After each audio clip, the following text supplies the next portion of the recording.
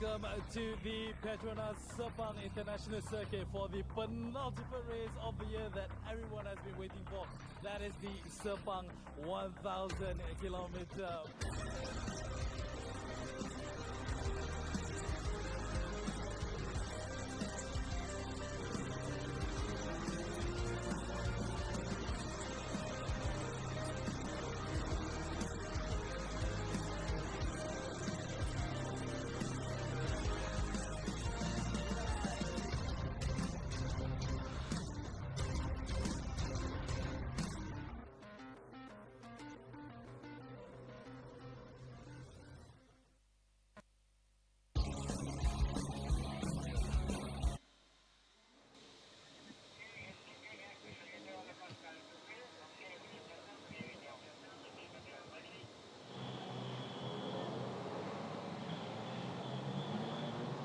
It is that time of the year again, the moment that we have all been waiting for. Masa yang ditunggu-tunggu telah pun tiba. We are finally at the end of the year because we are down here at the Petronas Sepang International Circuit for the most prestige, most anticipated, most exciting racing event down here, the marquee event of Malaysia motorsport racing, the Sepang 1000km. Together with me, Mio Adlan, and the ever so lovely and petite, I suppose. Petite I think that's what you're trying to portray here. Yeah, I have to stand up a bit. My legs were killing me just now. So how was it being my height for a bit? It's not a pretty sight, I have to say. No, it was not. Thank you so much, folks, wherever it is that you're joining us on our socials, on YouTube, on Facebook. We truly appreciate all of you watching us live down here.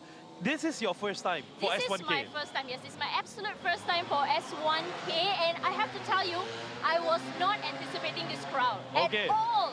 I mean, come on, 65 cars on the grid today at Sepang International Circuit. This is going to be an incredible sight, and I mean, it's going to be like hours, right? Yeah, it's going to be hours. Let me quiz you a bit, because again, you've been around here quite a bit as well. Yeah. So, first question, how long is the lap down here at the Petronas Sepang International Circuit?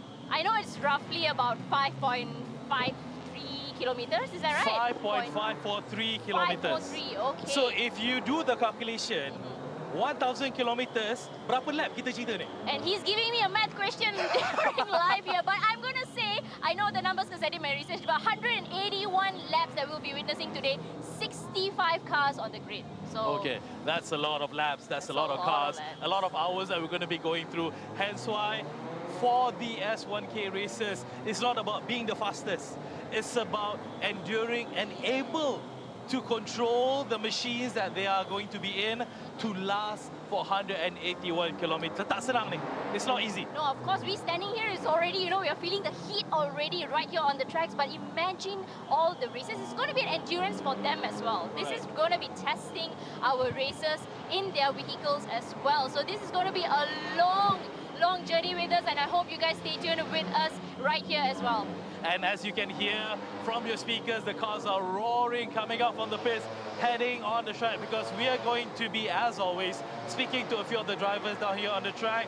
One special mention to our sponsors. We got obviously Hankook as our official tyre sponsor. Thank you so much, Hankook, for being together with us, not just for the S1K, but throughout the years as well. Hopefully, this relationship lasts the longest that we possibly can. So, Erin, macam I cakap tadi, we're going to be talking to about 4 to 5 drivers. Ooh. Any particular drivers that you want to talk to specifically? Ada yang berminat ke? I mean, I do, but I don't think I should mention it on camera because it's going to be a bit biased. Also, and we don't want to jinx them. No, we don't want to jinx them. No, yes, we do have a bit of back history about it. But, you know, anyway, you will be seeing the 65 cars later on grid. We will be interviewing some drivers, and we will possibly be witnessing some drama, perhaps, on the track, as I always love. Of course, when it comes to S1K and Sepang Circuit, drama is always compulsory. It's always going to be coming up wherever it is throughout the whole day. But two people that I know who's always full of drama, who always likes to commentate about drama, is none other than our partners who are very comfortable in the booth. We have Nick and of course Jeevan. my shiny brother as well, Jeevan. Gentlemen, what is up with you Mio, guys? Mio, I'm so glad you remembered our names. Very good morning to you two on track, and of course a very good morning to everybody else, wherever you are watching from around the world. It is, as Mio and Irene pointed out, the most prestigious race on the motorsports calendar in Malaysia, and it's also obviously turned into a bit of a regional race as well. It is the Sepang 1000km race. Nick Anil is with me, famed journalist from around Malaysia. That's how I'm going to introduce this day. I don't know about that, but thank you for the introduction. I'm honored to be here, and what a day we have, Jeev, ahead of us to be in the nation's most prestigious endurance racing. 65 cars on the grid, and to top it off, we have pristine weather for now. Okay, this is where we had to start off, because the weather in Malaysia recently, especially with what was the name of the tropical storm? Senaya? Sena, yeah. Yeah, Sena. Was in full effect this week, and there was continuous rain, like day and night for about 4 days.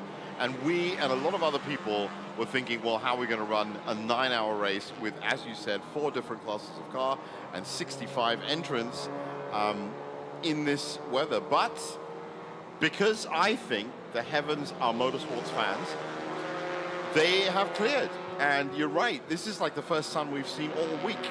And I'm impressed. I said, ready to go. This is, I think, together our third S1K. Yep. It's, altogether my fourth, I think. And there's nothing like it. As Mio pointed out, it's not just about going fast. It's not just about picking up laps. It is about a lot of other things. We'll get to those other things soon, because we're going to get down. The guys are ready to talk to some of the drivers right now.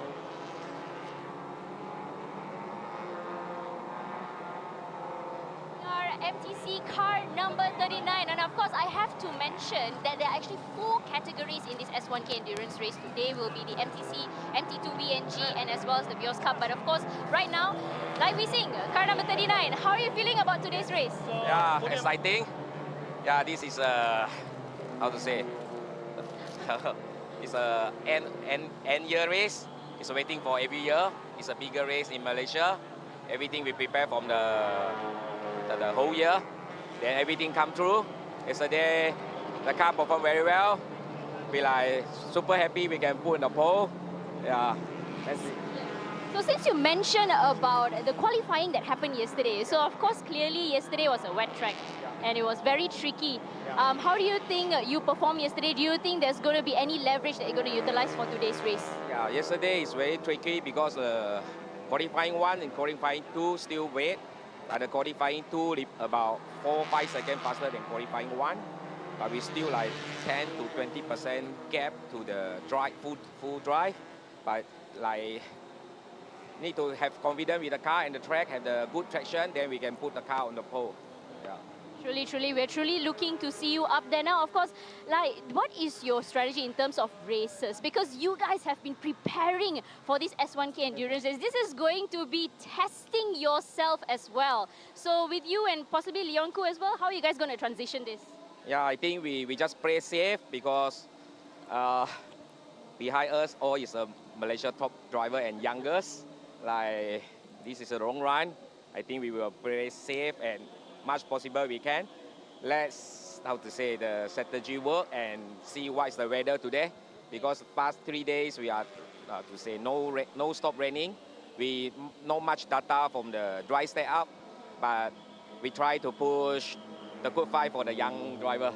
Okay, amazing. It's going to be an amazing race. Can't wait to see you on the tracks. Good luck to you, and back to our gents. Well, it's interesting that Lai Wei Sing, the owner of possibly the most successive team, one of the most successful teams on the track, agreed with everything that I said. That's always good in a yeah, definitely. But I think, as he pointed out, that Malaysia's top drivers are behind him. But as you know, Nick, there's a few that aren't going to be here today. Yes, indeed. The big absentee is Wing Hin Motorsports. Tragic. They have not participated in this race due to reasons only known to them. but I heard it was because they were not able to get the car set up already in time. And with Wing Hin Motorsports comes together a stellar cast of drivers that includes former S1K champions, such as...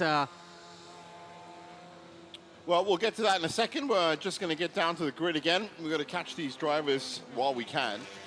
They're with car 100 right now. All right, now I'm together with one of the more prominent cars on the track. You can't miss it out. Daripada jauh boleh nampak dia punya berkilat dia tu. We got Hayden together with car 100 from IRAP. Hayden, panas pula hari ni. It is a hot start today. Granted, for the past couple of days, you've been practicing in the wet, trying to understand, maneuvering yourself in getting the best of you can in a wet condition. But now it has flipped to somewhat a bit normal. So you feeling good about this? Feeling better? I'm feeling good. I mean, rain or dry, I like both. I mean, I prefer the wet, but the forecast today, I mean, it looks pretty dark, so you can never trust the forecast around Sepang, right? Yep. But yeah, either way, I think we have a strong car in both the dry and the wet. And also with the lineup we have, I think we have a pretty strong chance of, fighting for the podium. Funny you should mention that. You prefer a wet race. Why is that? Why do you think that's a bit of an advantage for you versus other drivers down here? I think for the wet, I mean, I've just been driving a lot in the wet since I was karting until now. So yeah, I've gotten used to it. And also it shows, the driver's skill. Doesn't really care about the car and how fast the car is. We have faster cars, but in the rain, everything is pretty similar. So that's where I think the better drivers will show their skill. Yeah. Because the fact that the S1K is all about endurance. It's not about who's being the fastest. Yes, you should be the fastest, but it's about maintaining that car, massaging it, maintaining it right up until the end. You with your other partners, we got Anaton together with Mark Darwin as well. So any gameplays that you are able to share with all of us? What's the game plan down here? The game plan for us is just stay on track. Don't get into any unnecessary incidents because, as we saw last year, there was a lot of unnecessary incidents. And all of a sudden, instigated by you or by... No. Hey man, I'm not saying anything. No, of course not. People see me at the back, I think they get pressured a bit, but no, I'm not joking. Right. We got a lot of good drivers here, so I think everyone's plan is the same thing, get away from all the incidents. But yeah, it's a long race, 9 hours, so take our time. Right, good luck to you and your teammates. Hopefully we'll see you on the podium later, man. Thank you. Appreciate that. Jeev, Nick. Thanks a lot, Mio. Yes, one of the favorites for the race, I guess, and probably the most fascinating thing that came out of that interview just now was Mio saying, massage the car. Yeah. That was fantastic. They, of course, what a great image. Defending champions, this high-ref Dream Chaser, winning it for the first time, yeah, Jeev. with a huge, a massive team. Mark Darwin on that team as well. So you got two very fast drivers in Hayden and Mark for high-rev Dream Chase, which, as you said, are the defending champions. But there are 13 different nations represented today. That's what I meant about it being far more of a regional race than just the most prestigious and longest race on the Malaysian calendar. Yeah, exactly. We have participation this year from Hong Kong, Singapore, Australia, Austria, Thailand, Switzerland, France, Japan, New Zealand, the United Kingdom, Indonesia, China, Macau, and 58 Malaysian drivers. Okay, well, let's get back down to the grid again. It's time to talk to another driver. Are you? I am Malaysian. All right, here I am with car number 268, MT2G. And of course, we have Adi Rahimi and Johan. And of course, we have another person there hiding, but it's okay. He wants to be off camera. So guys, how are you feeling about today's race? And you're going to be the first driver. Yeah. Is this your first S1K? I've done plenty of S1Ks, but it's the first time with our new team, Modern Racing Team. Right, okay, so how are you feeling about today's race? Of course, you're in position 1, thanks to the qualifying yesterday. Do you think you can maintain that all the way through? Yeah, I think we've got a really strong driver lineup this year, and I think we're in contention for the win. So Adi, you have done way too many races. I think a lot of us maybe dah bosan kot tengok muka. Tak adalah. Tak adalah. I mean, you're really a star of here lah, because we always see you. You're always trying to aim for podium every year. So how do you think is it going to be for this time, your race? All right, for this year, S1K with Modern Racing Team, we have, again, a very good lineup. So, and Alhamdulillah, yesterday qualifying went well for us, pole position. So, today we're hoping for the best for today. hoping the weather and all, and we hope to get the win. All right, so there's going to be 3 drivers here for the modern racing team as well. How is this transition? How have you guys worked out? What is the strategy in play? The strategy is that we just focus on every stint. Everyone just push maximum we can, maximize the fuel and all, and see how the race goes later, and we'll play by ears from there. Play by ear. It sounds like you're riding on luck, but I would like to see how this is going to pan out on the tracks. Good luck to you guys. Back to our Jensen studio. Thanks, Serena. Playing by ear is pretty much all you can do when you've got a 9-hour race over the foot.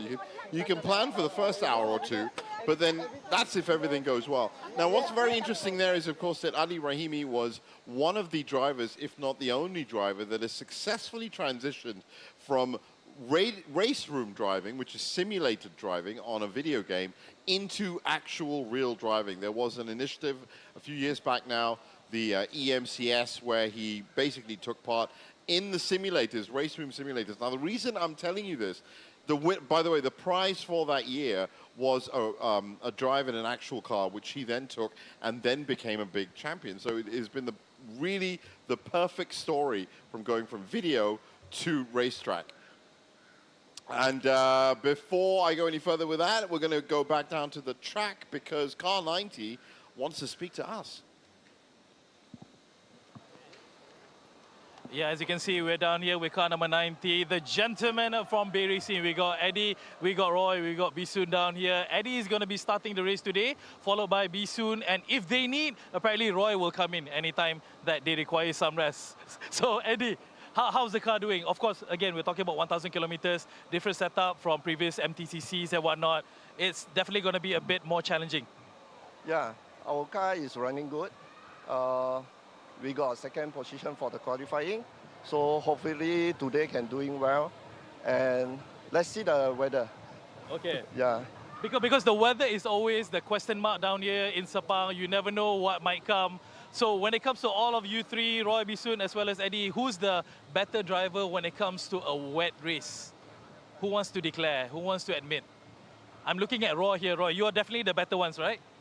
Hard to say. Depends on weather condition. Okay. But I think 3 of us, mainly 2 of them have raced the whole year. So they are overall champion for the MT2G. So I'm just coming to help out to hope to get a very good result for this Sepang 1000.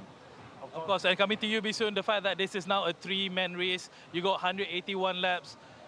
It's all about coming into the car at the best possible time. How many laps do you think that you're going to be doing for this race? 90? I'm not sure. See how first. Yeah. But overall, you're happy with the condition of the car and the training, the testing that you've had? Yeah. Happy the position. Well yesterday. He did well yesterday. Yeah. So obviously, Bisoon is the one to look out for when it comes to Bay Racing. Yeah. Oh, okay, lovely. Loving the confidence. I wish you gents good luck on the track, and we'll see you hopefully on the podium later on. Thank you. Okay, All right, you. cheers, guys. G Blake, back to you. Thanks a lot, Mio. Very interesting that, of course, yes, we'll just go through a bit of the rules. 3-man teams allowed for the 9-hour race, and each of them roughly have to put in a stint maximum of about 40 minutes an hour. So there are going to be breaks, unlimited pit stops. Yes, unlimited pit stops. And the maximum cumulative time for each driver is actually 5.5 hours. Yeah, that makes about right. That sounds about right. So it's a 3-minute pit stop for the MT2 category. No minimum pit stop for the MTC.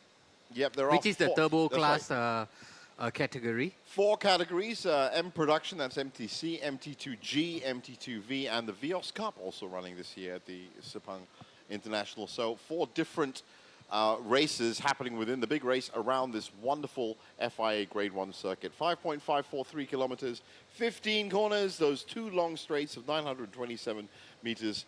A lot of action happens on a lot of the slow corners like 14, 15, 9, and 10, but also the big speedy corners like 3, 4, 5, 6, 7, 11, 13, 14. It's always a fantastic track.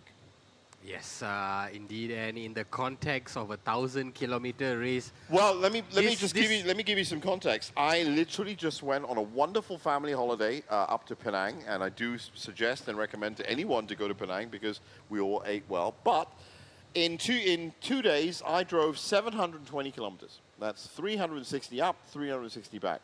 I know how that feels, and that's over 2 days. Over 2 days, these guys are doing it over 9 hours. These guys are doing 1,000 kilometers in 9 hours. So let's put it in the context of the Peninsular Malaysia.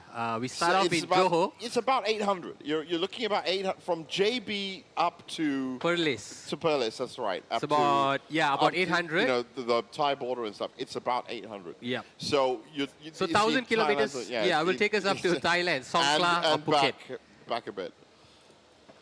Now, as you can see, that's car 24, and Mio is ready to talk to them. So let's talk to them. Alright, now we're car 24 here from Niza Racing. Kita ada dengan kita ada Hendra, kita ada Ethan, kita ada Kimi down here. Nampak macam orang baru habis SPM sebenarnya. Tapi these gentlemen, budak-budak ni, dia orang memang terror sebenarnya. Bawa kereta dekat Sepang ni 1,000 km. Hendra, I nak sembang dengan you dulu. When it comes to this, siapa racer yang pertama? Siapa driver pertama ni? Saya. Okay, so you punya taktik 181 lap ni, you rasa for the first pit stop you akan masuk ke ataupun you akan bawa dulu ke? Boleh cerita kita orang taktik you all daripada Niza Racing? First pit stop, I think it should be Hakimi because the condition is dry, and then Hakimi is our best driver currently. So Hakimi adalah driver yang terbaik ni, Joe. So Hakimi, bila kita cerita dengan Hakimi, kenapa, apa yang membuatkan you, kalau Hendra boleh kata you the best driver ni? Kenapa? I don't know. Why? Yelah, kalau dia kata awak tu hebat, mesti ada sebab je kan? Don't know. I don't know. You also don't know? Don't know. Okay. Tapi nampak mata dia tutup tu sebenarnya. Dia tak nak tunjuk dia punya semangatnya dia bila nak bertanding dekat Sepang sikit ni. So Ethan, of course, kalau kita nampak sangat-sangat pendiam, sangat-sangat malu, tapi sangat agresif di atas sikit semua. So expectation untuk Niza Racing dari pandangan you? I think we have a good lineup, so we can do good. We are all fast in the rain and also in the dry. So then I think we can finish this at least top 10 or maybe further in front. Okay. Tapi satu soalan saya nak tanya. You all ni betul cukup umur ada lesen betul Betul. Okay, betul. Alhamdulillah. Okay, semua mengikut piawai dan peraturan. Gym ni back to you guys. Thanks a lot, Pio. That's the most modest interview I've ever seen. Hats off. Just refuse to take any credit. That's going to go to viral. And as I said, there are some people on teams who are just brought in to drive. And so if you ask them why they're here, it's, I don't know. And you ask them, well, what do you intend to do? I don't really know. I'm just going to get in there. Others talk about them. Yeah, and the fact that they're still included in the team just goes to show you how fast the most important part of their body is, which is that pedal foot. Okay, and that's what we're going to be getting to. There's some great, of course, representation from our grid girls and all of our sponsors here today as well. And by the looks of it, as I think this is probably going to be not just record-breaking on track, but probably off track as well. Now, that brings me back to what I was saying, because I didn't get a chance. We had to go down to the grid. But yes, Adi Rahimi, we were talking about how he transitioned from electronic racing to real racing. Well, this year at Sepang 1000 kilometers, and it's the first time it's ever happened, there is actually an ES1K happening right now, as I'm speaking. There are 10 extra teams, in addition to the 67-odd cars that you see on track, that are in a specially set up booth by Race Room Simulator. And if I'm right, well, I'm trying to find the name of it now, what it's actually called. Yeah, it's called the S1K Virtual Endurance Challenge. That's the one. I wanted to make sure I got the name absolutely right. And they're going to be racing at the same time. So, you know, it's that digital side to everything these days. Well, that's now the new pathway to actual racing, right? I've seen so many drivers, Adi Rahimi included, but you also have the Aslan brothers, Nakib and Nabil, who also started in simulation racing, and they are still actually currently competing in simulation racing. So having the best of both worlds, you know, you have it all in Sepang. Yeah, let's get down to the grid. Car number 289 is now under the microscope.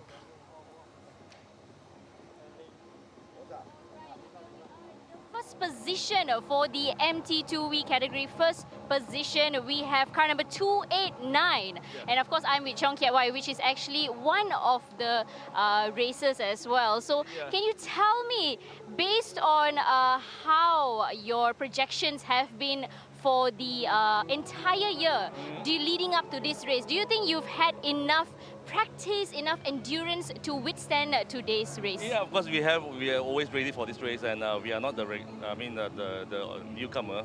Actually, we joined this race since like many years back. So it's actually quite comfort for us to always to be in this position, and as well as well, the main aim is to finish the race, and the result depends on the God. No, truly. And of course, you mentioned you're not the first racer starting off in the grid today. Yeah. So why is that? Is there a certain strategy you feel like maybe your other teammates are stronger? My teammates are definitely stronger than me. So as well as I have to do the control for everything. So I have to stay back until we have a smooth routine, and I will step into the car. All right. So will you be ending the race or will you be in the mid-race? What is your play here? Do you think you're stronger towards the end or you're stronger like, okay, I will bring the momentum up middle of the race? Well, we will start to race to lead in our class from the beginning until the end as we can. This is our objective, primary objective. Truly. I'm looking forward to seeing you up on the podium as well. And good luck to you. Good luck to your team. Thank you very much. Back to Nick and Jeevan. Chong Kiat Wai there, just talking about the experience racing in this Sepang 1000km, and he, like so many competitors out here today, they have been looking forward, they have been anticipating this season finale, because for them it is sort of a checking the to-do list in their career, in their racing career. And all roads, Jeev, will ultimately lead back to the S1K. I said it's not a bad thing to have this kind of race. I said a lot of races, you got to look at it from a racer's point of view. They don't get the chance to get on racetracks, especially even if it's an FIA Grade 3 track or Grade 4 track, as much, because one, there aren't enough circuits around. In Malaysia, there are only 2 circuits. One of them, the one Pasir Gudang in Johor, is hardly used yes, there's anyway. a new one in Johor, which I believe is still not ready for hosting just yet. But I may be wrong.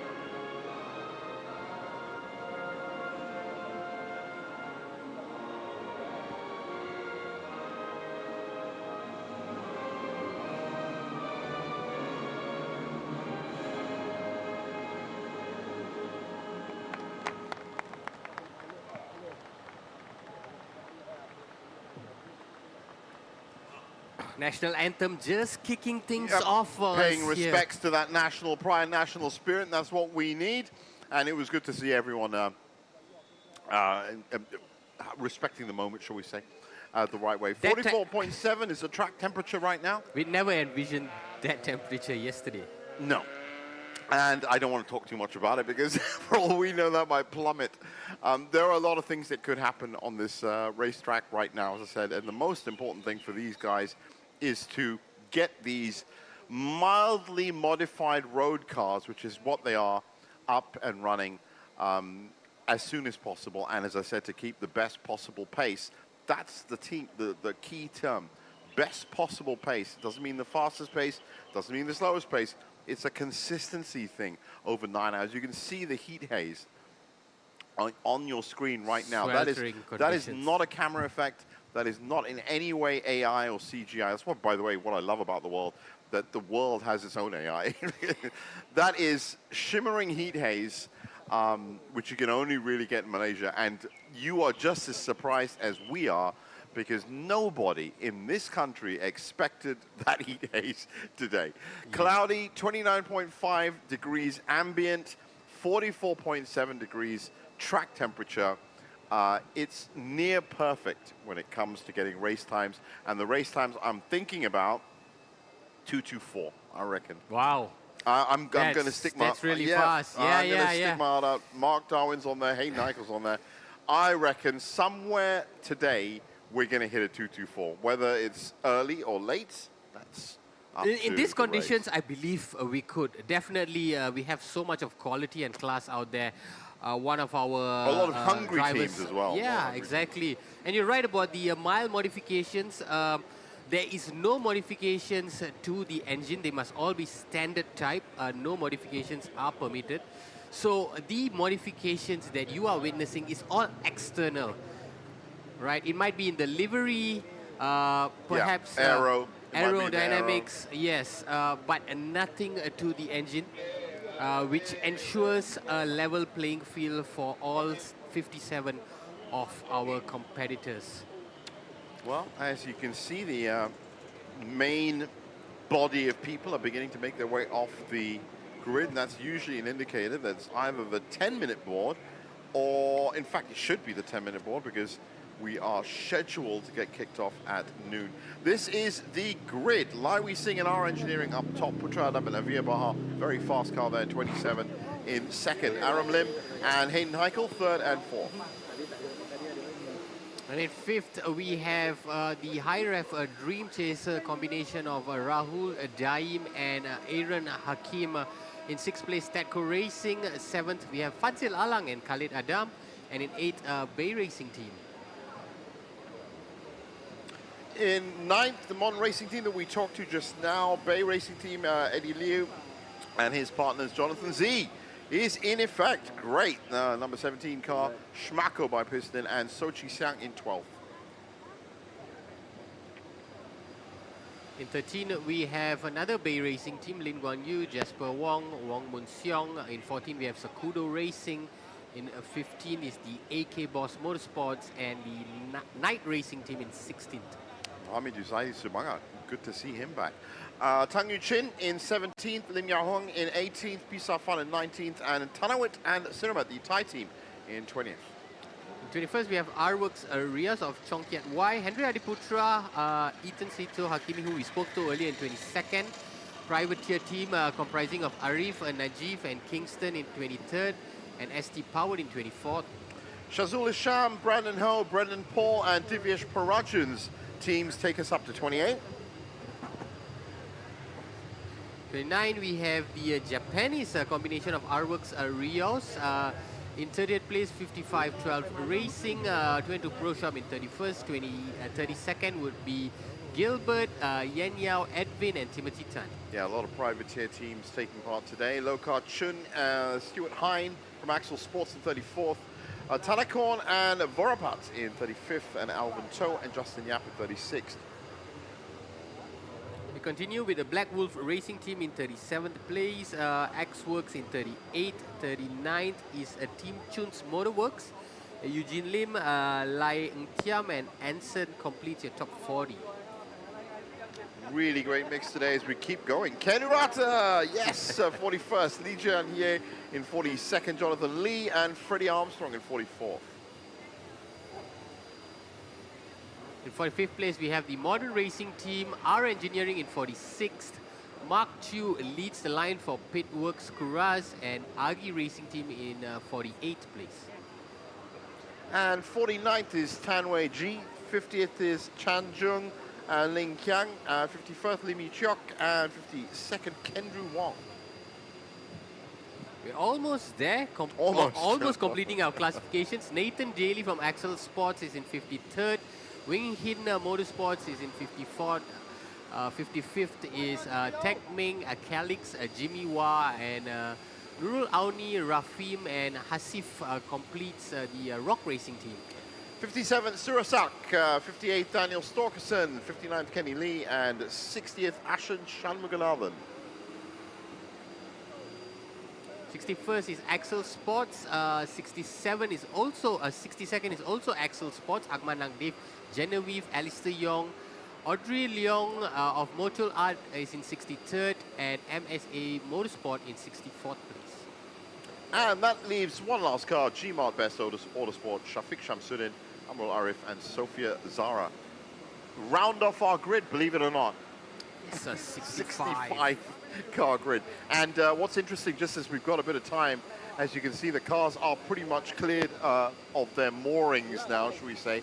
But we did see on that grid list 15-year-old Ethan Sito, the second driver for Nisa Racing, and 16-year-old Sofia Zara right at the back of the grid. Youngest ever female competitor in MCS or S1K, however you want to look at it, for Yeah, G-Mark I've been keeping my eye on Sofia. incredible. Sofia Zara has been really good. I think it's a debut year this year, and she's always competed with her father, Shafiq Shamsuddin. Well, mate, you know, as I said, I'm always a big fan of grassroots. This year, as even badminton, the other commentating it, it's the World Juniors that I'm doing it. It's so great to see new Hayden Heichels, new Adam Putras, new Nakib Aznans, all kind of making their debut. We don't expect them to do alarmingly well, but the experience of being on a 65-car grid for a 9-hour, 181-lap race that covers 1,000 kilometers is the story that you tell your friends as a racing driver. That's priceless, right? Nothing can beat that. Of course, a podium would top it off, but for the likes of Sofia Zara, just being out here with some of the best in the business is something that she will treasure throughout her career. And you know, a lot of people, when they think about motorsports and they watch motorsports, they think immediately it's about going as fast as you can to beat everybody else, and it's about winning, and it's about going as fast as you can, getting in the fastest possible car. It's not. It's about relative speed. So if you're in a car that does this amount of speed with 20 other cars that do this amount of speed, that's racing. And that happens at all the different classes. And that now you look back at what we just said, 65 cars, 181 laps, 1,000 kilometers in 29.5 degree temperatures, 44 degree. The numbers don't add up. And that's why people do this for the fun of it. They do it because it's a passion. Look at that air conditioner blowing into that car for, is that Rahul Rajmaya that's starting off? It is. Yeah, that is Rahul Raj. Hey, by the way, some big names on that grid They list. switched things up a little bit. High Rev, last year it was Hayden and Rahul and Daim, but this year it has changed a little bit. Yeah. So, well, that's because Hayden isn't there anymore, is it? so Hayden no, Hayden is there. That's right. So he's with Mark and also and the other Thai car, driver, who's going to be a little bit of perhaps their trump card. Ananton Tang Niana Tachai. Well, if I got that right. There were 3 or 4. There was a couple of Thai teams there as well. So just mixing and matching. Whereas Rahul, he will be with Daim and Aaron Hakim. Aaron Hakim, of course, the youngest MTCC champion this year. So they've got a great prodigy within their ranks. Sofia Zara Trumstad, 16-year-old 16 girl. years old, yeah. Now, I do have to apologize to everybody watching everywhere that it is a 9-hour race, and I am eating right now because you don't usually do it, but you have to keep your strength up. Yes, indeed. Unfortunately, they can't do it in the cars. For context, we are in a commentary booth for 9 hours, so we'll get everything done, giving you the best updates. Yeah, do get in real-time updates. Do get in touch on the Facebook page and all the other social media, and of course, anything that we find out, we will usually find out from somebody else that's going to be watching this race with us today, as they watch every race, everywhere. They're called Race Control, and they've already started talking to us right now.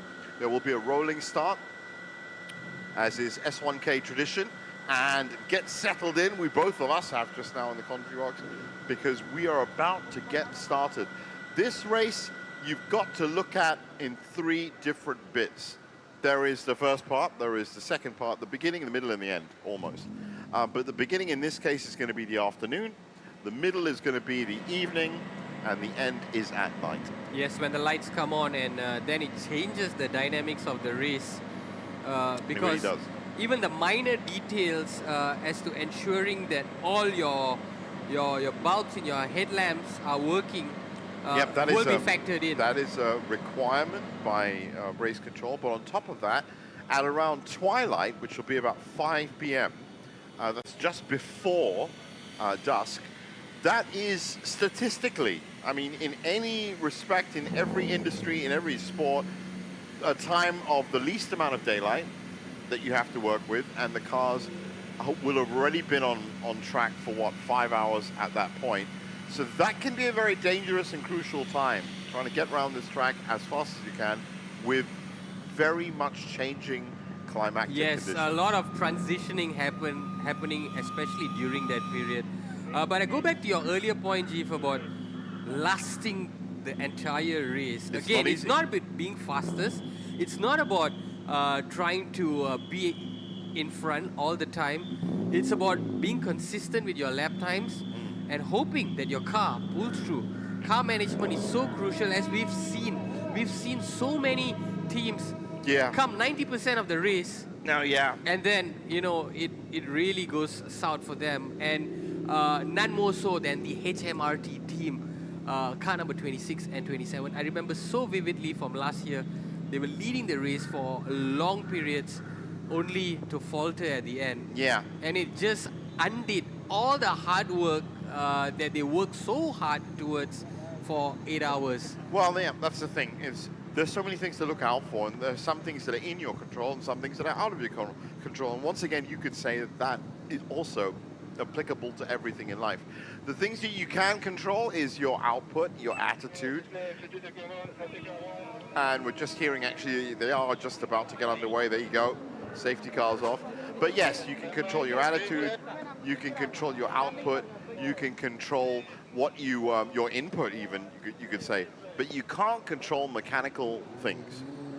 And even if they are, you go through all the protocols everywhere, if it's a wheel nut or if it's, you know, a fuel line that has come to the end of its natural life. Anything. There's so many different components that could go wrong. And there's a mathematical formula, obviously, that says with every unknown variable that turns up, the chances of a problem happening multiply. And so if you think of the amount of problems that could happen, you realize that you are hanging on to a plan here, you're clinging on to a plan, and you're going to hope it's going to work. So they are off. This is just the formation lap now. Race control has the option to call as many of these as they need. I am as shocked as you are, Nick, that there are shadows and sunlight on that track. Well, speaking of that, we're going to be giving you real-time updates of the weather here in Sepang, because I think everyone tuning in from wherever you are around the world, you would be interested to know the weather conditions. This white shot actually tells you a reflection of how things are. As of now, it's clear skies.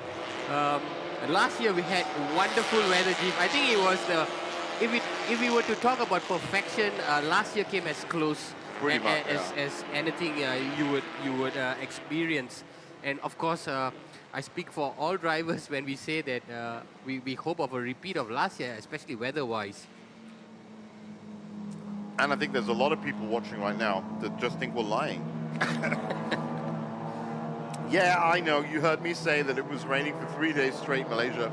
Well, you can check windy.com and all of these different weather apps, and you know, it's as much of a surprise. Look at that blue sky you can see in the background. That is a wonderful and welcome surprise, is what I should say. Yes, and we also have further great news that the storm has moved away from Klang Valley. Yeah, that's we right. hope it will just move away from Malaysia and just be done with, because that's something that we do not want anyone to experience.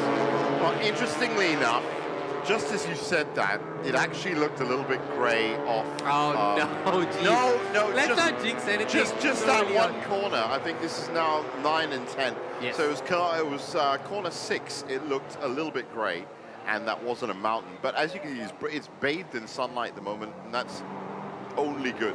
Certain drivers do prefer wet conditions. Hayden Eichel just admitted it in his interview. So it really is a little bit of a difference, though. It's about 3 or 4 seconds in terms of the car itself. But you have to remember that every single person on this track, with possibly the exemption of the 13 drivers or whatever, I think it's, in fact, it's 9 drivers that are not from Malaysia, they know each other. and they know each other really, really well because they raced this circuit against each other many, many times. So it's very much a family affair. It's very much a national affair, being the best and the biggest in the Malaysian motorsport scene. And it is now, if the formation lap is the only one we're going to see, about to get underway. Rolling start for the first class. I think that's going to be MTC, isn't it? Yes, there will be MTC, followed by the there you go. In the background, Gs you can see the NVs.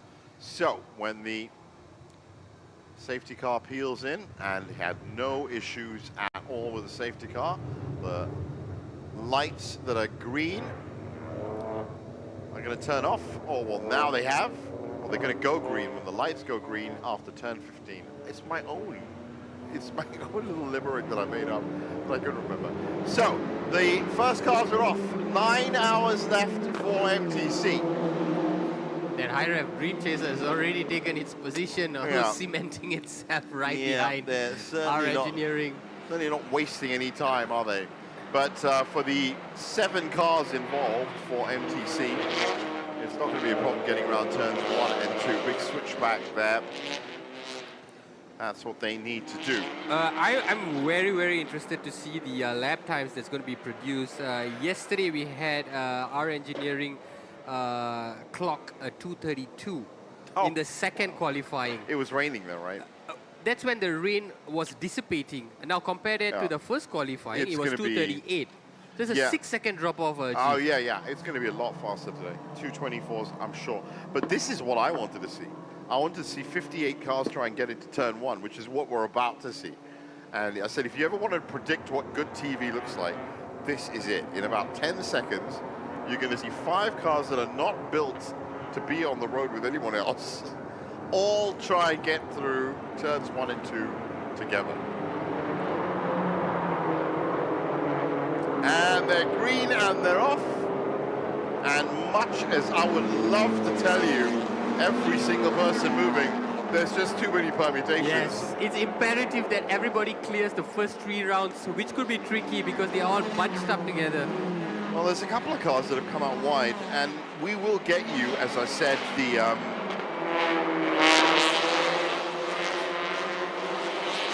will get you hourly highlights as to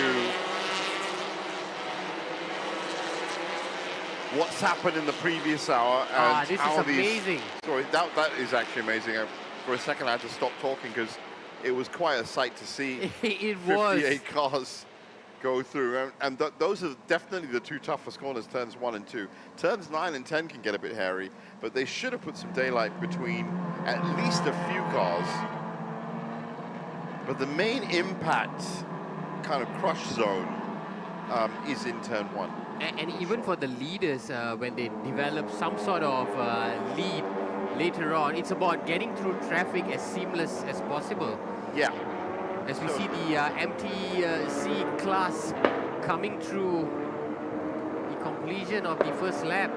Now let's find out exactly who's leading this race from early on.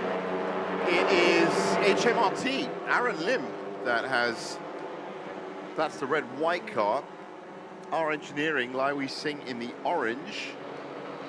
You've got the 2 high-rev Dream Chasers. Those are the gold cars just behind them, Hayden Heikel and Go Li Hang. And the last MTC, that's Bay Racing, Si Ka Hing. This takes me back to last year, Jeev. This same car, number 26, led for so long and really got off to a fantastic start as well. Yeah, it's got to be a bit of a dagger to the heart when you realize you got to do it all over again for 9 hours.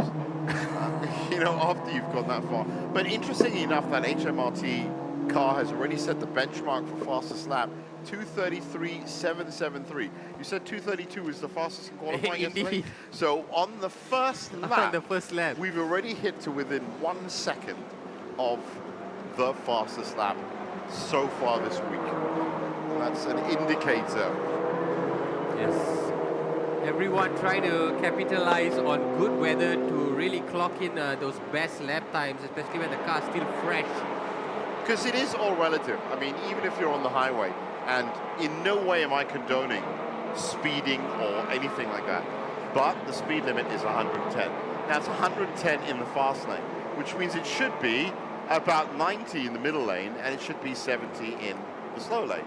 But relative, if it's 110 in the slow lane, then it immediately becomes 120 in the middle lane if you wanted to keep to the, But as I said, I'm not condoning anyone to do that. I'm just saying driving and speed in cars is relative. Well, on the racetrack, they are permitted to really test these machines, which they have been doing the entire week. Oh, there's a car that went wide. Wow. Well, that's early on. Turn 9. I wasn't expecting to start taking the hourly notes now, but that's Car car 89. Car 89, that would be out at turn 10. Car 89, do bear with us as we look through our reams of paper to find out exactly who car 89 is, because you're not going to believe this, but basically with the amount of cars that we have on track right now, it is actually difficult even for the computers. I am flipping through the pages to find. Okay, who? I found it. It's Wing Hin Motorsports. That's Surasak Dakeng. Oh, one of the Thai drivers, okay. One of the Thai drivers. But no harm done, he just went a little wide, got back on track. Now, we've already also had an update in terms of speed. HMRT, Aaron Lim has now put in a 231.934. So we're cutting down to what I said was going to be a 224 at some point. Based at this rate, is going to be a 224 within the hour. But 231.934, very, very good start. Those are the high rev Dream Chasers coming through turn 5. And that's Tedco Racing, Go Li Hang. Big stalwart from MCS Racing is currently... HMRT have had an interesting season. They actually made their debut in the MTCC season only in round 3. And I remember after the race, they spoke about the MTCC basically being an R&D for the endurance racing, which was the 300 kilometers, and ultimately ending with the S1K. So they took their time to get ready to come into the season, but ultimately they were preparing for an endurance race, which is this one. I said they're not the only ones. There are a lot of cars. Okay, you take R Engineering, the orange car on your screen right now.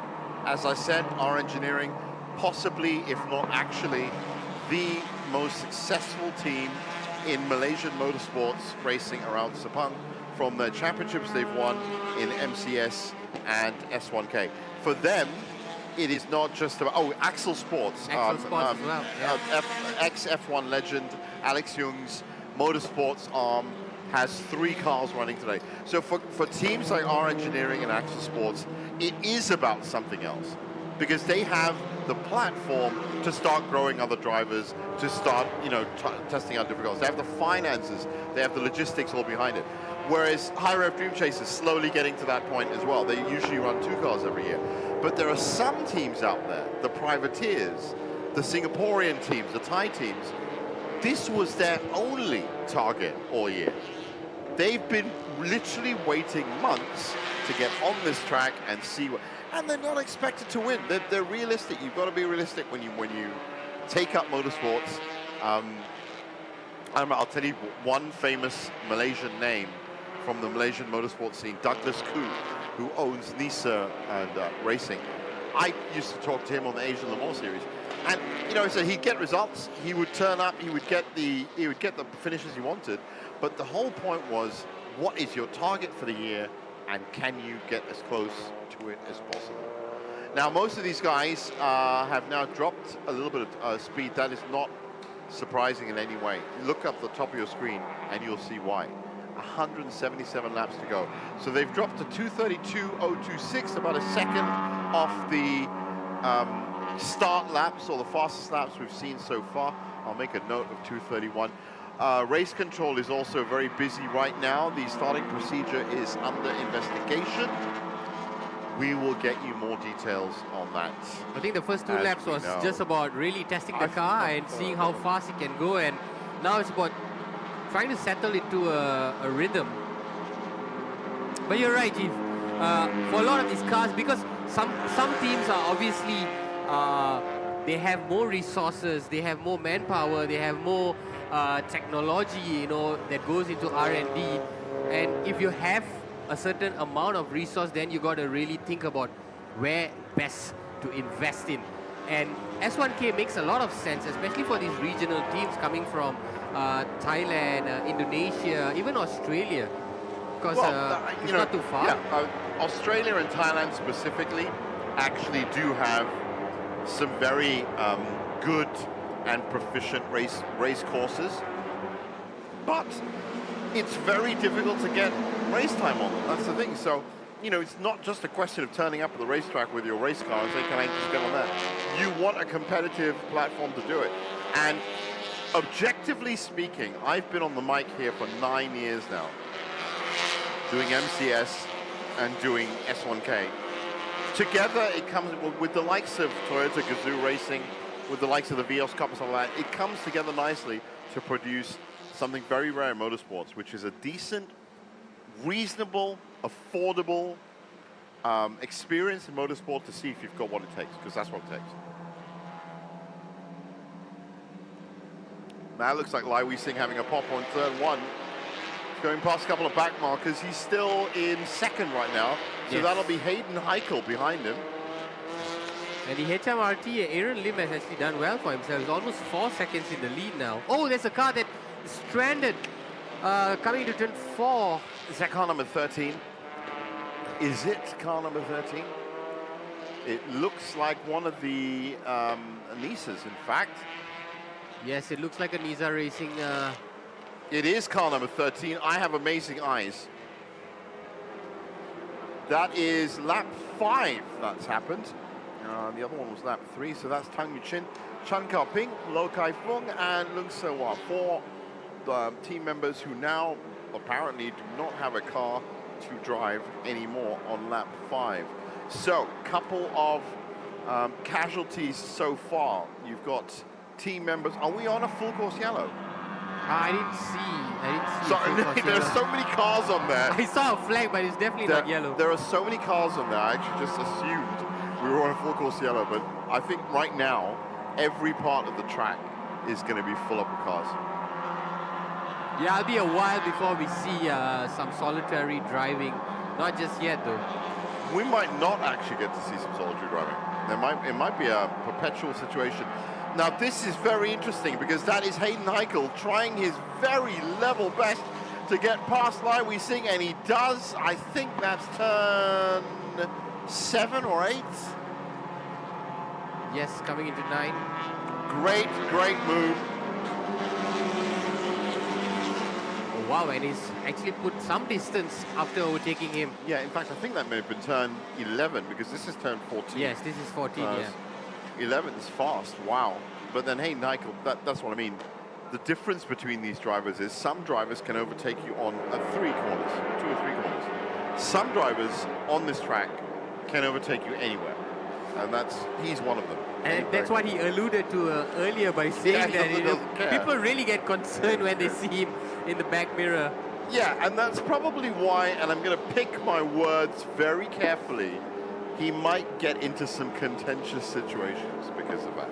Because you're not technically, unspoken language, supposed to overtake them, but you do.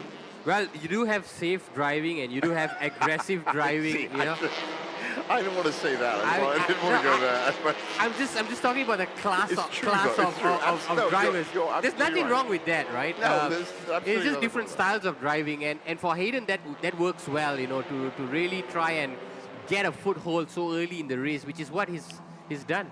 So there is a chance, obviously, as you can imagine, if this is the first ever race that you've watched up at Sepang, there is a chance by having 4 different classes to have certain drivers that are so good that they start breaking class, that their car is literally turned up in a place where they're not supposed to be.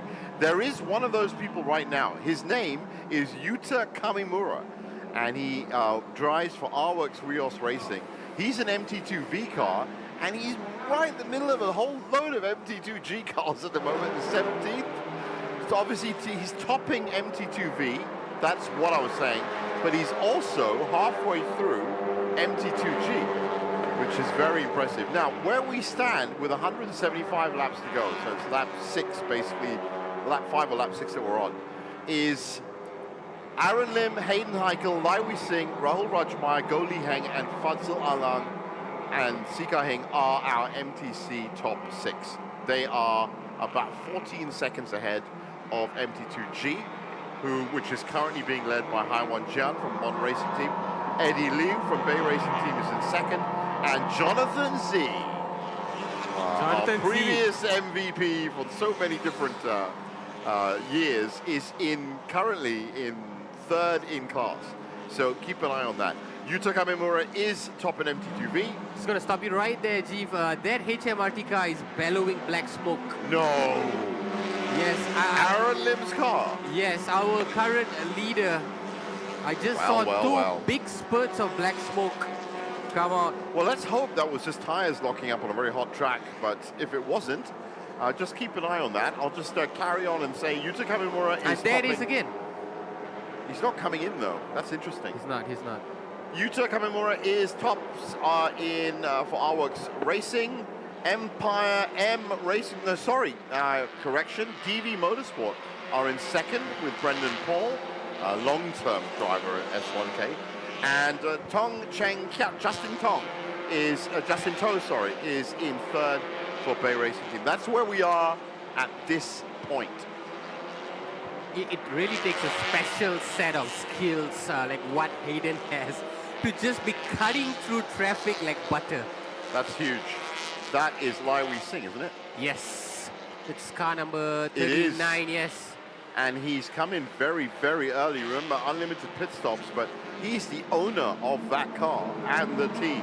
And if the owner of that car and that team has come in this early, then that has to be taken as something significant. There's no reason for him to come in this early. Absolutely no reason at all. And straight into the garage. Yeah, he's turning straight into the garage. Oh, man. Well, one thing I can tell you about Lai Wei Sing, he has extremely high standards. And if he he has a lot of experience with S1K. And if he's seen something happening with this car that needs big time reparations, shall we say, then it is actually probably the wisest thing to do to get it in as early as possible, try and fix it and get it out as early as possible. You're already running the diagnostics to determine the problem. Yeah, there's something really wrong with that, which is strange because if you look at his last lap, it was a 2:36. That's actually not that far off.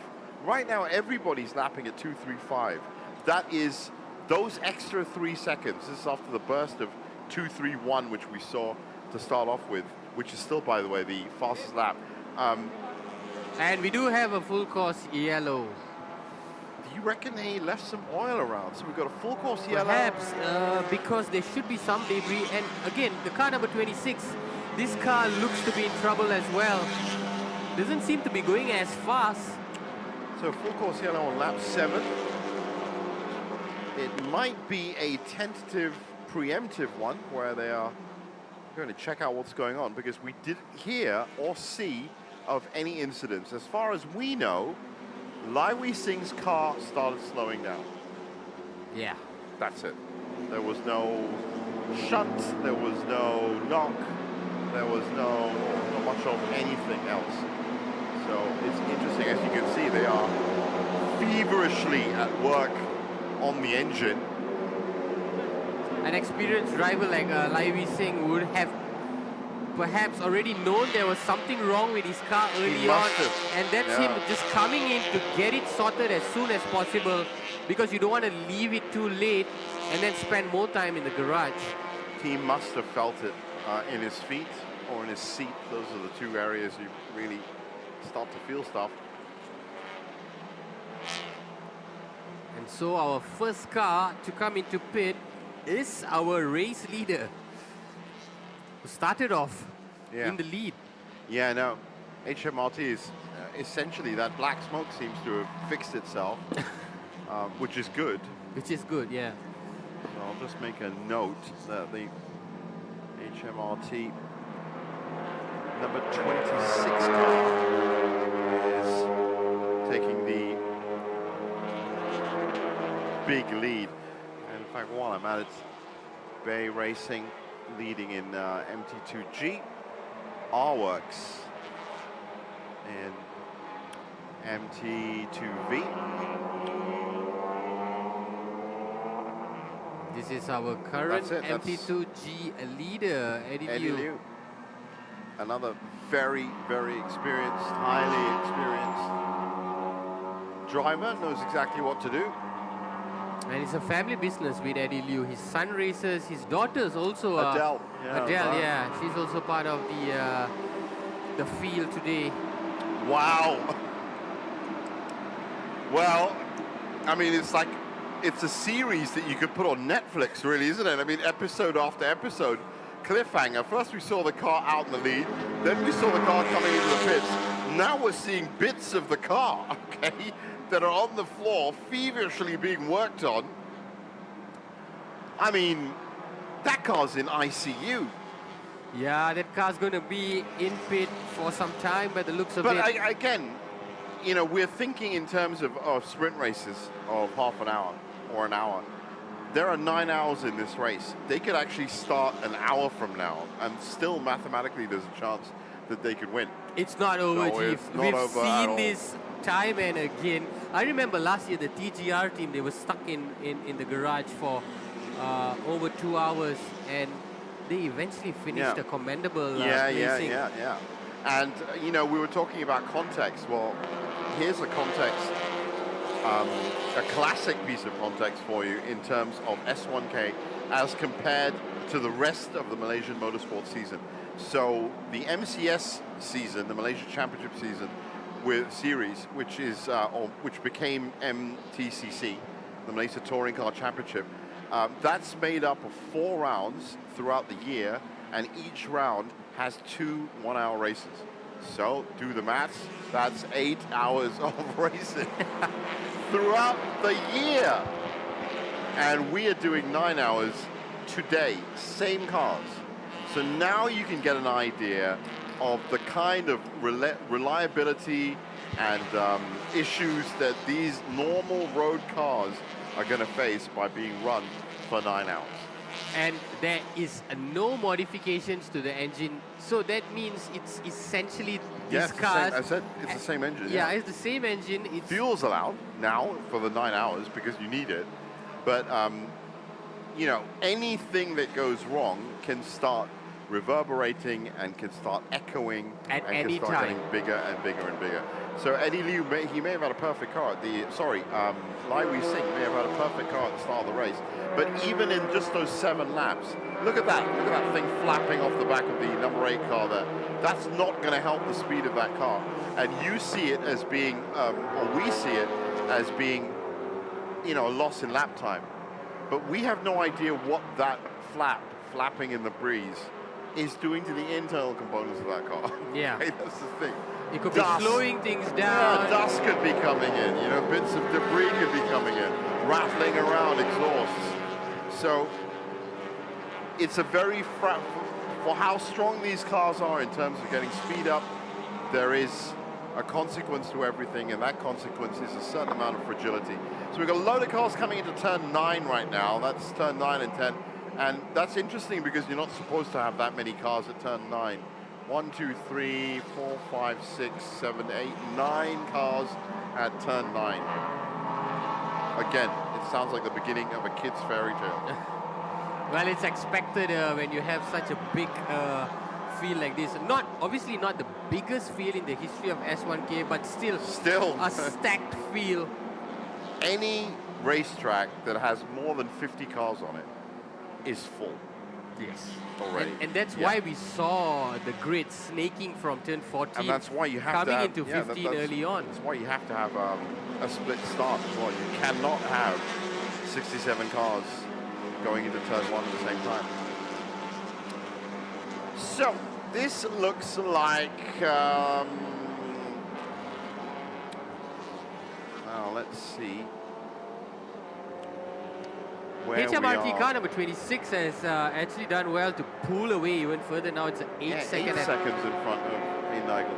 But I said I'm not expecting those kind of runs. I'm not expecting cars to try and pull away by 40 seconds in the first 20 laps, because they don't need to.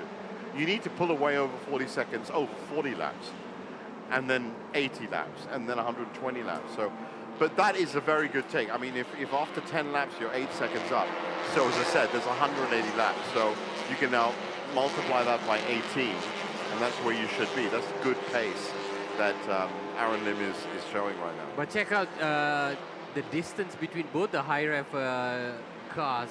It's a 10-second advantage that Hayden has over Rahul.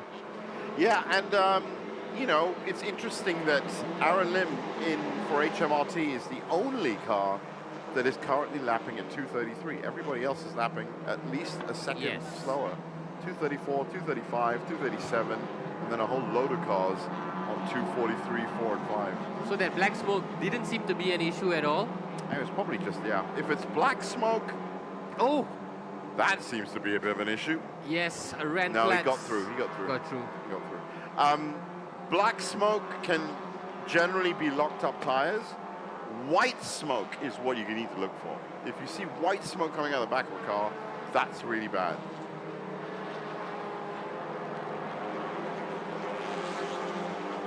So that is number 44.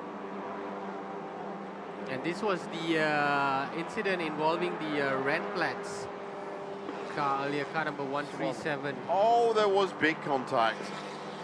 Thankfully, side to side, door to door. So they should be all right. Who's that? I'm not sure if it's car 137. Well, you were talking about the heat haze before. There you go, ladies and gentlemen. We can't even read the number because of the heat haze. I'll tell you one thing. Well, we know it's double digit. That car's in deep trouble. It's not moved. It's car number 98, Wing Hin Motorsports. There you go, 98. So it's another that's Thai team. Lap 11. Thai Japanese team. And it's moving. Well, that's really bad because the number 10 car for Wing Hin is already out.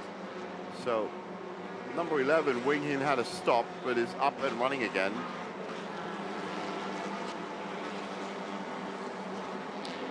Interesting, very interesting. We'll try to get you confirmation to see if our pole sitter in the MTC, the R Engineering by Live is saying if he's still in pit. I think he is, because he's certainly not on the timing boards. And that's usually... There was the clash again involving the Rennplatz team. Seems to be moving fine now. Yeah, it was a side-to-side swipe, so it was more like a slap on the wrist. And just we have so many cars on the field and it doesn't fit our monitor that I have to keep referring to. I'm actually doing it now. Our physical papers to see who's in that Rennplatz. Trying to save them onto something bigger because we just haven't got enough computer screen space to keep up with. Okay, so Rennplatz is made up of Ng Tek Ming, who's in car now, with Telix Yip and Jimmy Wah as teammates. Meanwhile, this car number 26, continues to toe the line, pulling further away, almost now a 10-second advantage. But with Hayden Haikal firmly behind, Aaron Lim has always got to have his eye. You can't take you can't take your eye. On the rear view mirror. You shouldn't take your eye off anyone. With this amount of time given to everybody to win, as I said, if you've got a sprint race, it's only 20 laps for 1 hour, then essentially you only have to... I thought I heard something on the radio there, but you only have to basically, for a 20-lap race, get the first 11 right, and then after that, you can cruise it. Yeah, it's all about maintenance. Yeah, for 169 laps to go, you need to get the next 80 laps. And if you can, then you're all sorted. And we have confirmation that that clash involving car number 137 is being investigated by Race Control. Yeah, Race Control actually quite busy considering it's the start of the race. There's just so many... There's so much to do. So many things to monitor. I've actually been in the race control room, Jeep. The monitors they have there, it's like being in a multiplex cinema. Yeah. They have cameras of every single turn, absolutely and they have marshals monitoring every single screen to make sure that the race is being in orderly fashion.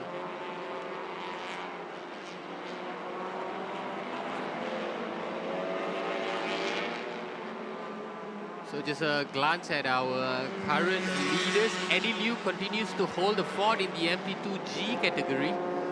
And Yuta Kamimura, like you mentioned earlier, G, from the R-Works Rios, really consolidating his pole position in the MT2V class. He's just going so fast right now. He's, you know, I said he's ahead of 8 MT2G cars. And Yuta Kamimura, if I'm not mistaken, he's also one of the seasoned competitors here in Sepang. It does ring a bell. Yes, it does ring a bell. So that's the... I think there are a lot of new Thai teams whom we have not been accustomed to. This is the leader of the Vios Cup right now. As you can imagine, the Vios cars very close together. They are so well balanced in terms of a competition.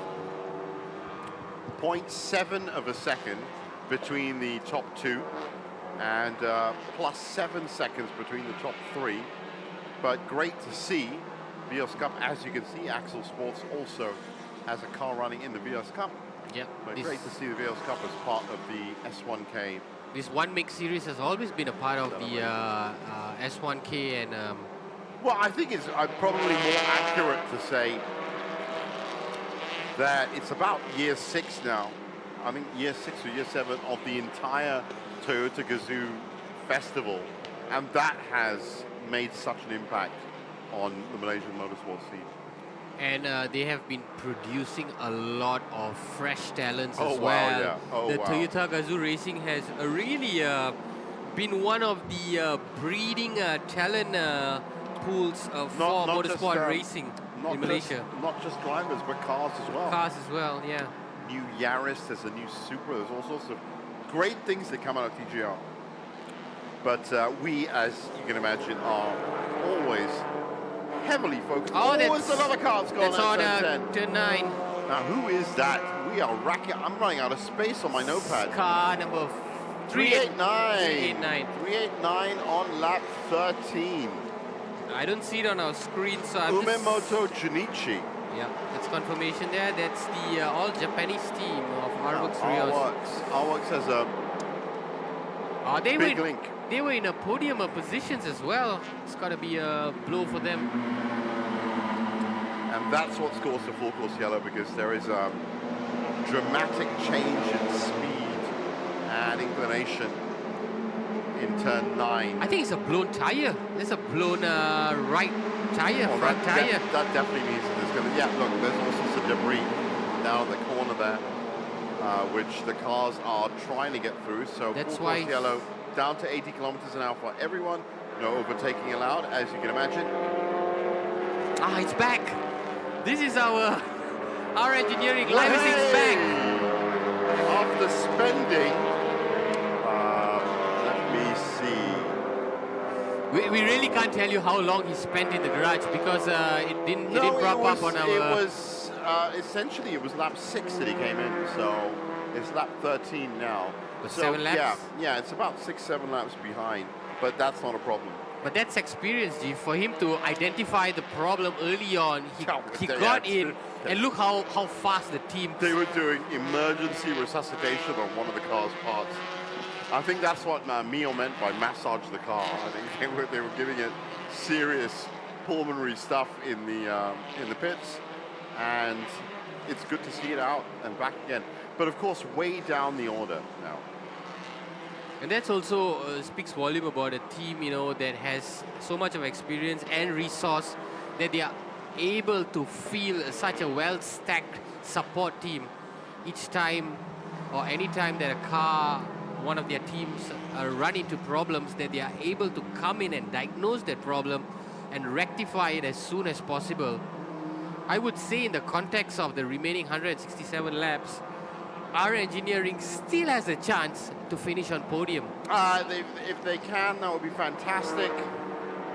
I would always go back to last year, car number 27 for HMRT, who was in 72nd place at one point, worked his way all the way to second position. So, climbed up 70 spots. Yeah. That for me will always be the miracle story of the S1K.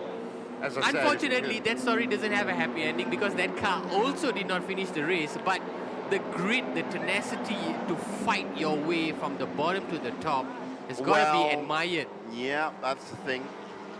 So I can tell you now, I've just had a little look in terms of the big standings. Lai Wei Sing and our engineering, and he is still the driver in that car, lapped at a 3:42.72 and is currently in 62nd place overall. That's higher than 72nd. It is higher than 72nd. But that's only because there isn't a 72nd. It's 65. It's is 65. where we're at right now. Yeah, last year there were 197 cars. Guess who's in 65th? It was Sofia Zara and Shafiq Shamsuddin. It's not anymore. Sofia Zara and Shafiq are in 63rd. Oh, wow. Wow. HMRT. Oh, my goodness. Putra Adam is in 65th place. He has put in the fastest lap of the day so far, 2:31.834, but he's 3 laps behind. That was the car I was talking about. Putra Adam and Avila Baha. There you go. Not again for HMRT. Yeah. So 31, they had a fast sector 1 to sector 2, but after that, it's all gone pear-shaped completely. Meanwhile, up at the top, the other HMRT car, which is Aaron Lim, is on 15 rounds now. High Rev Dream Chaser are doing exactly that. They are chasing that dream in 2nd and 3rd. Tedco Racing is in 3rd, but Go Li Hang is about 5 seconds late. No, there you go. Go Li Hang is through. And Superpower Lubricants by Papaya, Fadzal Alang is in 5th. That's your MTC. MT2G, it's Eddie Liu, Jonathan Z, and Haiwan Jian. MT2V, as we said, Yuta Kamamura, Brendan Paul Anthony, some way back, and Terence Lee for our engineering. And in the VL's Cup, as we just saw, Rock Racing, Nurul, in fact, that's changed. I was just about to say, it has changed. Nurul Auni Nasruddin for Rock Racing is leading Vios. Aman Nagdev is in 2nd, and Untek Ming from Renpat Asia is in 3rd. Hello there, how are you doing? So Daimi Shamuddin all Yeah, smiles. that's right, Daimi smiles. Waiting for his turn to get in the action. And Adele behind as well. Well, we are rifling through the laps at the moment.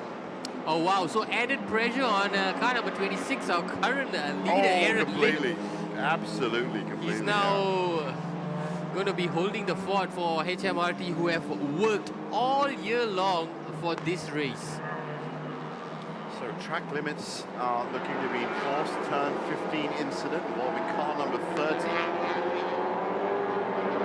That's Modern Racing Team. That's Monday Khan that's under great investigation right now. That's Go Li Heng in Tedco Racing. Now it has just gone, it's 12:45. So we've been on the track for 45 minutes. It's flown by, I have to say. It is, and it's going to. You know, I said we've got the first hour highlights coming up soon, and we will be showing you all the best bits. There have been a few DNFs and... Oh, the back bumper of this. Wow, that is car number 44. That was the leader of the Vios challenge. Let me just get you... Was that Rock Racing Team earlier? Yes, indeed. It is, that's Nurul Auni. That's Nurul Nasruddin, Rock Racing, in trouble, up at the front. And that car is... Still top of the Vios Cup. It is, but that is, well, that's Aman Nagdev behind him. Behind her, sorry. It's not going to be for long, though. Not coming into turn 3. So, yeah, Nur Launi is in a lot of trouble because of that aero loss, and that means that, you know, all of a sudden, those cars aren't similar because one car has got a back bumper and the other one hasn't. So I'm fully expecting Aman Nagdev to come through in turn 5 right now. If not turn 5, then I'd say 7 or 8. But Nurul's going to have to do something about that. And of course, these cars are based on roughly 15 to 20 laps before a pit stop. So the first pit stop should be happening very soon. It's lap 16 already. There's a confirmation of the incident earlier in turn 15 involving car number 30 and car 111 R-Works Rios with Kanurata. Nurul Auni still doing her utmost best to keep this advantage over Aman Nagdev in this Vios Cup. Will she be able to do as they come through the turn 9? Not easy, let me tell you that. And we also have confirmation that car number 44 has been dealt with a mechanical flag. And how long will Nurul Auni be able to hold on to that lead? So we have another car who is undergoing a penalty for an infringement earlier. That's it, the drive-through penalty for the starting procedure infringement. That will be the Schmacko by Piston Project team, who are 19th in the MT2G category. 164 laps to go. Happy to report that it is all clear skies here at the Petronas Sepang International Circuit. It's been smooth for most parts for most of our competitors. Our leader there, car number 26, HMRT, Aaron Lim, has made a blistering start. And he can be proud of himself. He's currently at 13 seconds in the lead over the car number 100 of the high rev Dream Chaser, who's nowhere in sight, I have to say, at this point. So Aaron has really done well to pull away from Hayden. High rev 2 and 3. So they do complete the podium finishes. And Nurul Auni, as expected, coming in to fix that back bumper issue. And that would mean Aman Nagdev overtakes her into the lead. And then also bumps up the combination of Calix and Jimmy. Aman Nagdev with a 6-second advantage. It's imperative that Nurul Auni gets this car back out on track as soon as possible, as she's rapidly losing pace.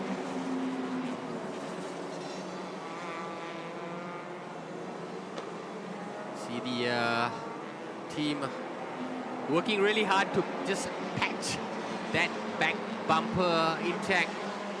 Sometimes that's all you need. Bit of a strong hole adjective tape. So team members enjoy a little snack. And there we see that car that we... A little snack they call lunch. Not quite lunch. Well, yeah, I mean, you have to pace that as well, I guess. Pace that as well, pace your meals. But it is very hot. It is very hot outside, and we hope it's going to stay that way. This is Chungkyat Y from R-Works Rios that haven't had the best of starts to S1K, I can tell you. but the lead, more importantly, HMRT in MTC, BA Racing in MT2G, and RWorks in MT2V. So Nurul Auni just came in and I just saw her car getting back out on track. Good, because you can't really be hanging around like that, and I do mean hanging around. 18 laps converted for Aaron Lim from HMRT. There's a turn 2 incident being involved. Car 808 has to report to race control immediately, so the team managers are going to be very busy indeed. Busiest race of the year when it comes to writing down what we need to do, which is report to race control as soon as possible.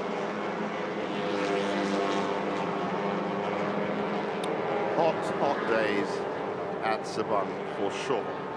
Now this looks like, well, if I'm going to hazard a guess, I would say that's Alvin To from the Mortal Awesome Racing team.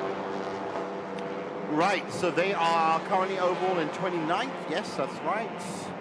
And 19th in MT2G. So they are quite far down the running in the biggest class of today, which is MT2G. Battle for 4th MT2V. So Axel Sports right in the middle of that battle. And they're all keeping a decent enough distance from each other. Always good to see drivers respecting other drivers' track limits. Of course, they've got to respect their own.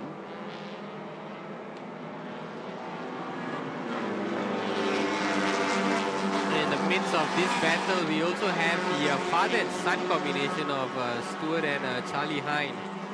Another one of these family stories to come out of not just S1K but the MTCC season. This is as relaxed as you could be. You would think that they're in a beach somewhere. Well, at this stage, as I said, you've got to look at S1K as 3 different stages of 3 hours each. We're about to conclude hour 1 of the first part, which is the afternoon. In many ways, the toughest part, because you have to set up your strategy, first of all. You know, all strategies start with the first 2 steps. So if you get the first hour right, then there's a pretty good chance that hour 2 and hour 3 are going to go even better. But on top of that, it is the hottest part of the day, which means there's going to be the most amount of pressure put onto your car. Yeah, indeed. Nothing more scorching than a 12 o'clock or 1 o'clock sun just beating down. No, yeah, I mean, even in the commentary box, and you know, Mio and Irene are so big on this. They think that we are nice and cool up in our commentary box, but we should be, because we have lots of air conditioners up here. But it is roasting in here. It is roasting in here. And if it is roasting in here, then I can't even imagine how hot it's going to have to be inside these cars right now. 44.7 was the track temperature at the start of the race. I'm guessing that's gone up by at least 3 or 4. Yeah, it has to have 3 or 4, up. right? That's track condition.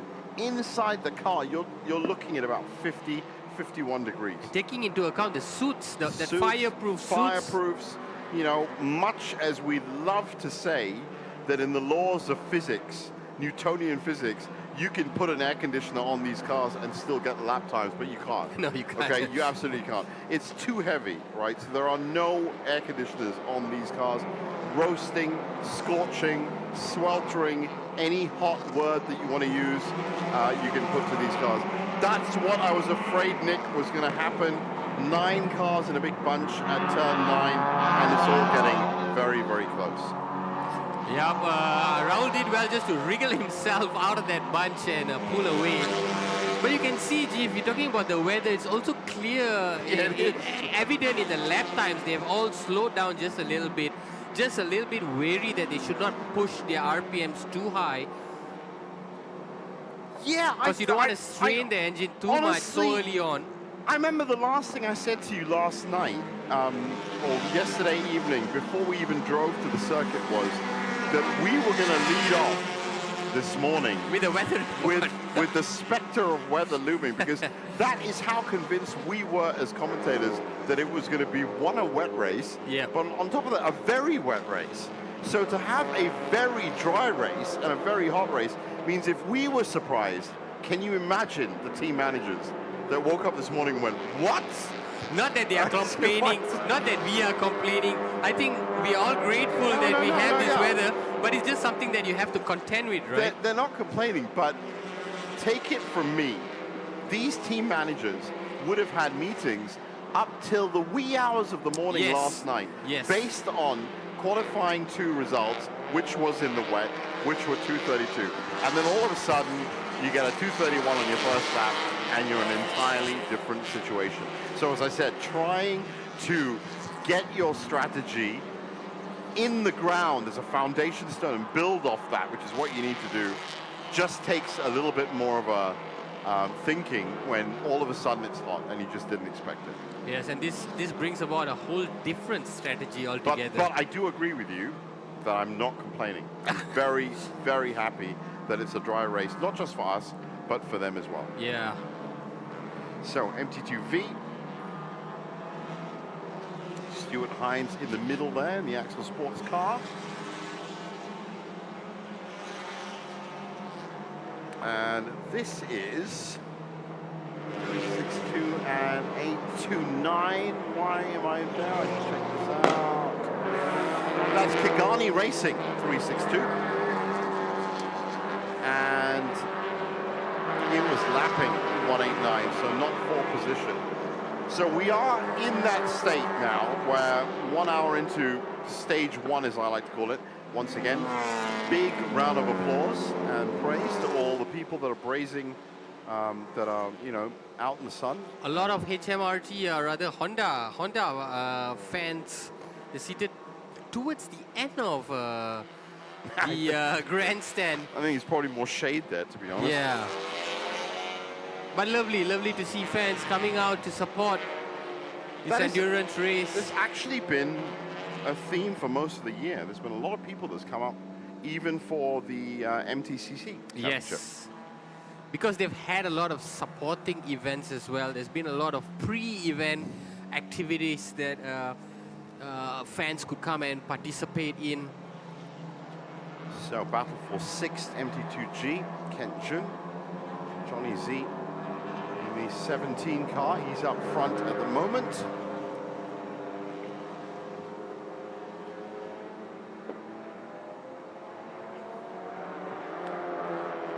We've had 20 odd laps.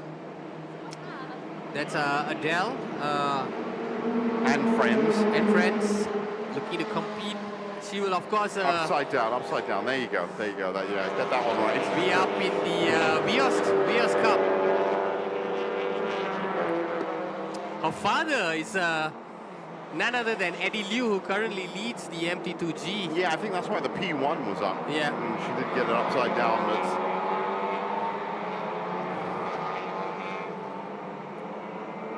And that's proper strategy there to put the most experienced man first. Yeah. And Eddie's been doing a sterling job. There you go. That's Proud it. daughter. Now it's up. That's right. You got it right this time. Fantastic. Don't be embarrassed. Happens all the time. Yeah. Now we know for sure. Well, that's interesting. I was expecting a flag from that shot, but nope. Probably a good time to say well done to all the marshals who so far, thankfully, haven't had that much to do.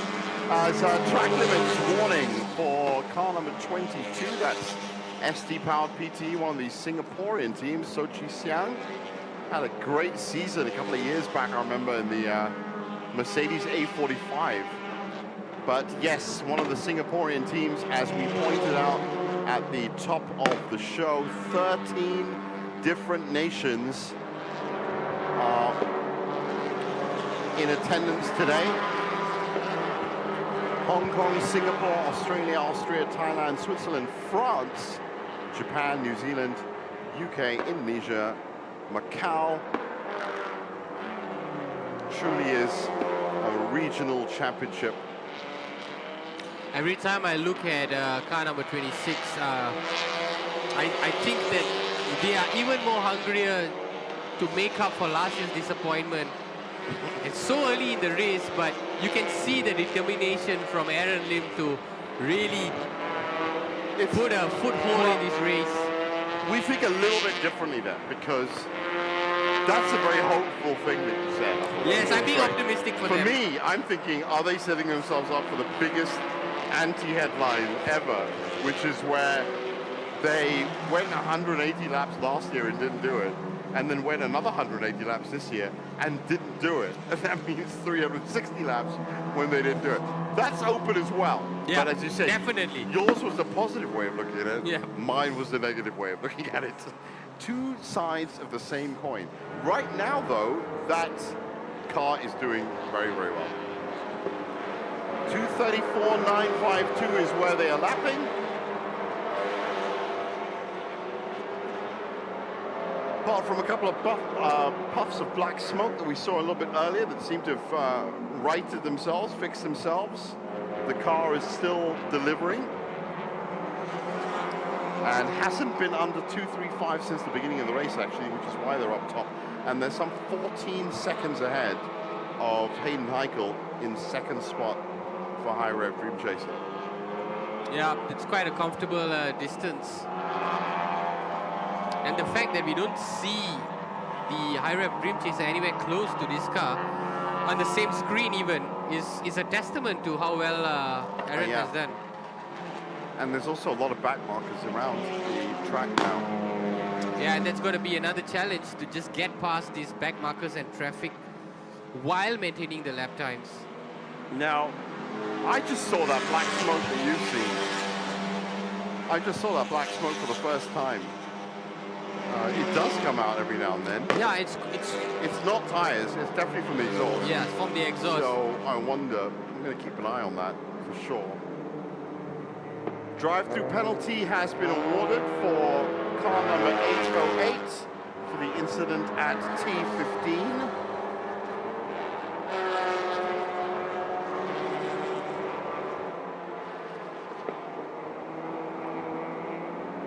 And that is Dominic Ang who has got that. Still sticking with the 234 Aaron Lim. Actually, they are just him and Hayden are the only cars to have clocked the 234. The rest are, oh, in fact, it's only Aaron because Hayden will cross soon. Yeah. Oh, that's interesting. Car number 65. That is the Scuba Racing team. Yes.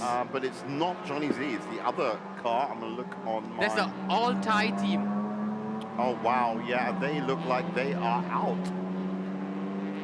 That car's not coming back. Lap 23. Schmacko by Piston Project.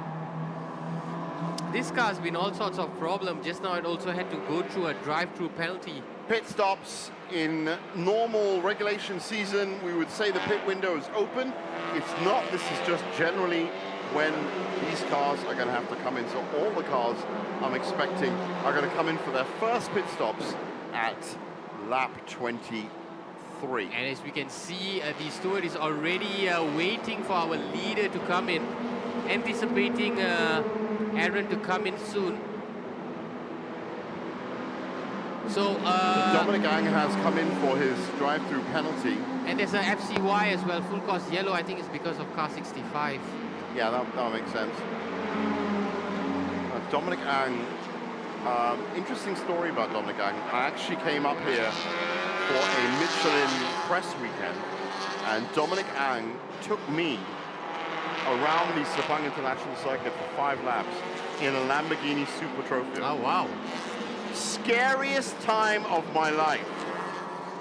Dominic Ang, when he gets out of this car, he will know, because it was brake at the corners and full pelt on the straight. So you're being thrown back and forth in your car as he did it. But that was Lamborghini Trophy. But I'm just saying, I haven't actually seen him in MCS. Would you do it again, given their chance? Do you know what, Nick? I don't think I would. I thought I was going to have a heart attack. unbelievable the kind of pressures they have to deal with. So that 26 car, which is leading the race right now, Aaron Lim, is about to cross for lap 24, if I'm right.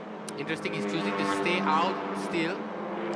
That is Aman Nagdev in the number 61 car that is leading, if I am right. Yes, because he's taken over Nurul Auni, right. who came in earlier. Leading the Vios Cup at the moment and is about 2 seconds ahead of Renplatz Asia and Ungtek Ming. Car number 27 doesn't seem like it's gonna pop back out, G. Not anytime soon. Yeah, Putradam and Avila Baha still rooted. 12 laps behind now. Man. That is... I mean, even then, you could actually make that up. That's the thing. You can actually make that up at this stage. 3-minute laps. If you cut those down to 2:15, 2:10. That looks like a familiar name. I don't know why. It's so difficult to identify drivers when they got there. Look at that water being chucked on the front of the car. Try and keep it cool. Such a hot day today. It's Tanwi Ji, Tan Kyung Lun. Meanwhile, Aaron Lim has put in a perfect stint. Now he has been in the car for 1 hour and 4 minutes, Aaron Lim. So I'm expecting him to come in very soon and hand over this 14-second lead to his partner, Mohamed Faris. Yeah, Faris Fauzi.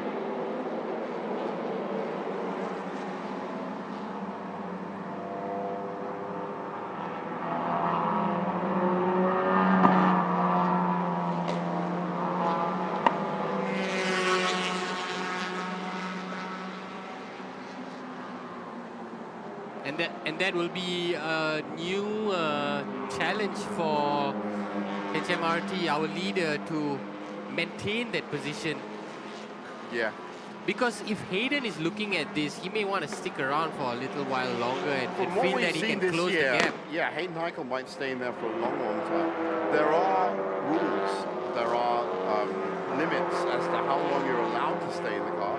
But Hayden Heichel, I've never seen him this season come in early or get out the car early. Yeah. There you go. There is Aaron Lim, who has put in what can only be described as a perfect first hour of S1K. Grabbed the lead, snatched the lead from Lai Wei Sing, and has maintained that lead. Is on 25 laps and 14 seconds ahead. So there are a couple of things that could happen here. Driver change is almost a certainty. It's just a smack there. The hardest thing you can do sometimes is park. That's the tire change.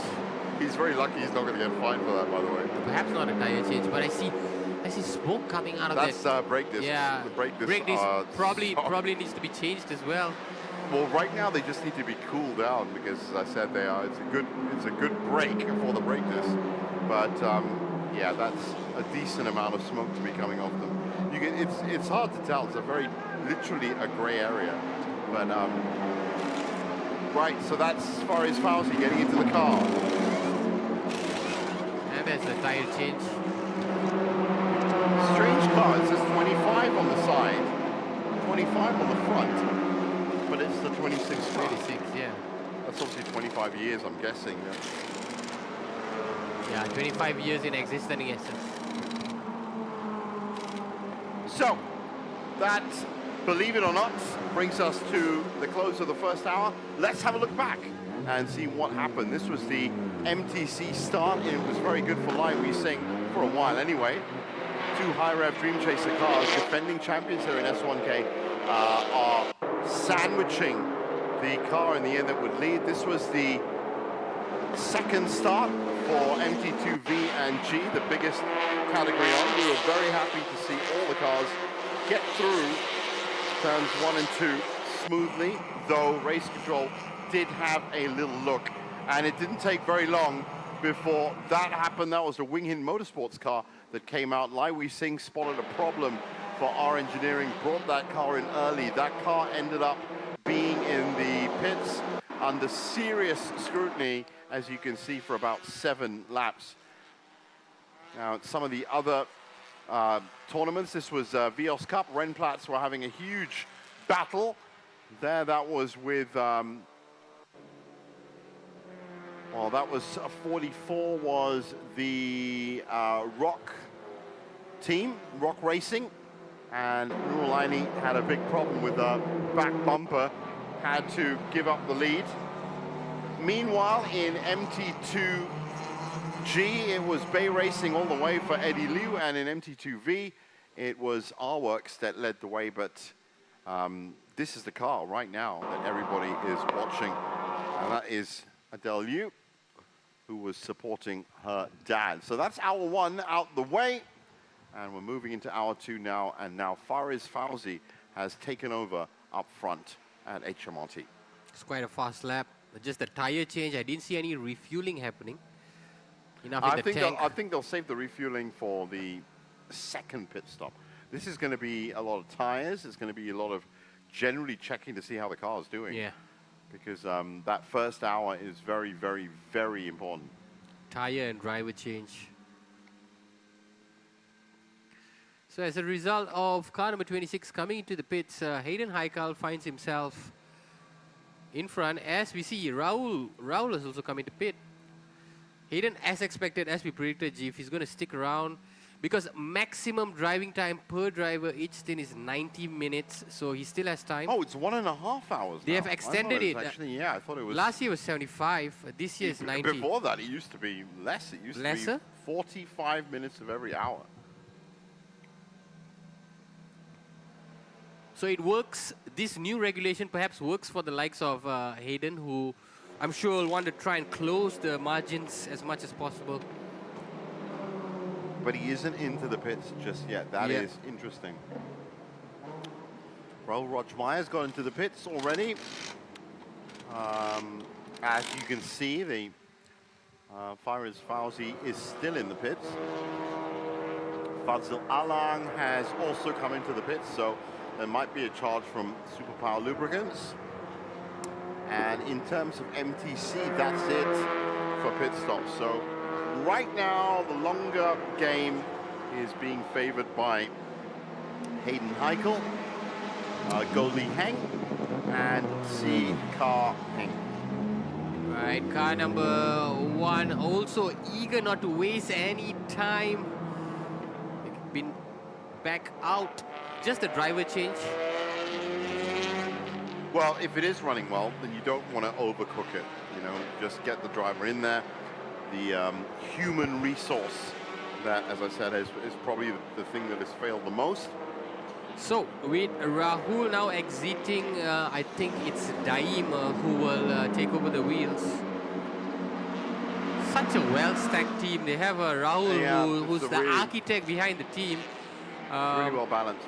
And Aaron Hakim, a young prodigy.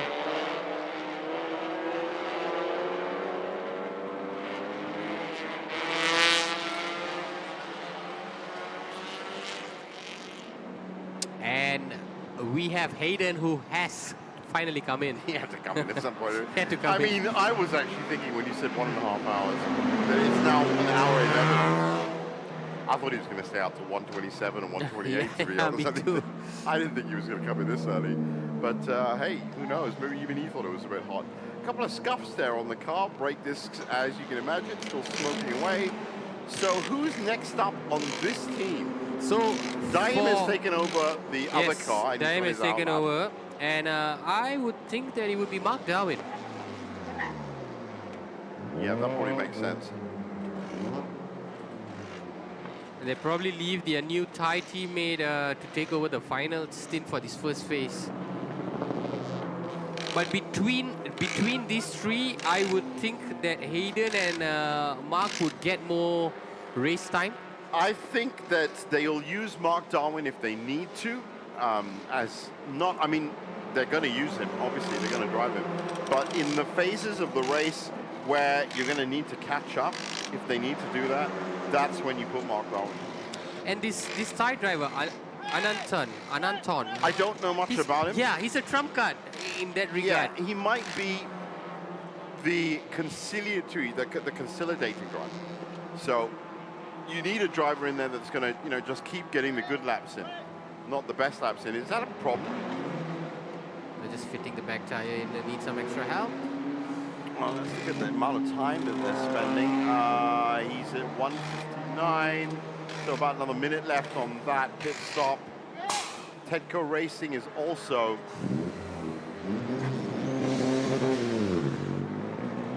that car is out.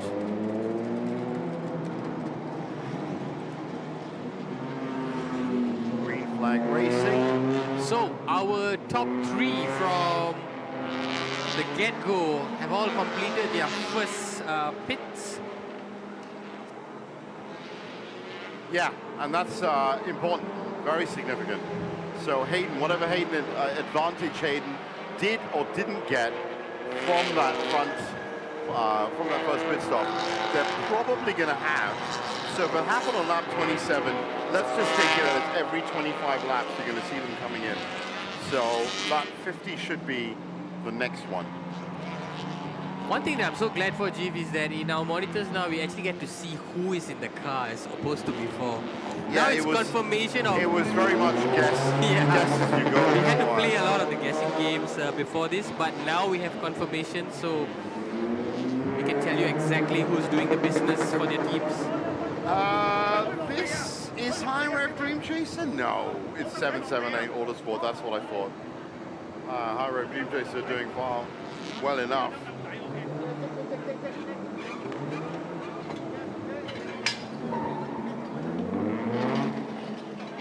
So, on lap 27, so remember, we're into the middle part of section 1 of this race, as I see it, which is still the afternoon. Temperatures are only going to really start to come down a little about 3:30, 4 o'clock. Yeah. So you've got about 2 hours solid of at this pace racing, at this intensity, and at this heat as well.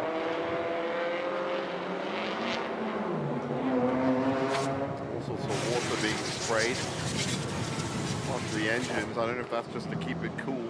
Probably looks it. Right, look at the duct tape coming on the front of that car. Again, the most useful part of any motorsports team. Nothing strong duct tape can't fix. Even then, they need, looks like an entire roll.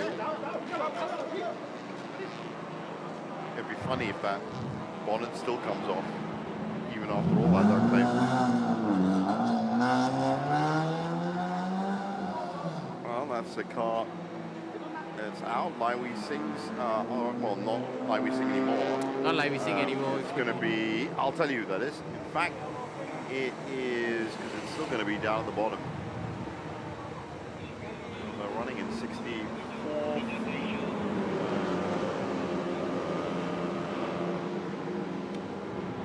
You know what? I actually think our engineering has pushed its way up. Okay, no, that's 808, that's Lindsay. That's the thing with our engineering. They have so many cars. That'd be difficult to pick them up sometimes. Oh, Leon Koo is behind the wheel of that orange engineering car now. Another fast driver. And believe it or not, I was looking 65th. They're actually up to 26th overall. That's pretty good. Yeah, considering it's only been a few laps since. Considering they lost about 7 laps early on. Yeah. Or they were 7 laps behind, rather.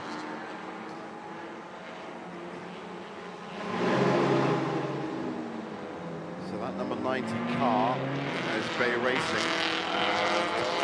That's Eddie Liu handing over to a teammate. Right, that car was in the lead, let's not forget.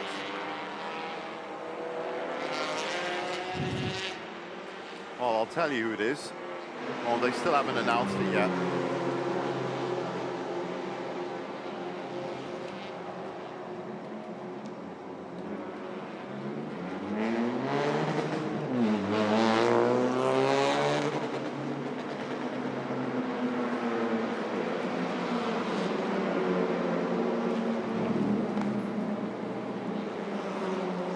So cars streaming out the pits now. There's Aman Nagdev, or it was Aman Nagdev. It's not going to be any more for Axel Sports.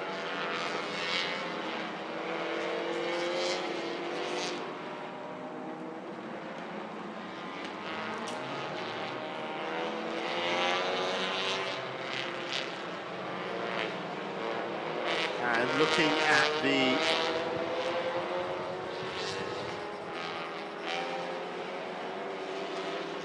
configurations, everyone in MTC has now come through with a pit stop. Yeah, they've all pitted at least once so far. First of many.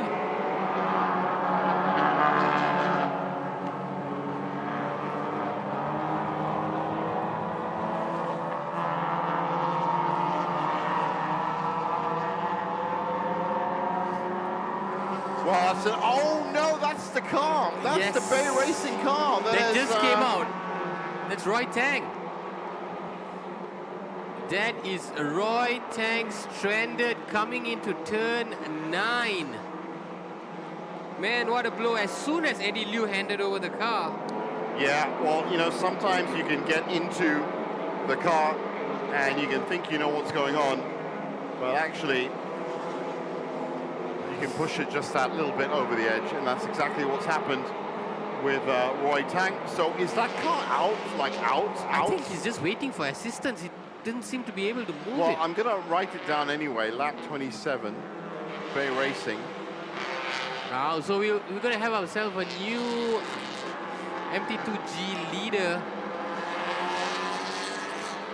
Oh, that's actually Sun Chipo, yes, who took over from Eddie Liu. Oh, not the start that No. Chipo No, imagined or not at envisioned all. at all.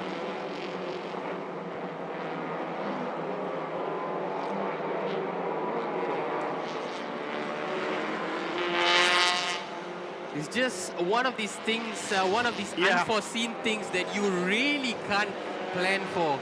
Literally. You think you're all good coming out of the pit, you got a new driver change, you're gonna, consolidate your lead, and then boom, you get stranded. So it's going to be interesting to see what kind of conversations they're going to be having. Now, at this stage, in the middle of section 1, it means that some drivers have already come in. Let's get down to the pits where the guys are going to be talking to them. All right, guys, now I'm here together with Aaron, one of the drivers for the HMRT team, car number 26. His partner Faris is on the track right now for the first pit stop. Aaron, your car is actually doing quite well, being in the first place in your class MTC. How has it been? Granted, you have prepared for quite of a wet race, but it has been dry, it has been hot out there. Must have been better, I guess, for yourself? Well, I mean, we've been preparing for both conditions. We had a lot of wet running, that's for sure, in the last 2 days. But also, we've prepared the car well in the dry. I think so far the car's been running very well, but it's a long race, so let's keep fingers crossed. One of the favorite questions that I love to ask all the drivers is that when it comes to an endurance race like the S1K, it's not about being the fastest driver, but it's also having the best condition for the car itself. So how's the car doing so far? Well, yeah, like you said, we have to nurse, in a way we have to nurse the car for 1,000 kilometers, don't over push the car, but we still need to be in a good position, so it's always a fine line between how hard you need to push. But yeah, so far so good, the car's been running well. We'll take it step by step. I mean, it's a long race. So yeah, hopefully we get to the finish line. And the fact that in your team, you're only partnering up with Faris versus some other teams which has 3 or 4 drivers. You're confident that you can stay for the long run only with 2 drivers for the whole 181 laps? Yeah, we've been doing it for so long, me and Faris. I think maybe, Yes, you have. Yes, you have. Maybe almost 10 years or more, and there's always been 2 of us most of the time. So I think we should be okay. The weather is hot, but it's not like previous years. So I think it's still manageable at the moment. Okay, again, it's still a long way to go. So we do hope that you're in the run, you're in contention, and do well. Hope to see you on the podium. Thank you, thank you. All right, cheers, Aaron. All right, back to you guys. It's such an interesting insight there, talking about the chemistry between Aaron and Faris, and a 2-driver team versus a 3-4 driver team. 2-driver team gives them so much more control. And again, Jeep, it goes back to chemistry. The longer you know your teammate, the longer you are familiar with each other's driving style, it makes things so much easier. I actually didn't know that they've been paired up for that long. I've heard of both of them for about, I said I've been here for 9 years now. So I've seen them both racing. But it is interesting when you have a 2-man team or a 3-man team, and in some cases a 4-man team as well. We're on lap 31, and it is HMRT up front. Faris Fauzi has taken over. That should be Daim Ishimudin. Yeah, that would be Daim. Yeah. And this is Ma Gan Wei. Yes, from Bay Racing, that's right. Yep. The third driver, Sika Hing, was in for the first stint. He's our new leader in the MT2G. Yeah, so Bay Racing has actually done well in... And you know what? I haven't seen that car number 90. It's just seemed to have dropped off. Sun Chi Po. No longer on our monitors, Jeev. It's... I think there's some big issues. Yeah, absolutely. So the high rev Dream Chasers should be going past our commentary box now. And they have. Mark Darwin is in the car, the number 100 car now.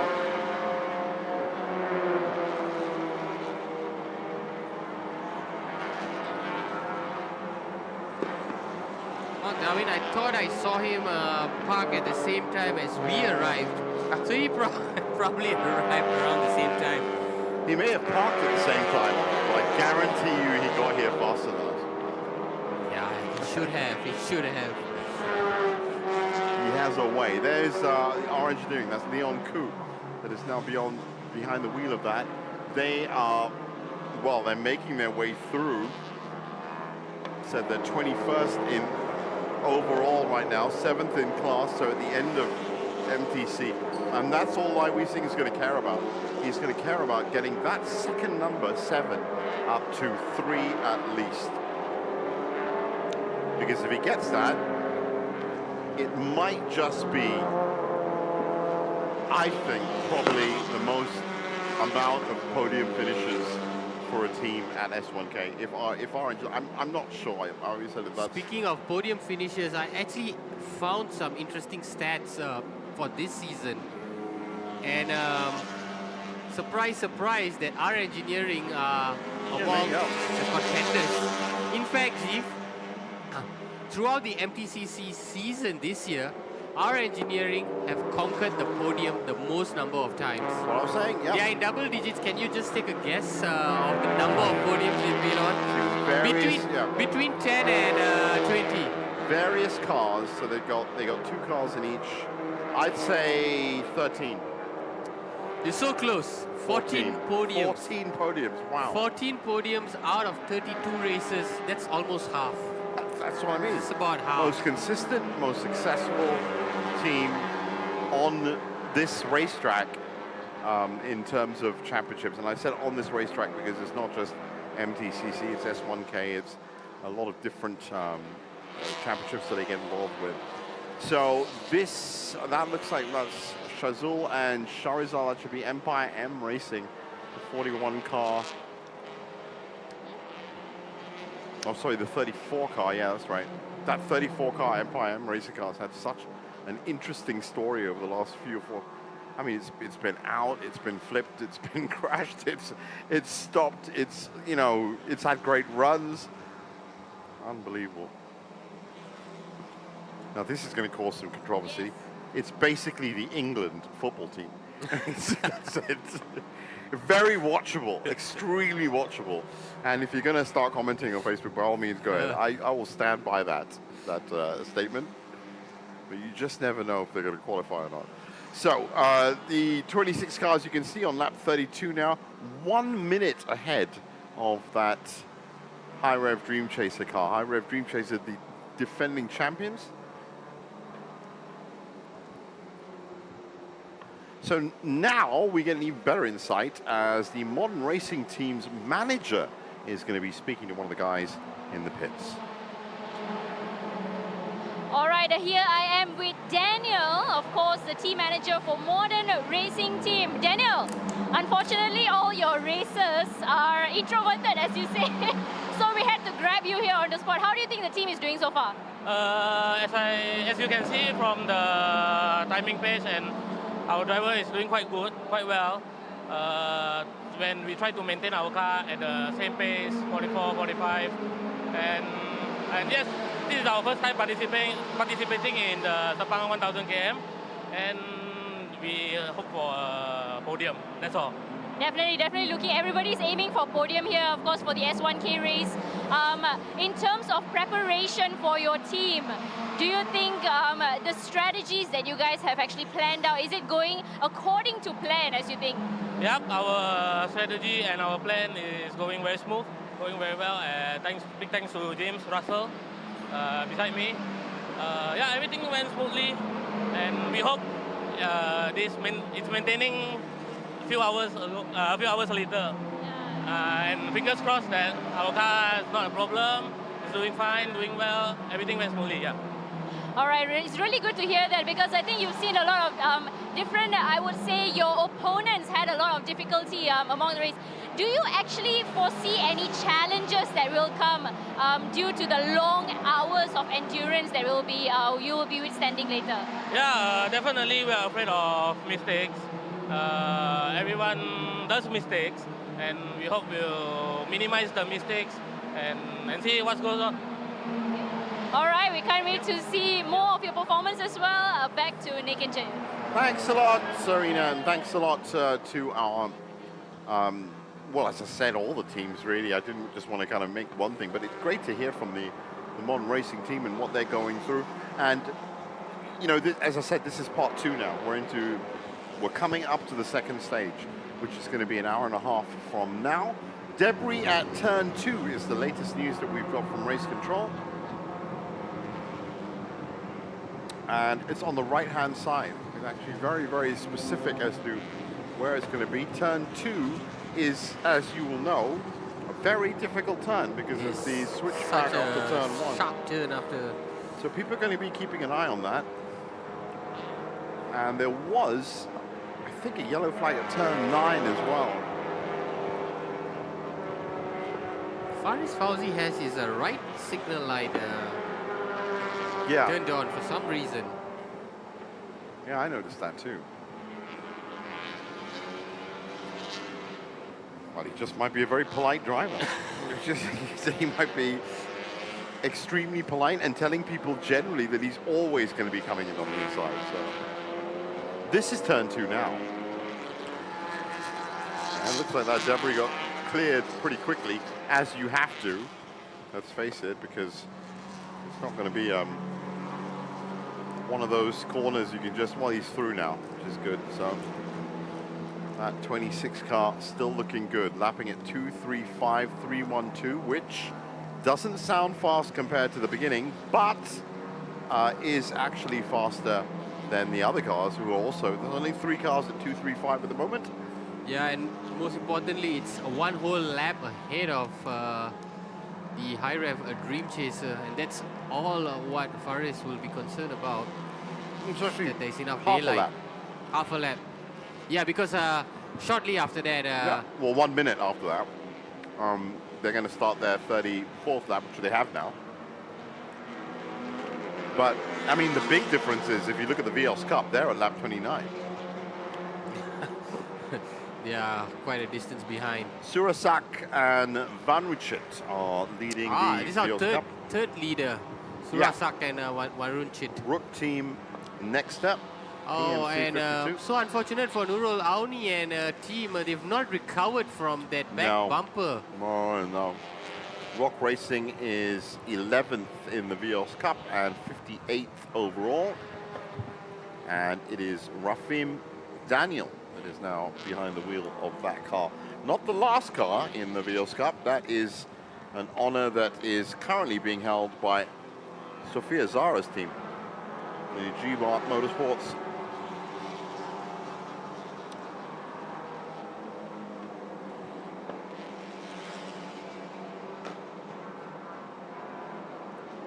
Shafiq Shamsuddin is in fact behind the wheel of that car.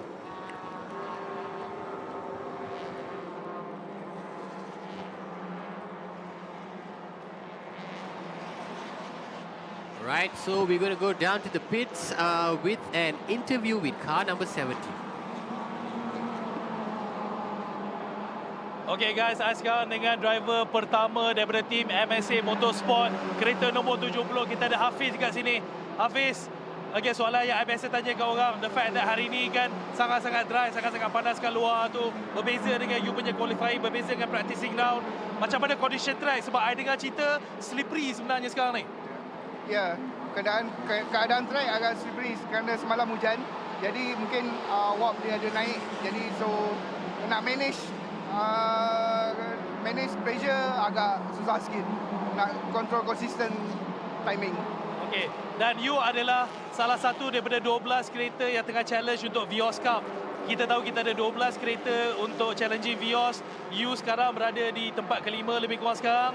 Being the first driver, you ada 3 lagi kawan-kawan you yang akan masuk sekarang ni. Tyson ada dekat dalam. Performance you macam mana? Sebab ini masih panjang, race masih lagi panjang ni. Kita harap cuba consistent timing dan control the tire pressure and everything lah untuk kekalkan kedudukan. Dan mungkin sebelah petang temperature cool sikit, mungkin baru kita catch up masa di situ. Dan of course apa-apa boleh berlaku. We're talking about 181 laps, 1000 km dekat sini. Expectation you, harapan you, of course you nak buat yang terbaik. Tapi you rasa terbaik, you nak challenge dengan maybe other younger drivers yang ada dekat sini. Macam mana you punya peluang? Saya punya target dengan tengok pada timing yang kereta di depan, saya cuba target top 5. Target top 5. Okey, harapnya lebih baik daripada itu. InsyaAllah. InsyaAllah. Okey, terima kasih Hafiz. Jazz, back to you. Right, Hafiz there talking about top 5 finish is not far off. Currently in 6th place. And interesting that he mentioned that there is still some moisture on a track as a result of yesterday's downpour. Well, that's the thing, isn't it? I mean, nobody was expecting it to be hot, but there was so much rain that came down over the last few days that I would be really surprised if everyone just clicked in and you know, there's going to be little pockets of moisture around, and that's really dangerous when you've got a little patch of moisture and the rest of the track is completely dry. Not just because of your wheels, of course, but also because you can get lulled into a state of complacency thinking it's a dry line, and then all of a sudden your car goes over, loses traction completely on the moist bit, and as we all know and we're so fond of saying, it only takes one mistake.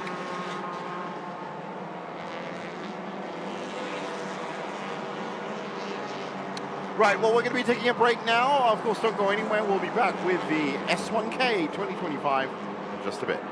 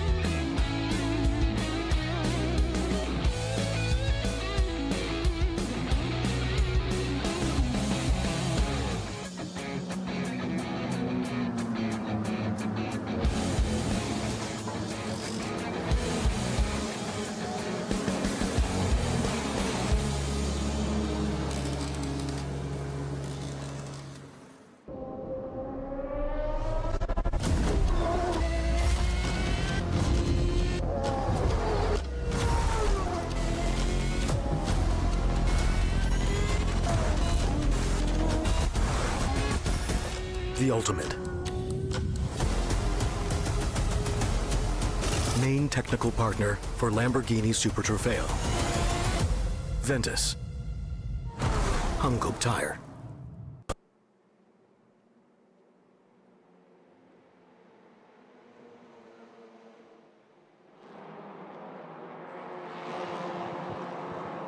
And welcome back to the Sepang 1000km endurance race. We are still very much in the early stages of the race. even though it's almost 40 over laps that has passed, but in the context of 181 laps, we're still in the infancy stage of this endurance race. And as you can see, the HMRT team, car number 26, combination of Aaron Lim and Faris Fauzi, currently leading the race. They hold a lap advantage over Daim Hishamuddin. In third place, we have car number 100, also high ref, a Dream Chaser, currently driven by Mark Darwin. And to bring you up to speed, the other classes, the MP2G, Adi Rahimi currently in the lead. In second place, we have Immortal by Awesome Racing Team, Nansapan in second place, AK Boss in third place. And in the MP2V, the Arworks Rios, Takashi Oi, they've been going great guns. Arworks Rios have been leading this race since the start. And in the Vios Cup, we have Axel Sports, our fourth leader of the day. Current leader is Alistair Yong, son of Alex Yong, former Malaysian F1 driver. So these are our current leaders. As you can see from this wide shot on turn 1, it's clear skies at the Petronas Sepang International Circuit. It has been a great racing dry track, apart from a little moist in some sections of the track, but apart from that, it's been fantastic. There hasn't been a hint of any cloudy skies, so that's a major plus point. I have to tell you that from experience, speaking, that when you have a dry track, you have clear skies, that's already a big win for everyone involved in this race, and not just our competitors, but also everyone that is working here on this final weekend of November. Next week we head into the final month of the year.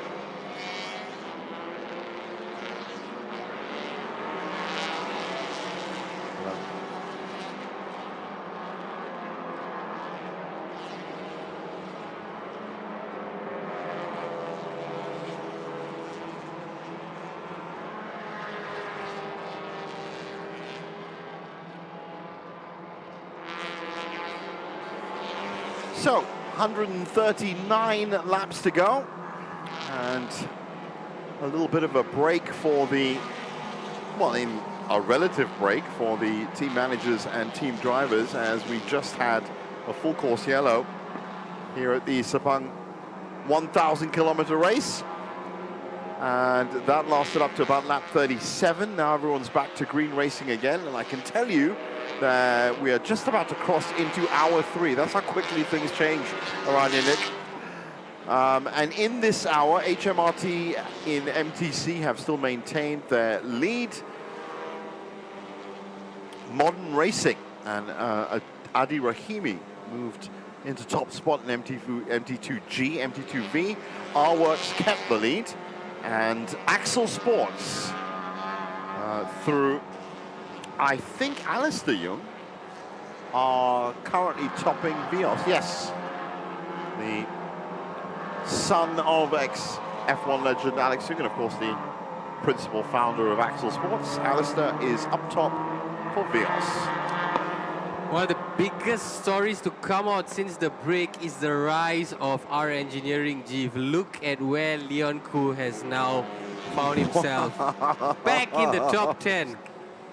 They were down in 65th in hour 1 after a bit of a stop. So yeah, that is probably the biggest story so far in this year's S1K, is that we have had this situation of going right to the back of the grid and fighting your way back. And that's a testament to Leon Koo, who is a very fast driver. But whatever Lai Wei Sing saw in the first 6 laps that was wrong, he went in and they fixed that car pretty well. Let's look at their times. 2:36.151. Okay, so realistically speaking, they're about 3 laps back, and they are lapping about a second. A second later than a second later than our leader, which doesn't sound ideal now. But if they keep lapping in that position, they're at least going to get up to 5th, because there are people lapping at 2:36, 2:37. In fact, 4th place Tedco Racing, Fumio Chia, is currently lapping at 2:36, 685. So this car that you're seeing, if it keeps at this pace and is helped by a couple of other delays, shall we say, from the top 5, could very easily, I reckon, find themselves in their new target, which is top 3. Yeah, they're not far out the top 3, not at all. And really credit to, this is what you call a successful combination. Lai Wei Sing spotted the problem early on. Whatever it was. Whatever it was, came in. We saw even a part being changed, and we had a few of their team members working on it feverishly, and then Leon Koo just comes and takes over, and he's been so smooth in the wheel.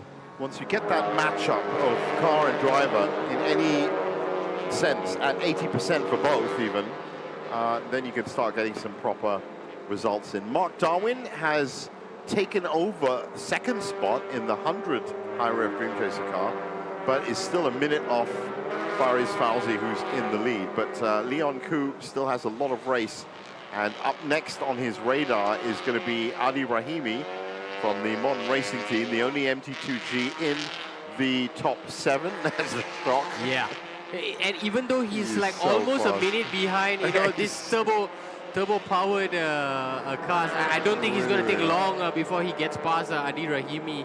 No, I'm telling you, Adi Rahimi has done incredibly well just to be up there with the MTCs. So here is the Tedco Racing 15.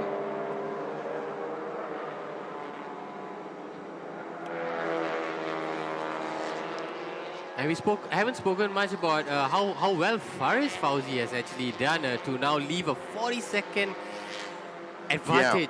Yeah, it was about 30, 35 when they got into this. Every pit stop, and this is for everyone watching that is wondering how the mechanics of a strategy in motorsports works. Every pit stop is going to lead to a change in the classifications, mainly because you might know what you're doing in your pit stop. Your team might know what they're doing in their pit stop, but everybody else's team is doing the same as well. So you have to keep a very wary eye about 5 laps before and 5 laps after the pit stops. Now, I said these road cars roughly averaging, and this is a guess, about 140 horsepower, I would have thought, need 20 to 23 laps. It was actually 27 laps before we saw the first pit stop, but that means that the second pit stops should be happening in about 10 laps from now. And as you can imagine, Nick, the second pit stop also has its own significance and connotations. We are now getting into general afternoon. I said it's 2 p.m. local time. You have to keep a really close eye, especially in Malaysia, on the exact hour that you are at in Sepang, because I can tell you now, we're expecting rain at 4, because we usually expect rain at 4. Yeah, that's usually around the time it 4 to 5. I mean, at the start of the race, we were expecting race all day. That was going to be the abnormality. But 4 to 5 is very much expected in terms of general climate in Malaysia. Especially now during the inter-transitional monsoon season. I think this year it started a little later, because usually it starts to rain almost daily from October onwards. Well, I did say at the beginning of the program that just this week, for a family trip up to Penang, I did 720 kilometers around Malaysia in 2 days. It was raining for possibly 400 of those kilometers. So, you know, if you take that as a general benchmark, we've done really well already at lap 44. It's dry, and not just that, it's blue sky as well. Touch wood. Yeah, touch wood. Touch wood. Right, is this for position? That is car number 98. Let me just check down that's Rook Team Nexter. Kitinat Luangurancai, one of the Thai drivers in that 98 car. And I think that was Axel Sports in front of him. By the way, Kitinat is running 9th in the Vios Cup and 54th overall. There's another car that's taking a bit of a knock at the back. So this is... Just get a read on right, that's Kagani Racing. That's Teo Cheong Leong. There you go. There's Kagani currently in 52nd, 7th in class, and that class is, of course, Vios Challenge. That's another one of those beautiful Vios cars. And that flapping bumper is definitely a factor that's slowing this car down. You know, I don't know if Toyota are watching, but that's the second Vios that we've seen with the bumper. So it's got nothing to do with the car. I don't think it's the car's problem, but maybe susceptible to knocks at the back. You never know. As we saw, as evidence of what happened to Auni and team, they have not recovered from that. That issue. Okay, so that is Kagani Racing. That's 7th in the Vios Cup, being overtaken by Kitinat and the Rook Team Nexter, who's 9th. So really, Kitinat has just moved up to 7th in the Vios Cup.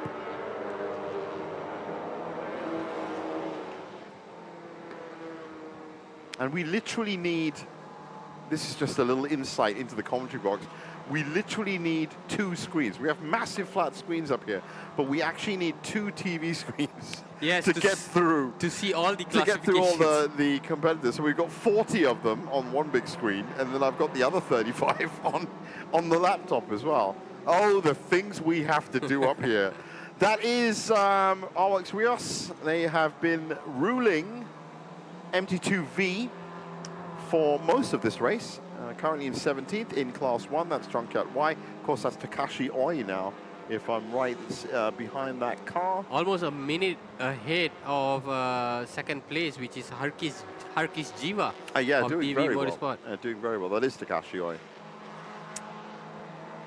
Yeah, there's about 5 MT2G cars between top and second, which at this stage of the race is ideal. Yeah. If you can have a minute when you're 2 hours in, then you don't have to do anything spectacular. That's Rook's Nexter.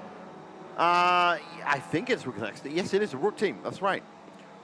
That's 89. That's 98. Right, yeah, that is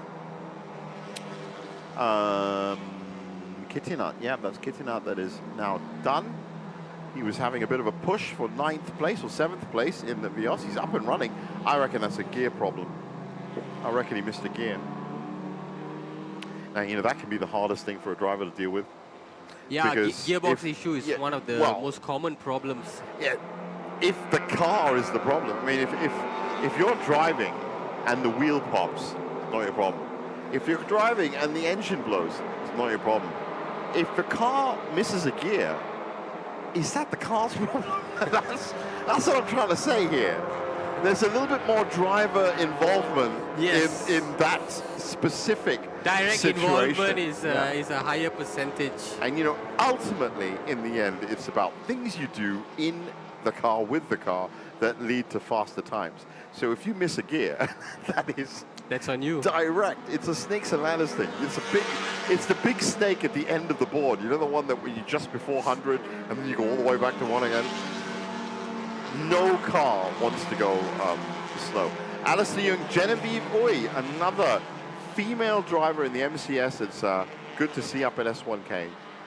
I think that's Alistair behind the wheel now, and he's it is Alistair behind the wheel. He's doing really well. Yep, topping it well. As you know, I'm a big fan of sporting hierarchy, shall we say, and you know, sporting bloodlines. And I like to think, whether it's true or not, I don't know, that when Alistair Young was a kid, that Alex Young was going, come over here and I'll teach you how to get on the advanced driving line. I'm pretty sure he did, because we've seen Alistair here for the best part of 6-7 years. And he also drives a lot like his dad, so it seems to be the way. Adi Rahimi is another classic example. His dad is actually a driving school instructor. So on all sorts of counts, Adi Rahimi is getting tips over the dinner table. In fact, in that team, there's another bloodline that also could be proud of Adele with her dad. That's right, but unfortunately, Eddie Liu's car, I think earlier, we've not seen that car number 90. Bay Racing, yeah, that's right. It's dropped off the scanners. So we have now moved into the 3rd hour.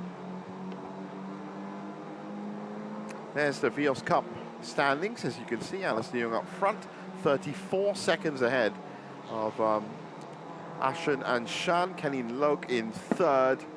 And, well, everyone else close enough. But to get that far ahead, 34 seconds, in a car that is effectively exactly the same as the other 11 cars, that is also a huge achievement. And it's not just the car, as we said, it's not just luck either that, it's something else. No, lap 47. With the Vios, I think it's just really down to driver skills and, you know, team chemistry and... Right place, right time, right move, yeah. Strategy. So, as you can see, for MT2G, Hai Adi and Wong up front by a whopping 1 minute, 23 seconds, 514. That's 3/4 of a lap. Yeah. And that's how you get, and of course, if you get down to 9th, when you're looking at Hendra and Hakimi, that's almost 70% of a lap done. So very, very good performance so far from Modern Racing Team in MT2G.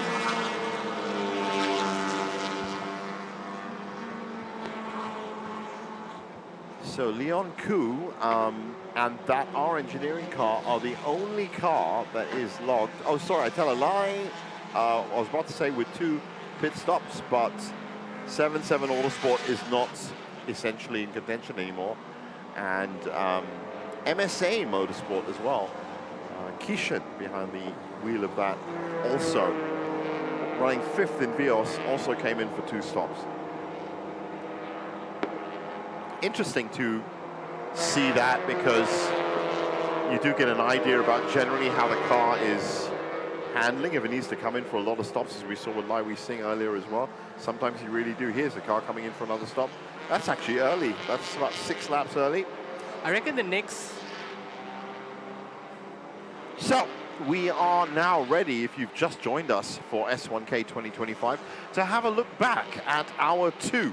Which, in the end, was Rather uneventful in terms of the grand scheme of things. It started off, of course, with a lot of tinkering inside the car and a lot of duct tape, but then there's a lot of duct tape on show today, I can tell you, for a 9-hour race.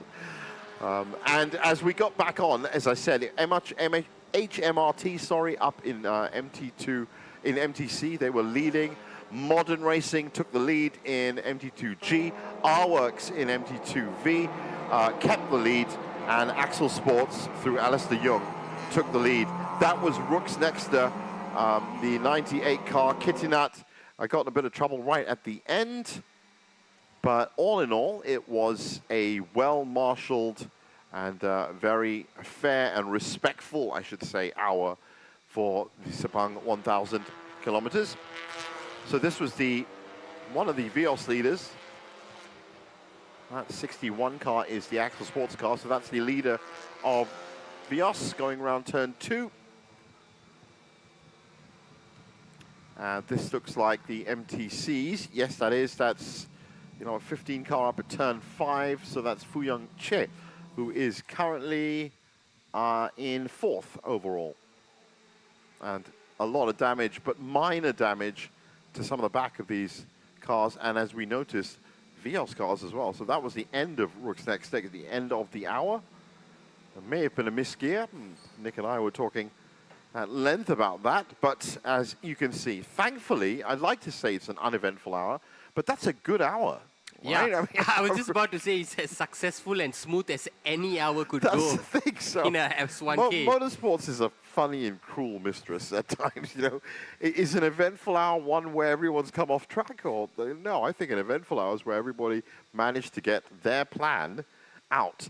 Now, one car, which is the 34 car, has been reported for tut,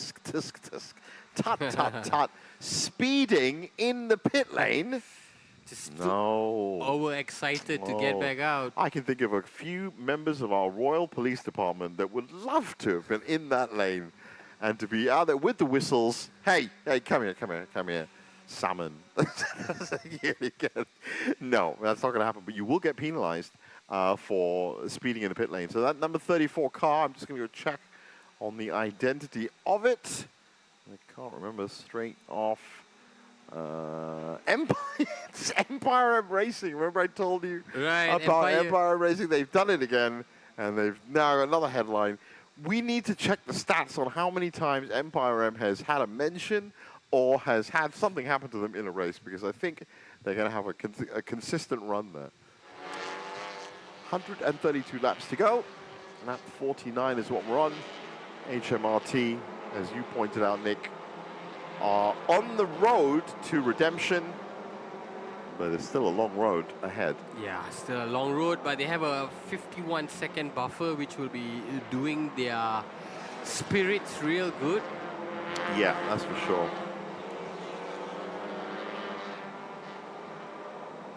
And besides the HMRT, if we look at the MT2V, that car 289, R-Works Rios, I think they have been one of the most consistent performance in these 3 hours. So far, yeah. So far. It's been absolutely amazing the way they've gone about their business. The weather conditions have held up, as you can see, as we come up to turn 5. That's more Vios there. In fact, if I'm right, that 96 car is, just have a look, Kashashvina Motorsports. That's Shanmuganathan Arumugam in that 96 car. Currently is second in the Vios Cup. And that means... Yeah, they've overtaken. They've actually overtaken car number 61. No. Alex Young is still up. Sorry, Alistair Young is still up front. This is for second and third. And if I'm right, fourth as well. Let me just check the numbers on it.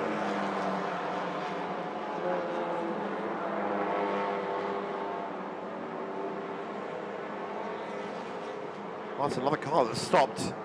And, well, just our luck, just so happens to be, it actually looks like one of the Bay Racing cars. Yeah. Bay Racing or... Look for the question mark on your... Motor Racing. Motor Racing, possibly, yes. I'm checking the car number list. 3, I could only make out the first number. Renplatz? No, Kendrew Wong. He's on an outlap. It could be Pitworks Kuraz. It could be Black Wolf Racing by Bay. Those two cars are not registering right now. And as suspected, lap 50, the second pit stops are happening. That is worth noting down in hour 3. And yes, as I was really contemplating, I can see that the fuel tank is out, so yeah, as it's I said, time for refueling. Second pit stop. So that means that the fourth pit stop will also have fuel, and the third pit stop, which will be at 75 laps, will be for car tires. So we've actually completed 50 laps so far. Okay, it's that was Justin Yap, modeled by Awesome Racing, the 300 car that fits all the diagnostics, or at least the clues. But you know what's really interesting? Charlie Hines' Axel Sports car is also not registering on the timing sheets. So I wonder. Oh, he's back on. Okay, no, he's fine. It is Justin Yap. So we'll put down Justin Yap as being DNF on lap 50. It literally is like an office here. You have to stamp and, you know, get your number, sit down, give me your details, team, name, lap entered, DNF, you know, put it down and we'll classify you. Oh, I reckon car number 88, that could be Sofia Zara that now takes the wheel. She's third in line. And we could see our youngest ever driver this year get her first taste of the S1K.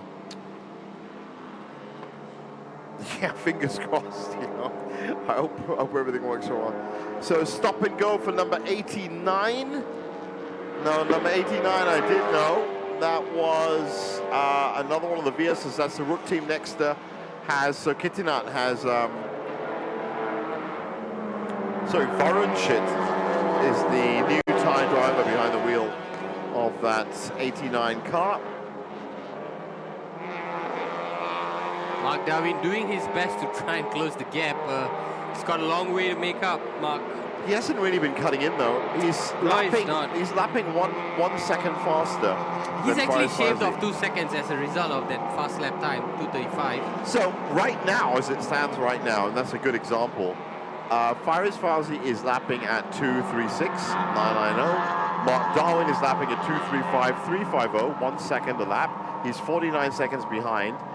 It is lap 47. So if it stays this way for the next 49 laps, they're tied. If it stays this way. But 49 laps still means it's going to be lap 90 or something. So you still got half the race to go. Speaking of car number 26, they have just pitted as well. So well. Second pit stop. It's back to Aaron Lim. Yeah. Two-man team. Two-man team, back to Aaron. Well, Aaron, I hope you got your 100 plus in, and I hope you got all of your rehydration salts, because it is going to be, again, the hottest part of the day coming up now. I mean, in the context of this entire field where almost all teams have at least a three-man team, Aaron finds himself back in the hot seat after perhaps an hour break. Certainly something that you need to take seriously. And Daim Hishamuddin, it'll be interesting to see if he continues to lead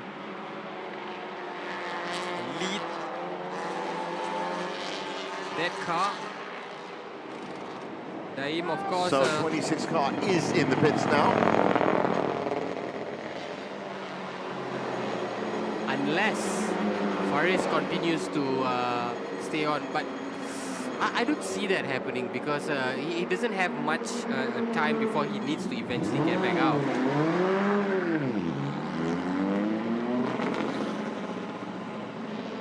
It'll be interesting to see if Daim comes in after this and hands it to Aaron Hakim. A very quick pit stop for HMRT. Perhaps just a driver change.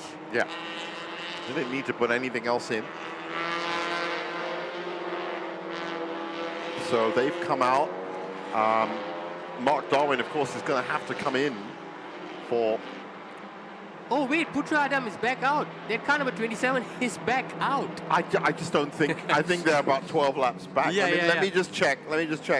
Yes, in fact, Avia Baja is behind the wheel of that car. They are 58th overall, and they have completed... Now, how many laps have they completed? Let me see. I actually have to calculate it. Oh, we have another full course yellow. Wonder what it could be. I think it's because of the debris as a result of that car, that Motul car. So right here. FCY at lap 51. Perhaps. Thankfully, again, not a rain one, which is good. But, okay, Honda MYS Racing Team, Avia Baja, 27, 58th overall. They are on lap 40. They are 11 laps behind. Wow! Well, that is probably the biggest shunt that we've seen. That's why the full course yellow is there. That's a disfigured, so it is disfigured front. Eugene Lin.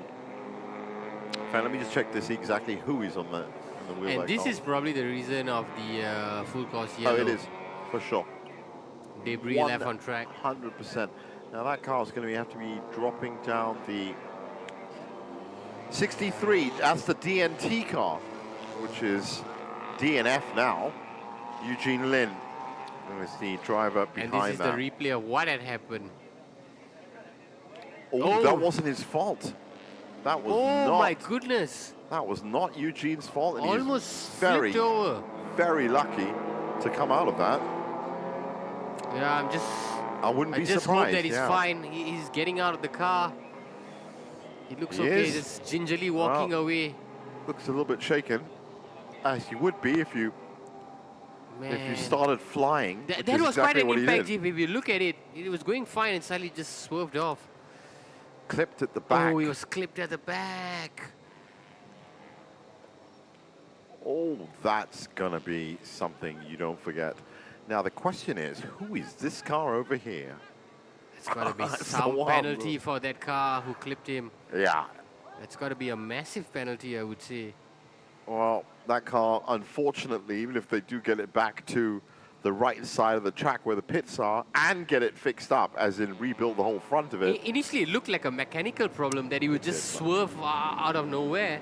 Gotta say, gotta shake my head. And that's confirmation that Daim has now come in. Yeah, that's good, and so is Mark. In fact, High Rev Dream Chasers both chasing each other into the pits. They are on 52 laps. There was 8 seconds between them when they came in to the pit. The pit lane, as you can see, very, very full indeed. I'm going to take a view of that. Yes. And seeing that this is a 3-man team, we presume that there will be a driver change as well. Well, exactly. So it would be Aaron Hakim for car number 1, and our trump card, the Thai driver Ananton. Let's see what Ananton can do. This unknown quality driver. I'm always intrigued in any sport to see a newcomer or a youngster, because you just don't know what they have in their armory. Yeah, absolutely. That's actually one of the reasons why I love commentating these days, because I had to see all sorts of... on that note, how's Sophia Zara doing, by the way? She should be out now, right? Yes, Sophia should be behind the wheel. Start of 100, who is out first.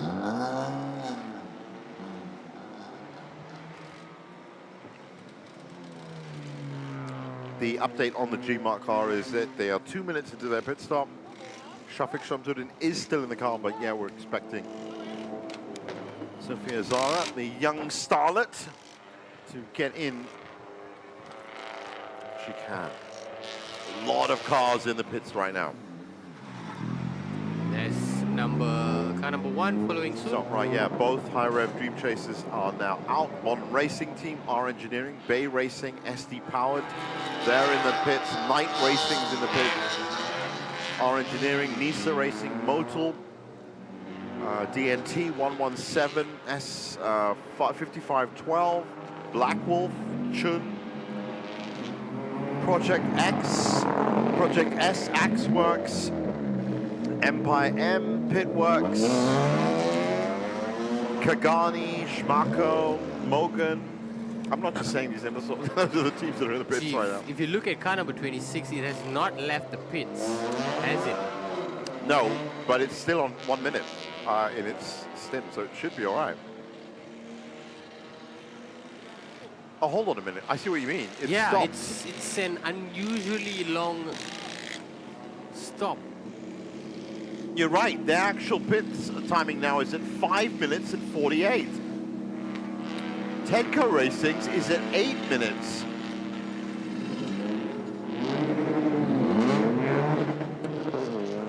Oh no, sorry, I'm looking at stint times. What's happened here is Honda MYS HMRT had a 1 minute 55 pit time, that's fine, but they didn't leave. Yeah, they haven't left, I think. And Tedco Racing also had a 1 minute 25 pit stop, also didn't leave the pit. So I don't know what's going on there right now, but... And as a result, we are seeing two new leaders. It's a high ref 1-2 with two new drivers. Well, you wanted to find out what Ananton could do. Ananton and Aaron Hakim. How's that, Ananton? Your debut at S1K, and you enter the race as P1. Yeah, it's a dream debut Part of if you are Ananton, and nothing more you could wish for. A 1-2 as well, not bad. But keep an eye on that HMRT car. Can you see it in the pits there at the side of your screen? I think I can. I think it's there. I think it's right there. See, Alistair Young's also pulled in to pit. Wow, this is really peculiar. I can see the 61 car. That is getting a fuel. Or maybe it's in the garage. Maybe it's just gone in, right? And it's being worked on. If it was, then the pit time would go up. But it's not. So we're going to get back to you on that as to what's happening with HMRT. It's baffling because they came in first and they have not moved. I cannot see. I said I cannot see their car. So Alistair Young's car is now getting some fresh wheels up at the front. Oh, hang on. There they are. There they are. Have they been spotted? Ooh, look at that. That's Leon Koo. And that is exactly the kind of situation I was talking about inside those cars. See some smoke evaporating off the stage. Well, like Still 50, in good 50 degrees. We can see, Leon, you take a rest. Okay, and now our monitors are back to being in real time. Oh, good. So HMRT is still up front? Yes. Yeah, okay, right. Well, very odd, that. Yeah, it's just a little bit of delay that got us confused. Bit of a Bermuda Triangle in terms of data collection, which we ran into. 128 laps to go. Full course yellow is in effect. And that started at lap 51. So it's been on for 2 laps now. So Anantaton Tangnanachai is going to have to wait a little bit longer before he can really start showing his stuff here in Malaysia. And this is two new competitors for Aaron Lim to contend with. Two different driving styles. Also, Aaron Hakim, I think he has an idea.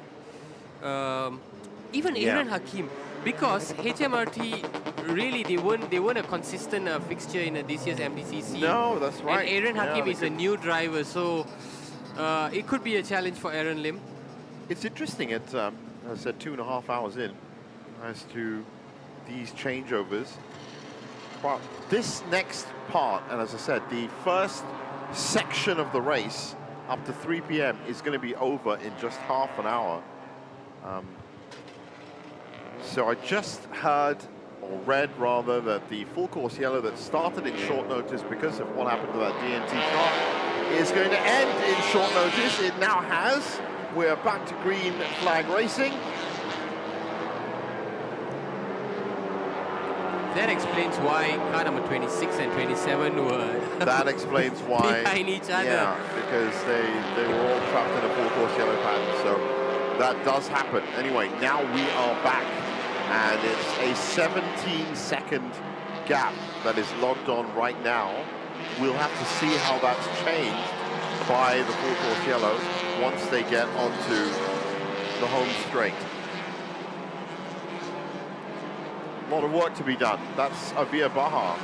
A lot of work to be done for that car. That car's running 11 laps behind the rest of the field. That's their teammate car that is leading the way. So mixed bag for HMRT, front and back. Strange S1K. You've got one teammate leading by 17 seconds. You've got another teammate that's 11 laps back at the back of the grid.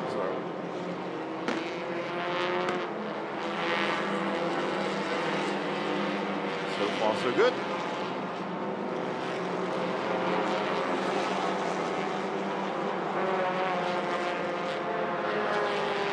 Shadows are lengthening from that signature we have a grandstand. new leader in the MT2G, and guess who it is, Jeev? It's Boy Hey, Boy Wong. Well, as they cross the line.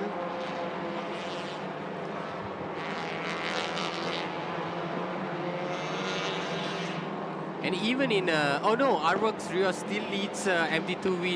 It's a different So it driver though. It's a much closer race now. HMRT are 5.7 seconds ahead. Oh, car number 1 has been hit with a drive-through penalty. That's our high rev Dream Chaser. Currently, yes. Wow. That's gotta widen the gap. Okay, so HMRT still leading MTC, but now just by 5 seconds ahead of High Rev Dream Chaser. That number 1 car that you see on the screen has just been hit by a big penalty. In MT2G, as Nick pointed out, Boy Wong has now taken the lead. Still a Mont Racing team, that's most important. But Boy Wong now behind the wheel of that car that was driven by Adi Rahimi. MT2V, Arworks Rios still ruling the roost there. It's another Japanese driver that has taken the wheel, Karurosu Honda. And in MT2, that's MT2V. And in the Vios Cup, it is Genevieve Oy that has taken over from Axel Jung. Axel Sports still ruling the roost in hour 3 of S1K.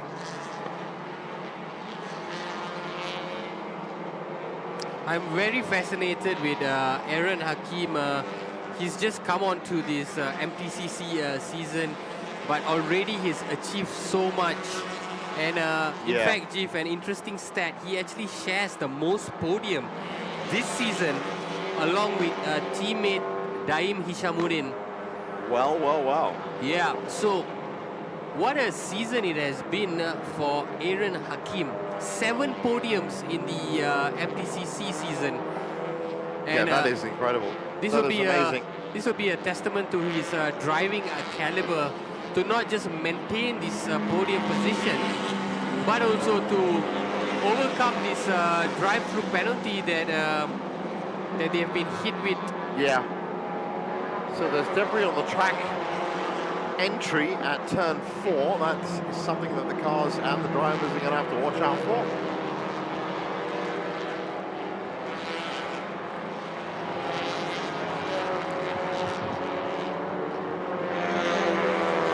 And HMRT, well, what can you say? You know, they were certainly spent a bit of time in the pits.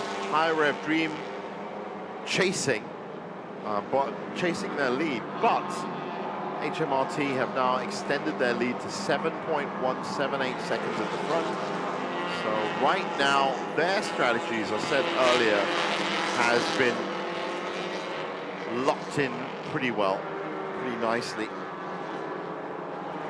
They're doing well enough.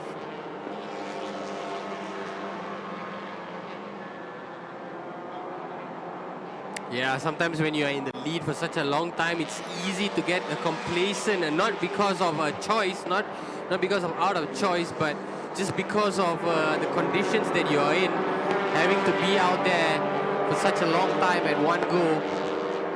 But the combination of Aaron and Faris have worked together really well to ensure that HMRT are on the map to top spot. Well, they're certainly on the right path. It's like an Indiana Jones film. You know, you find the right clues and then you start going, and in the end you kind of find out where the prize is. But their quest is certainly right now doing well enough. That's still Avir Bar, if I'm right, cutting through the back markers. He's now up to 57th and overall. If this car number 27 is being true to form, they could find themselves really up there with the rest, because last year they were in 72 place at one point, worked their way up to second.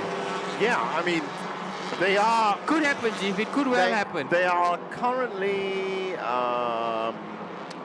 let's see, 11 laps, still 11 laps off. But yes, there's enough time still for those 11 laps to be somehow magically kind of won over by cars, you know, as I said, being not finishing in front of them. But they're going to have to turn up their times, I think, because that's what it comes down to in the end. Avir Bar is lapping at 2:37, so he needs to go faster. Yeah, he needs to go. Well, what's interesting here is that we haven't hit a 2:24 at all. Okay, I did think we were going to get down to that. We haven't even hit a 2:28, which is really kind of the top end of it. But that, I think, is down to the fact that people are trying to save. And that's a drive-through penalty? That should be that. That should be the number one drive-through penalty. And this will shave off a few seconds. Oh, wait, hang on. He's coming into pit. No, that's the drive-through penalty. This is a drive-through penalty, and it, you know, it looks a lot faster than it actually is, because you not only have to slow down to enter the pit lane, you've lost time there. Then you slow down to 60 kilometers an hour, you've lost time there. You stay at 60 kilometers an hour, you lose a load of time here, and then there's acceleration and re-entry back onto the track again as well. So, yeah, there's enough time to make a difference, even in just one drive-through penalty. Of course, worse than that is a stop-and-go penalty, where you actually have to stop the car, and that is direct time of being cut in. 125 laps to go. Hayden Heichel is back in the pits, and he's keeping it calm. He's keeping it down. And look at that car, that orange Honda, car number 39. And that's our engineering car. That our engineering has worked its way up into the top 6 position. That's Calvin Wong. Yes, that's right. That's our new driver. 3 laps behind, but up into the top 6. To get into the top 3, they are going to have to catch up another 2 laps, which is very easily done, because their lap times are currently 2:35.856. In fact, that car is the second fastest car out on track, all classes right now. And that's what I mean. If you keep doing that for the next 60 laps, 70 laps, then there's a good chance you can make podium. And only by a fraction that he's second fastest, just behind, earlier it was Aaron Lim. Well, as you can see, the sun is shifting position in the sky. That's the other unique trait about S1K, because it is run over the entirety of a day. You start off with, of course, the sun right at the top of the sky at noon, and then it moves. And as I pointed out at the start of the show, which is some 2.5 hours ago now, twilight at 4:30, 5 o'clock is going to be a very, very significant part of this race. Meanwhile, let's get right back on track, shall we? 117. That is... Oh, 117 Racing by Sakudo. Lo Kianhyang. currently in 20th and 12th in MT2G, as you can see down there. Last lap 250, that's actually not bad considering. Best lap 244.138. Well, and that's a good indication of the difference between MT2G and MTC, as well, 244 is the slowest lap in MTC.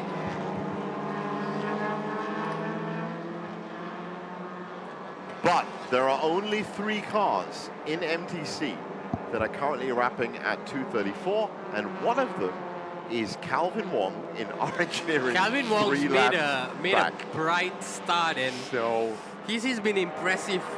It's a long haul though. You know, that's the thing about S1K, because for Calvin Wong, he's got, of course, you know, this is expecting him to do the full stint.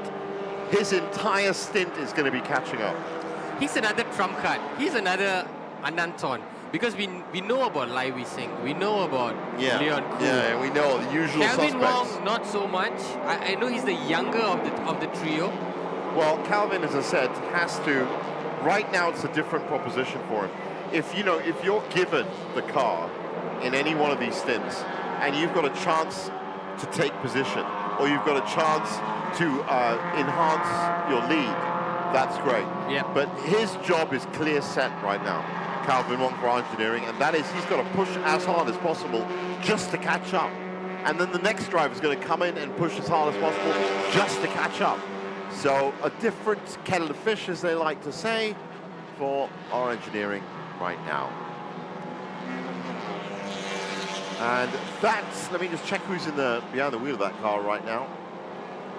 Number 18 car.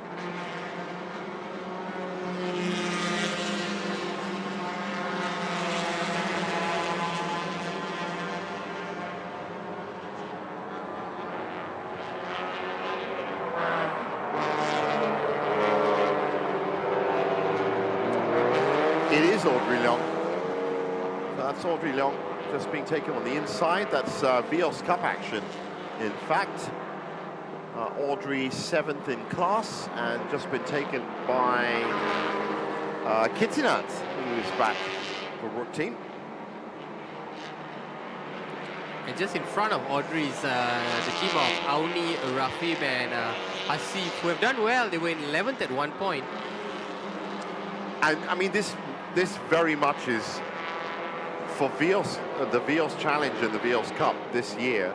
Every year, this is very much the pinnacle of the year, because these Vios cars run sprint races and are, you know, generally running 20 laps. But for those Vios cars to start coming in and clocking in 182 laps or even 51 laps as we are now, that is good enough. So Axel Sports still ruling the roost for the Vios Cup, 21 seconds ahead. And that's also a testament to the capabilities of the Vios. And, you know, if you're looking to buy a car, the Vios is a good machine as any. Well, this is very interesting.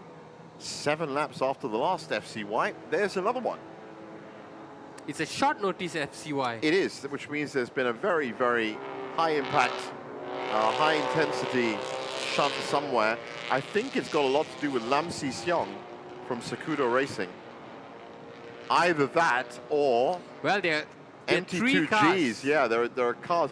Bay Racing Team right now, the 888 car is most probably the instigator of this. So there could be a shunt involving a few cars because there's seeing, confirmation debris on turn 4. So it's turn 4, which is the problem. That's that turn there. This is turn 5 they're turning into. So down at the bottom of that hill, there's some debris, which they're checking. And, well, Masahiko Ida was a bit slow. I think it's Bay Racing. I think it's a 888. Cho Wen Cheng. I also think that this full course yellow is not going to last for long because they're already making remedial steps to get rid of the You've got to debris. keep it moving.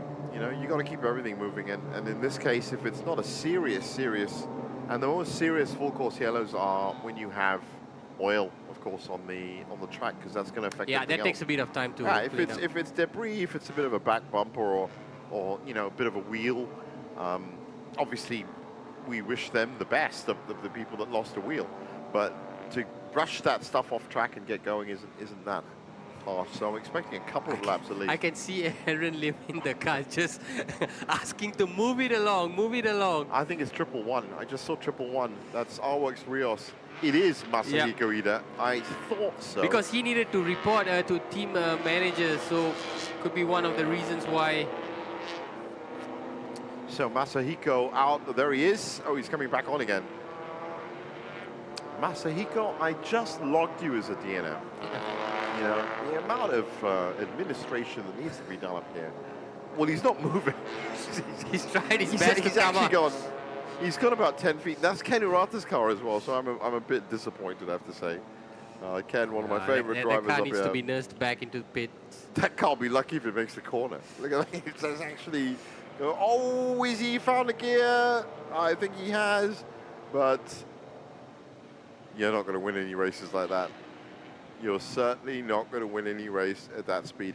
You can almost feel the desperation of Masahiko wanting to come on track again, but I think he's going to just drive it off. I think he's going to keep it outside of the track limits. He was doing actually pretty commendable, Masahiko, but he's dropped now. What he's doing now, I'm sure, is trying to restart, refire that car, and I think it's locked in less than first gear. Yeah. I mean, he hasn't even got work gear there, so yeah, he's driving it off now into the green. Well done. Good driver etiquette, thinking a lot about a very difficult part of the corner of the course, which is turn 1 and 2, and also thinking about the rest of your teammates. Isn't that odd that that's Ken Urata's team? Because that team is one of the most, if there was a FIFA Fair Play Award, I'd give it to them. Well, unfortunately, he's not coming out again. So that is lap 59 out for Masahiko. Now, this is the big, there's a 27 car. That's going to put a big spanner in the works of any comeback that you were talking about. Via Baja back in the pits. This car has already spent how much time in the pits? Let's find out for you.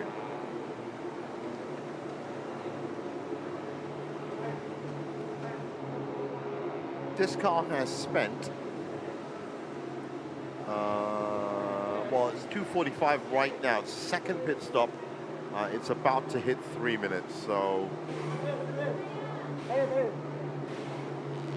not looking good.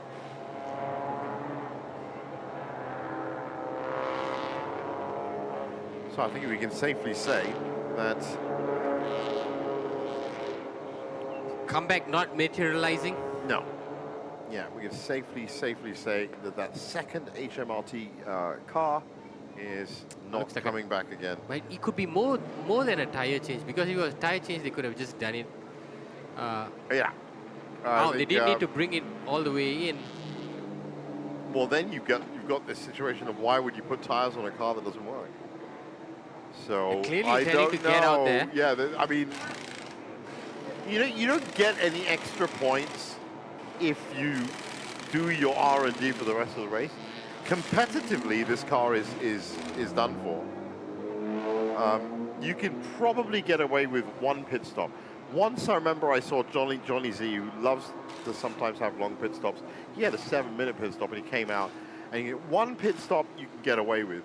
2 long pit stops mean they've probably added another 3 or 4 laps. They were 11 laps behind before. I would say they're probably about 14 now. So yeah, the chances, the mathematics of it all starts getting a little bit. That's Masahiko. That has safely taken his car off. Managed to get it all the way up to turn 4. Amazing. I really thought he was going to stop it. He needs to get it back to pits. No, I don't think that car's going anywhere else. So that's the drive-through penalty served for High Rev Dream Chaser. And I think the debris is off now. Turn 9, apparently. It's out. I told you, why put... Yeah, it seems to be just a tire change. Why put the wheels on? It was more than a tire change. But why put the wheels on a car that isn't going to come out? So they are going to give it a go. It's now added a lap on, so they're 12 laps behind. So, you know, you're doing your best. You're putting your best foot forward. You are trying to get the best result you can, but you are going backwards. In this case, they are 1 lap behind now. Yeah. Not too bad, not a detrimental. No, they're 12 laps behind. Yeah, 12 laps, but earlier they were 11. So they just lost 1 extra lap. That's a very nice way of putting it, that they're 1 lap I was back. just gauging it on, I think it was Putra Adam's body language. He seemed in good spirits. Or at least he did a great job of showing that he is. Well, yeah, I guess you haven't got a choice, really. You know what I mean? You can't be sulking in a corner, right? Well, it would be very bad form if the rest of the team are trying to put a hopeful face on it and you're stamping your foot in the corner going, oh, no. So, and that's another thing that I think that we probably need to highlight is you need to have a unified team spirit, and you need for everyone to be on the same page. Everyone being on the same page is actually one way of looking at a full course yellow as well, because everyone is forced to be on the same page, driving at exactly the same speed, and of course you cannot overtake on a full course yellow.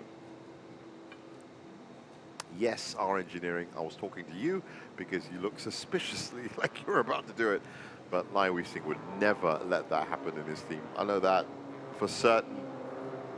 And you said Calvin Wong might be new, but the last thing you want to do is upset the boss like that on the first day. I don't think he's going to be too happy when he gets to your race review afterwards. So back to green flag racing. There you go. There's confirmation of it. So that lasted 2 laps.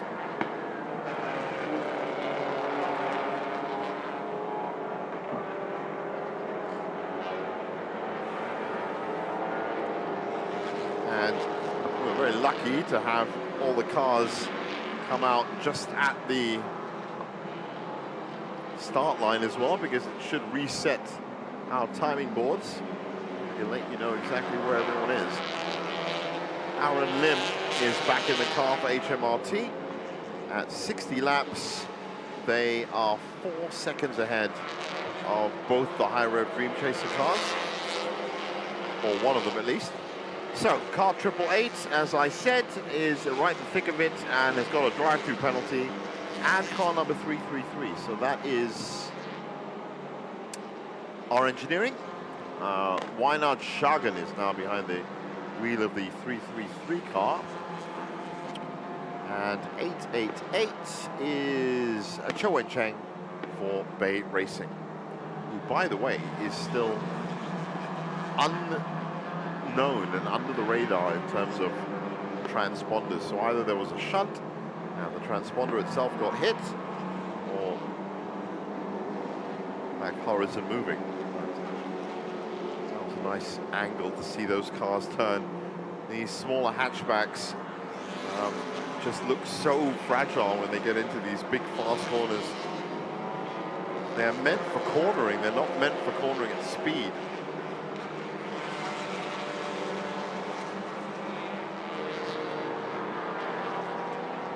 So the lead that Aaron Lim had earlier, as I remember, it was 48 seconds, but because of all the pits and FCY. Yeah, now it's down to just 4. Man, that's so it's not due. You could say it's bad because he's lost 44 seconds, but actually it's good that he's come out with 4. I mean, he could easily have gone to a minute down. True, but to lose over 40 seconds, I mean, it's through no fault of your own. You were doing so great. Everything went well in terms of pit change, driver change. Hey, and so now having to do it all over again. You know, I think those drive-through penalties are for exactly what I said, overtaking under full course yellow. And that now puts the battle so close between Aaron and Ananton, because if you look down, Aaron Hakim is 53 seconds behind. Yeah. It's quite a distance.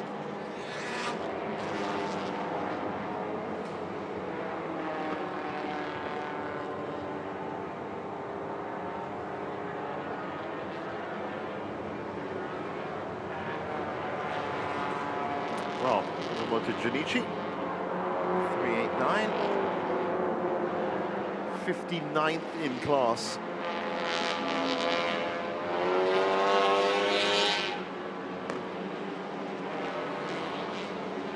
Lapping at 2:53.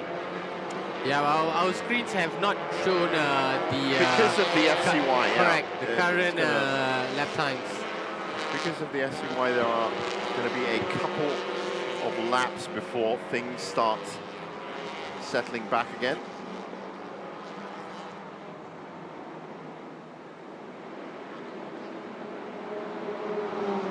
So much of concentration needed, not just from the drivers, but for their respective teams as well, to keep on the progress of not just the teams, but also on the closest competitors.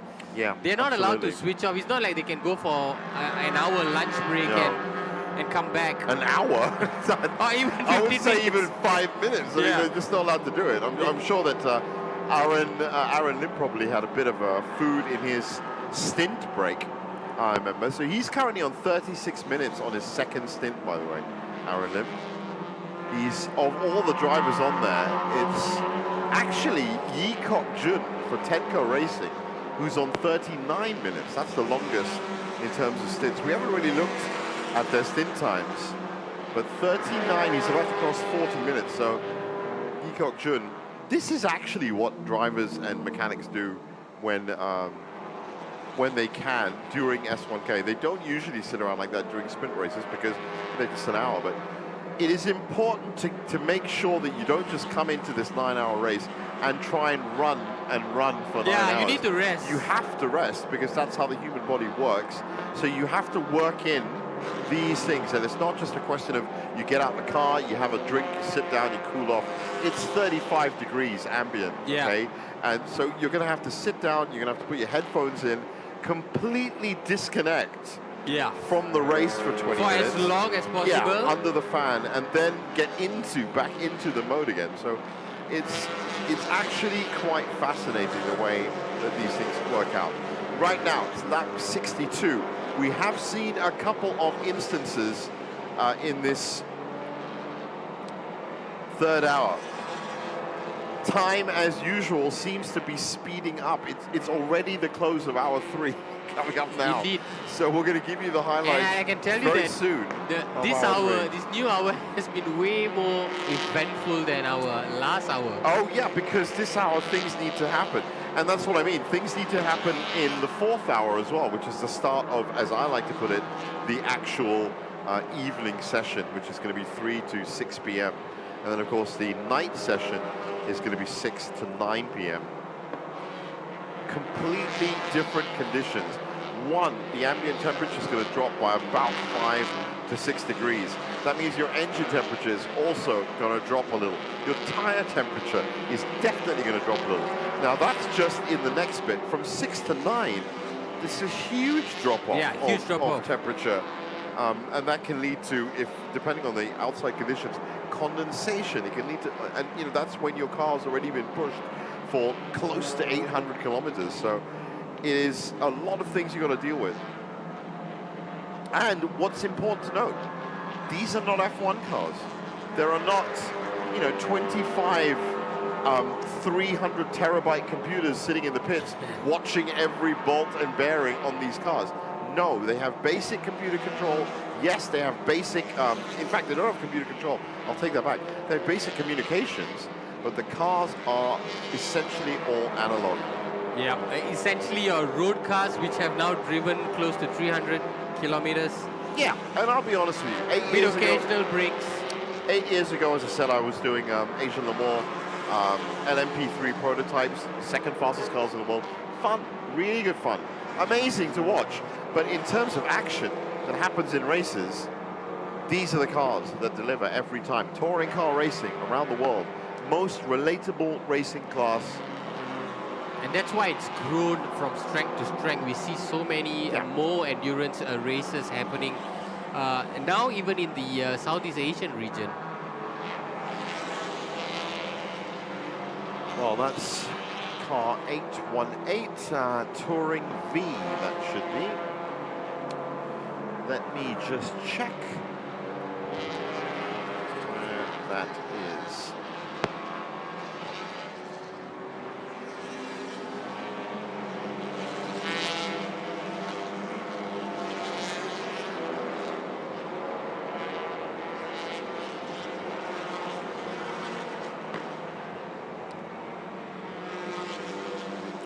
Well, 818. So I think it's still on our screen now. And the 80 car, I think that's not from that's 818, that's the privateer car. That's Tanway G that's behind the wheel of that, and is currently being chased by, that's not for position, that's car 993. That is somewhere, that's the AGI racing team, that's Chai Zhongzun. So 993 is in 38th. And 818 is in 54th. That is our race leader, Aaron Lim, who is now at 41 minutes in his stint. Yeah, when he's opened up a 7-second advantage, he just managed to gain an extra 3 seconds on Ananton. Ananton's done pretty well for himself as well. I think Ananton's done good in a maintaining, consolidating way. That's all he needs to do. He's been 235. If I was him, that's what I would do as well. They are about 40 seconds ahead of their teammate Aaron Hakim in the High Rev Dream Chaser.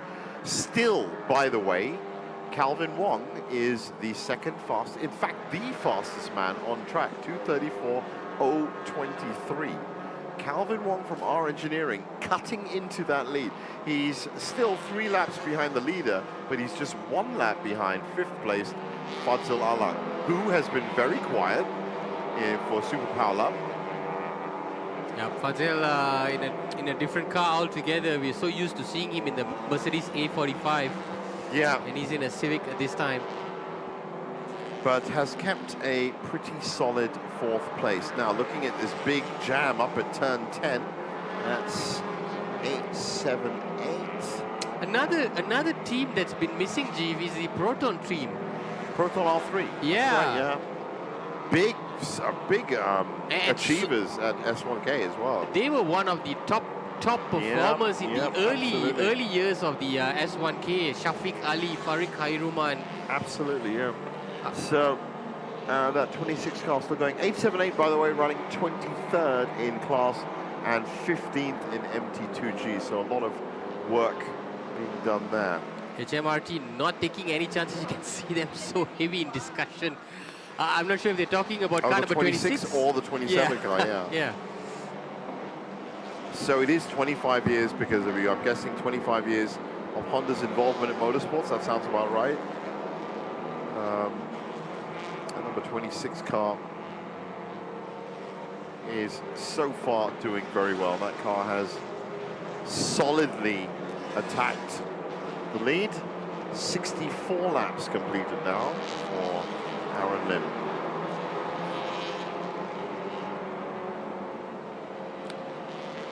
So we are about ready, if you've just joined us for S1K 2025, to look back at a very eventful Hour 3.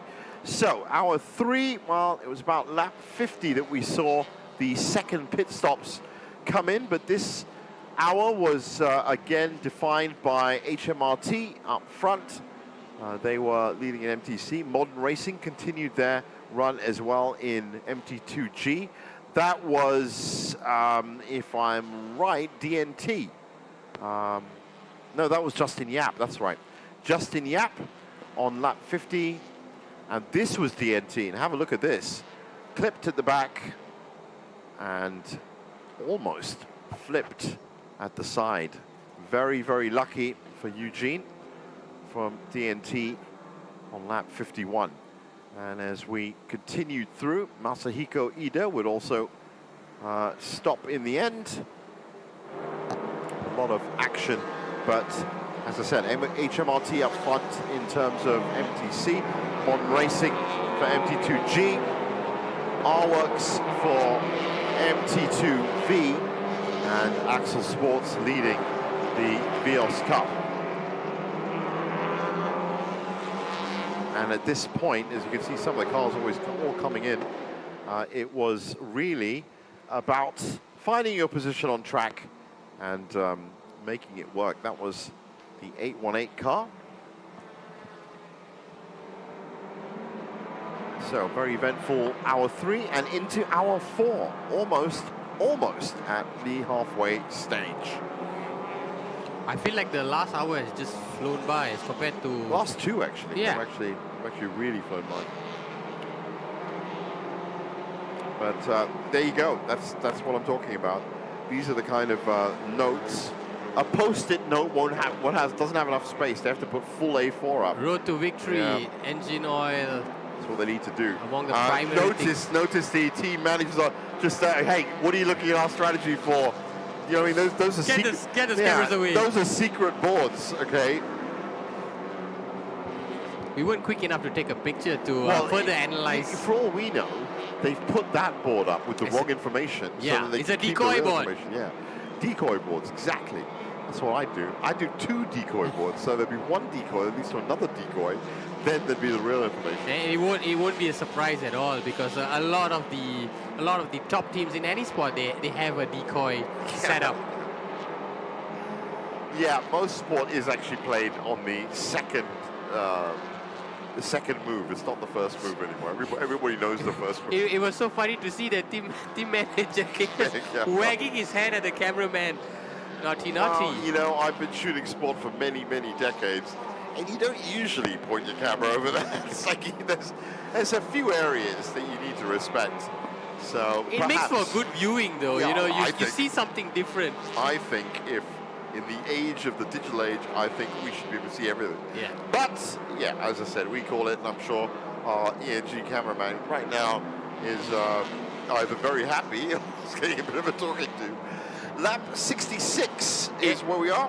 Aaron is another happy man. He's just he's just got another 6 seconds from Ananton. Oh, I thought you were talking about Aaron Hakim. You're talking about Aaron Lim. Aaron Lim, sorry. Yeah, Aaron Lim, yeah, you're right. He's really pushed ahead. Now, is that through him? No, it's through Ananton lapping at 2:36. That's what it is. Yeah, for Ananton has dropped. Yeah. So car number 88 is about to get a black and white flag for track limit infringement. That's a final warning for car number 88. For Ananton, it's a realization that he has such a big task at hand to try and consolidate that second spot. Perhaps he thought it was just a 15-lap race. Now he's realized that that's just the beginning. It is literally just the beginning. So 15 laps, we're going to do the big changeover. It'll be less than 100 laps. Yeah, we're going to switch from triple digits to double digits. And this was a big, big moment. Of course, halfway for this race will be 90 laps. And there is also definitely closing in. a big change in the clouds, Jeep, if you look up. Yes, it is getting a bit darker. It's getting a bit darker. But we managed to get through three and a bit hours, I guess. Let's see what happens. Now, Hayden Heichel, no, sorry, that's the 100 Dream Chaser. That is Ananton. That is Ananton. So Hayden had set the best lap time, 2:32. Got his window open, I see. That's important. Now, I said every 25 laps these cars need to come in, which means lap 70 to lap 75, we should see once again. These will be, so it was tires, petrol tires. This will be a petrol stop. There will be fuel involved.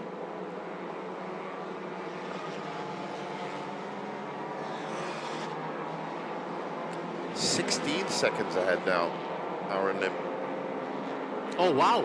Yeah, it's another really, 4 seconds. Well, and Anton has dropped another second off his lap time. He's at 2:37 now. He's now, in fact, the second slowest car in the top 5. Fadzil Alang, believe it or not, is lapping at 2:40. That is incredible, because that is 6 seconds slower than Calvin Wong, who I reckon, at this rate, is going to take 5th place in about 20 laps. I'm surprised to see Fadzil Alang associated with a 240. He's usually a very fast driver. Something is going wrong there. 240 is an MT2G time. Yeah, exactly. And he is, for that car, going very, very slowly. And if you are listening to me in the pits, then you know that Something is up with that car. Fastest car from MTC is still Aaron Lim, 234.052. Second fastest is Calvin Wong, 234.771. Sorry, correction, Aaron Hakim, 234.750. So we're heading for a commercial now. Do stick with us. We'll be back with the S1K 2025.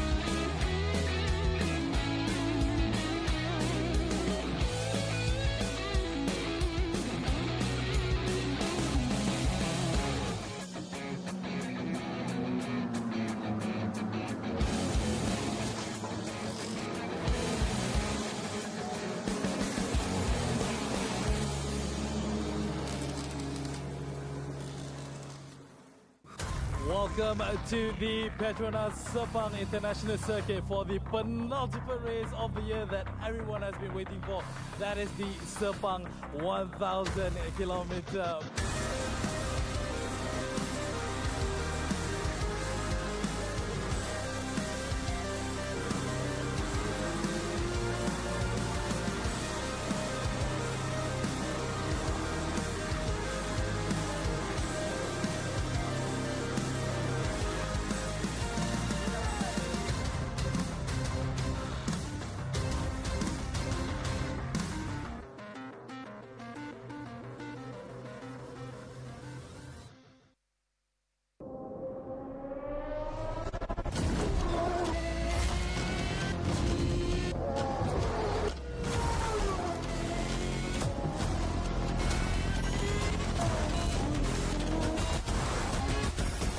The ultimate.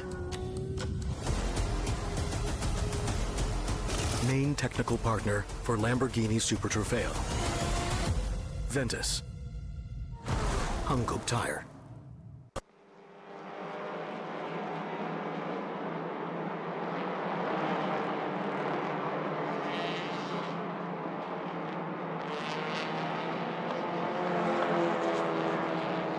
Welcome back to the Sepang 1000km race. We are, of course, well into this 1000km race. 113 laps to go, but so many things have happened since.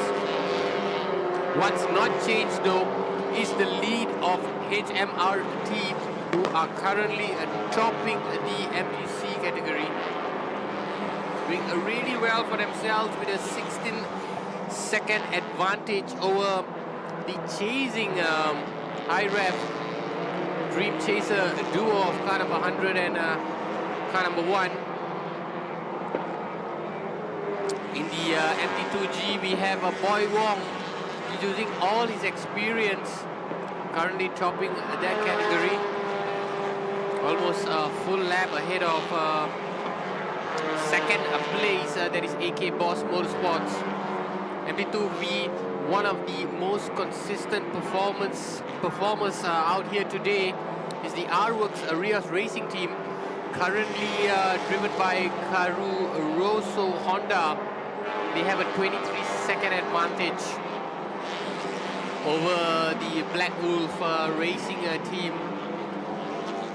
And in the Vios Cup, we have a new leader, that's Kagani Racing Academy, currently driven by Kenny Lee, with Genevieve Hui, who was in top spot, has now surrendered pole position.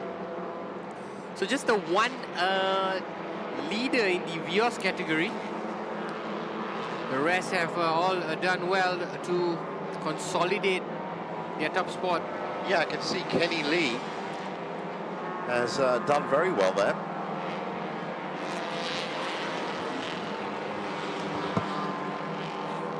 So around they go. Still sun shining. And the team managers looking on patiently from the pits.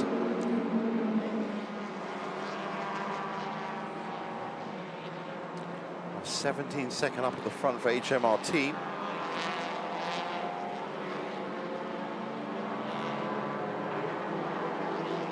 That's Black Wolf Racing, the 777 car.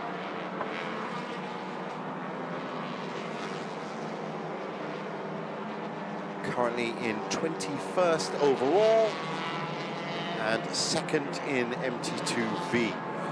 R-Works Rios have had a stranglehold on MT2V since pretty much the start of the race. That's Kagani Racing, 361. There's Kenny Lee, the current leader of Vios. First time that Kagani have been in the lead for Vios, and that is of course going to be a bit of a dagger in the heart for Axel Sports that were running very well. They're now 5.742 seconds back, as you can see, but well done to Kenny Lee and Kagani for taking the lead up there. And as Nick pointed out, that's the main change that has happened so far in hour 4.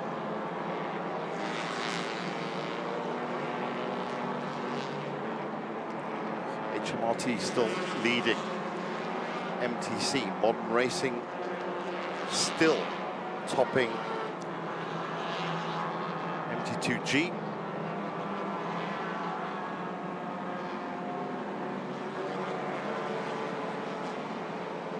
Well, that was the previous leader of the Vios Cup.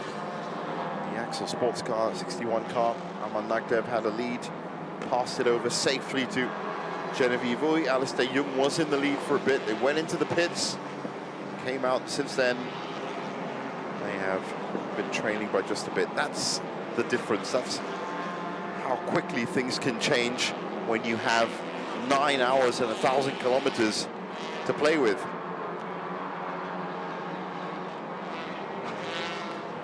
That's the 27 HMRT right next to the 26 HMRT. Now that's something you're not going to see very often. That's the front of the race, and it's effectively the rear of the race. Both right next to each other. Of course, that is about lap times.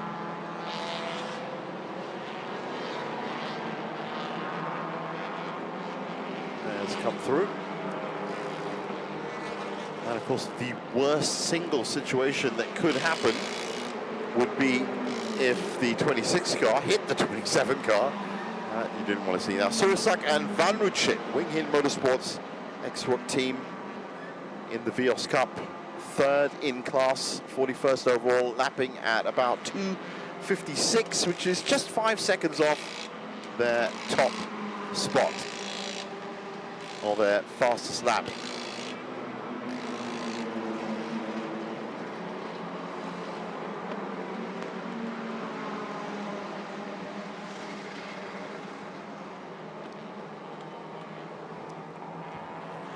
Well, that's the situation I was talking about, the 26 and the 27 being so close together. And it looks like, I think that's still, there's Peter Adam now that's behind the wheel of the 27.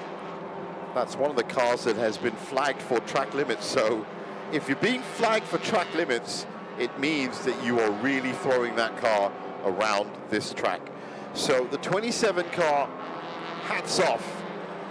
And good that they're trying, but they should be, well, 59 laps, 62. They're actually just 3 laps off the pace right now. And in the grand scheme of things, as I've said on countless occasions, that can mathematically be overtaken. That's the number 3 car. That's Superpower Lubricants by Papaya. Fadzilalang, who, let's check in now, is still lapping at 2:39, so he's still lapping that yellow car 5 seconds slower than the rest of the peers in his class, we should say. So he's not going to be making any headway, and if anything, Calvin Wong is closing in. Calvin Wong still lapping 4 seconds faster than that yellow car. Can't see him on the screen because he's a lap back. I tell a lie, there he is. Now that is exactly a lap back. He's just behind him. So job one for Calvin Wong is going to be to get past that yellow car that he can see. He's past the Axworks car, so once he's ahead of that yellow car, then he's going to be one lap closer. Different situation, tough situation, I have to say. But keeping his eyes firmly locked on the back of that yellow number 3 car. And as you can see, moving in very, very close. Is he going to have a little look here coming into 9 and 10? On the outside.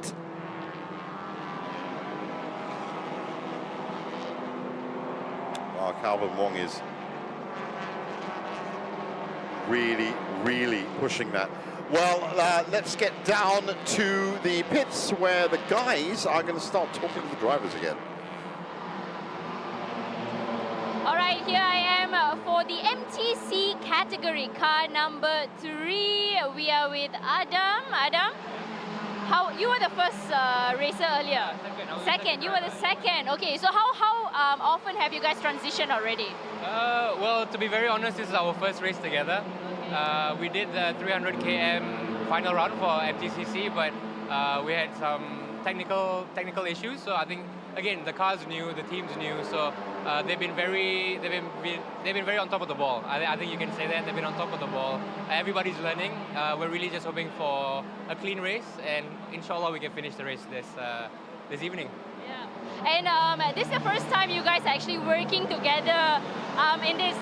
With Fazil as well. How is this collaboration so far for you? Oh, it's great. It's great. It's very fluid. I think the team's improving. I mean, just between free practice and qualifying, we've had a huge improvement. In between stint 1 and stint 2, we've had a huge improvement. So we're learning as we go. Again, it's very difficult to fight with these factory teams like iRev or Honda, but you know we're here for development and we're here for a long time. So let's hope we can climb our way up. I think for Papaya Autohaus, you guys are actually very strong contenders as well out there. Pretty much right now you're in position 5. Is this a slow game first for you and then you're amping up the momentum later, or what's the strategy in play? Yeah, of course. It's a long race, so you don't win in the first hour. You don't win in the first lap either, right? So we've got 8-9 hours of racing, plus minus, and we've also probably got like 181 laps of racing.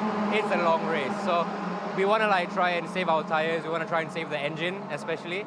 Try and make it till the end. That's the number 1 priority. And then we try and make the positions. But you know, anything on top of a podium is a cherry on top. Truly, no, I am familiar with Fazil Alang. He likes to make that sudden surprise of move. I'm actually waiting to see what else will be in store for you guys. I wish you all the best. Back to Nick and Jeevan. Thanks a lot, Arena, and great to hear from Adam Khalid as well. And he summed it up pretty much there. You don't win the race in the first hour. You definitely will never win a race on the first lap. And it's all about saving tires and saving engines. Something that they are doing well, yes, I'll agree with that. But they need to be lapping faster, unfortunately. I hate to be, one of these people that has the highest possible expectations, but those aren't the highest possible expectations. Right now they are lapping at 240. That is 7 seconds slower than Aaron Lim, and that's the defense rests. There you go, Your Honor. That's it. 7 seconds slower. Aaron Lim has upped it. He's now lapping at 233. He's 23 seconds ahead of Ananthon in second for High Rev Dream Chaser. So that's where the competition is. And what Adam Khalid was just saying is anything above the podium is a bonus. But really, to get on the podium is already tough enough to be in third spot. So if you're talking about first and second, yeah, you do need a lot of things to fall into place at just the right time if that's going to happen for them. There's a lot of teams at 108 laps to go that now are getting into that mathematical area as to whether they can win or they can't win, or even whether they can win, make the podium or not make the podium. Now that's a big battle happening. It looks like turn 11. Let me just get a bead in on exactly who that is. That's Mogan Team, that's Chan Ka Ping in the second car.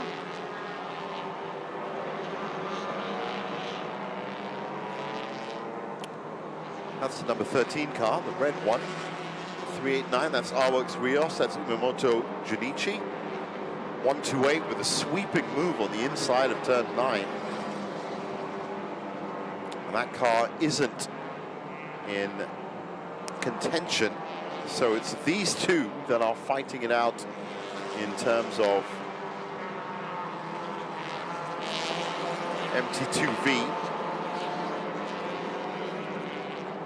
But way down in the standings, that's 16th, in fact, in terms of the standings. Long way to go. Now that is rock racing, if I'm right.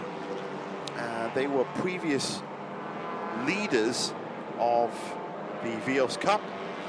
Nurul Auni is back behind the wheel of that pink car, and she is 5th in class at the moment.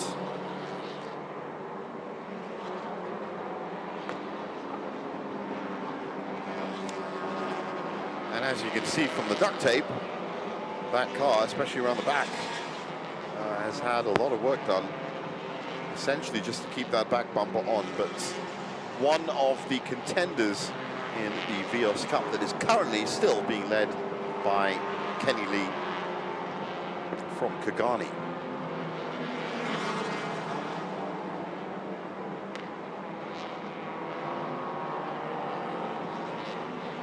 Seven laps to go before we make the big changeover.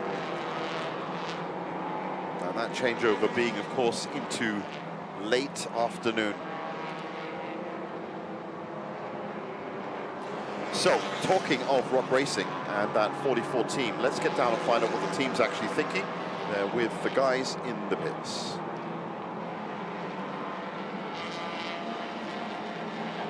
Anak-anak muda, I think anak-anak muda sekarang ni mewarisi orang kata daripada rock racing car number 44. We got Hasif, we got yourself, Hafiz, Rafin, and then kita ada Auni yang dekat dalam kita sekarang. I was told, saya diberitahu, Hasif, you are 17, you 17 tahun, you 21, dan Auni 19 tahun. A very young team yang sangat-sangat muda sekarang racing for the S1K untuk Vios punya kategori. So, sekarang ni, is this your first time joining S1K? Adakah pengalaman pertama you all? Bagi saya, ini bukan pengalaman yang pertama, ini pengalaman yang ketiga saya. Pengalaman pertama saya pada tahun 2022 dan pengalaman kedua pada 2023. Waktu tu saya bawa kategori SP2V dalam kategori Suzuki Swift. Okay, and what about you? The fact that you adalah abang di dalam kumpulan ni, abang pun 21 tahun lah. Tapi bila you tengok your partners dengan Hasim dan juga Auni sekarang bertanding together dengan you, bagaimanakah perasaan tu sebenarnya? Handling the circuit se-critical as Sepang ni? I think even though I'm the oldest, tapi ni first time saya S1K. So saya dapat belajar banyak daripada diorang punya experience, and Auni memang dah biasa race dengan kereta ni, and together we work together and exchange feedback, so it's really good team dynamic lah. Dan of course bila kita tengok balik macam saya cakapkan tadi, Hasif 17, Auni 19, very young team ni, and Auni sekarang berada dekat dalam kereta sekarang on the track. Secara overall kita masih lagi ada 100 lap lagi nak pergi, but performance sekarang, are you happy dengan you punya consistency sekarang ataupun you rasa you all boleh buat dengan lebih baik lagi? At the start of the race, we actually got P1, tapi unfortunately ada incident that made our bumper fall off. We had 2 unprecedented pit stops, which made us fall to P11. But fortunately, we are recovering. We have pretty good pace. Now kita orang tengah dekat P5, and hopefully with the remaining laps kita boleh kejar balik lah. And of course S1K race masih lagi panjang. Anything can happen. Apa-apa boleh berlaku. Bagi saya perjalanan sekarang panjang lagi. Kita tak boleh nak cakap apa-apa. Masih awal lagi untuk kita nak decide apa-apa pun. Kita boleh tengoklah perjalanan nanti. Kami pun tengah naik by one sampai P5 daripada P11 tadi. Kita tengok end of the race lah. Macam ni kami buktikan. Baik, okey. Walaupun mereka muda, walaupun mereka racers, tapi cara bercakap dah macam pidato dah. Thank you, gentlemen, dan good luck kepada Auni yang ada atas sekarang. Chief, back to you guys. Nick. Thanks a lot, Neil. Fantastic to hear from the guys. A young team that has had some experience before, and as I said, for them coming together at S1K has been all about R&D really in finding out how fast they can go. But today has been, as they just pointed out, a very interesting race. There was the incident with the bumper. You can see the results of that with all the duct tape, but they were leading. That's what Rock Racing was doing, and Nurul Auni, was doing very well. Then that bumper incident and the resulting fix pushed them down to 11th spot, and they've managed to at least recover, I should say, rekindle some pace and get up to 5th spot in Vios. And this is the important part. In any other race, that could be race done. That's probably the most amount of race action that you could get in and actually turn it into a result. But with 106 laps to go, as Mio pointed out, they are very happy with their performance, and they might just be able to push on and make the podium. For a young team like that, make a podium at S1K, that is going to be a huge, huge achievement. Now, as I pointed out, lap 70 to 75 would see pit stops, and voila, as they say in France, there you go. There everyone is into the pits. I can tell you who right now: Project S, Modern Racing, R Engineering, Axworks, Kagani, AGI, Bay Racing. We have car 70. What's happening there? Car 70 out in the big gravel. That looks like turn 15. Is that turn 15? No, that's turn 11. Oh, I can see what's happened there. That is a big, big spin out. Lap 67. And MSA Motorsport. Yeah, it's from the Vios category. That's right. So that was tough for MSA. But carrying on, Kagani, Axel Sports, Gmart, and Schmacko are in the pits right now. So I can't tell you which driver was in there. Oh, it was Tamimi. Ahmad Tamimi was in there. Unlucky Ahmad. You didn't see exactly what happened, but you can tell from the way the car's positioned, that was a big spin. But that is a very, very fast corner as well. So yeah, I think in the MTCC season, there's so many hold-ups, bottlenecks. I remember it was in round 2 or round 3. We had up to 7. I think it was round 3. 7 cars just kept sliding off this corner. Yeah. And that was the highlight reel of our entire race. You know, I've said it before. I'll say it again. You can go up to the likes of, Michael Schuh. Oh wait. Before I get into there, let's talk to Freddie Oliver from car 121. He's down in the pits.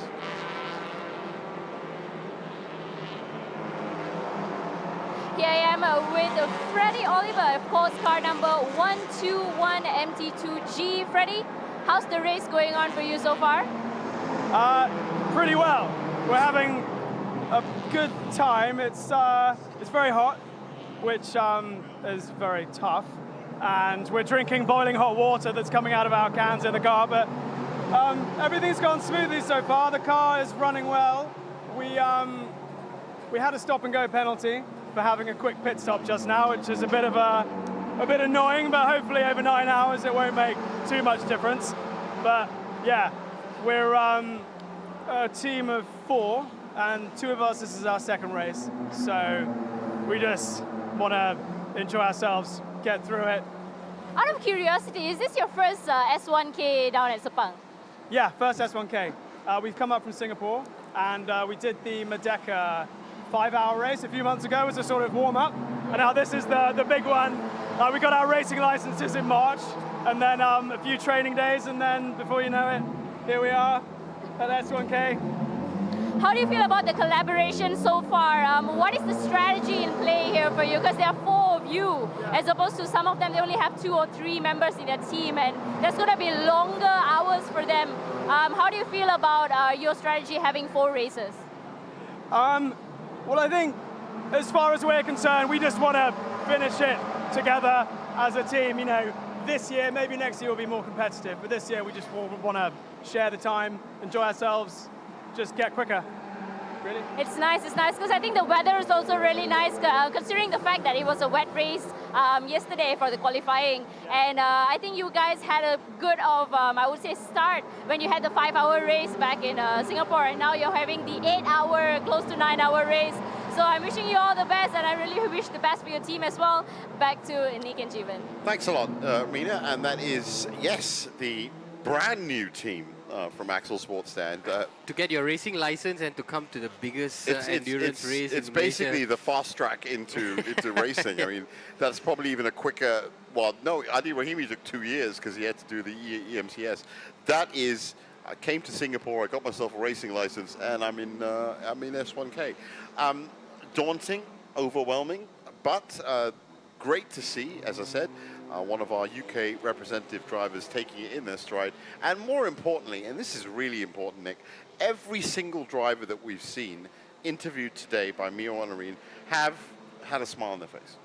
Yeah, I don't see a reason not to. Happy. It's more than the result. I think it's just the experience and being part of this iconic event where you get to create new friendships as well, get to create new connections, and potentially, you know, race in other countries as a result of the S1K. But, you know, when it comes to endurance racing, a lot of touring car racing is actually sprint racing. There aren't that many endurance races. They were talking about the 5-hour Merdeka race. Yes, that is one of the longest races. It's not the longest race on the calendar. That's the... that's the Merdeka Millennium race. It's that's 12 hours, yeah. So you've got 12 hours, you've got 9 hours here, you've got the 5 hours for Merdeka race as well. Those are the 3 big endurance races in Malaysia.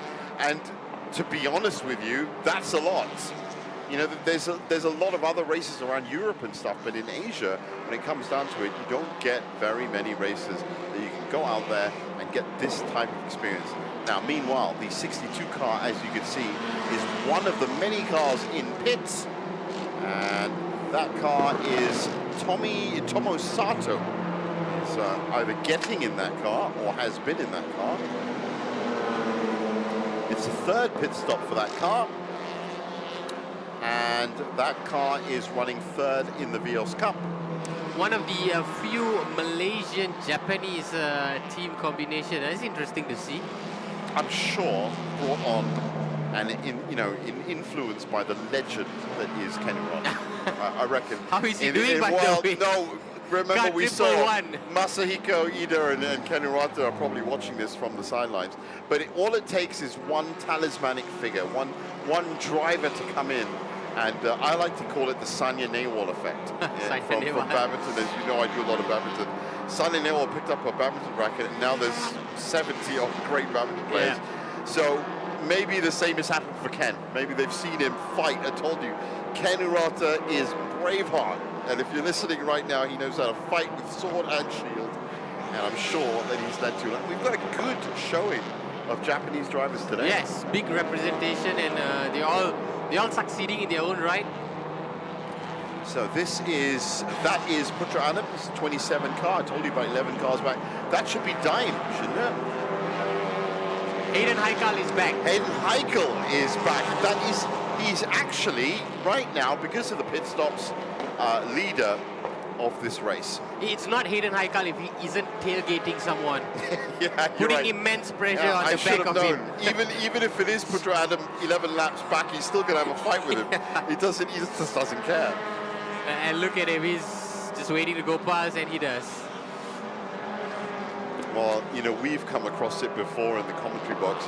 He's a very fascinating driver to commentate on, Hayden Haikal, because you know, he takes such an unorthodox way of doing things that it can be perceived in a million different ways. But in the end, I like to gauge drivers by one simple fact. Are you fast or are you not fast? And he is definitely fast. And he's got a personality to him as well, which helps a lot in the context of being a great driver. Yeah, it's a question of whether your personality is going to go Rafael Nadal or Nick Kyrgios. Yeah. You know what I mean? Which is it going to be? Yes. you got to have the personality to boot with the output, right? Or the output to boot with the personality. This is a very interesting pit stop. This is Fadzil Aling and Adam Khalid, who we just heard from. So this will be Fadzil. It's back in, and this is pit stop number 3. So far, it looks like everything's good. This isn't a fuel stop. This is just a tyre stop. And if Fadzil was in there, that means Adam Khalid, who we just heard from, is in that helmet. Yep, you can see on the side of his... That's a really nice racing suit. It is. It is. It's a really nice livery for the car as well. It's I would say it's so in trend. While he's waiting patiently to get, this will be stint number 3, I think, for Adam Khalid. Faris Fauzi has now got behind the wheel of HMRT, sorry, and that is his 3rd stint. He's 6 minutes into that stint. Hayden Heikel is in his 2nd stint, and he's 3:39. But of course, there's two drivers in the top team, and 3 for High Rev Dream Chaser. Aaron once again doing so well to hand over the car with a nice buffer, 24-second buffer. And to think that not too long ago it was just 4 seconds. Yeah. Yeah, and you know, maintaining that. Is that Calvin Wong? No, Lai Wei Sing is back in that car now. Lai Wei Sing, yeah. So he is up to 6th, and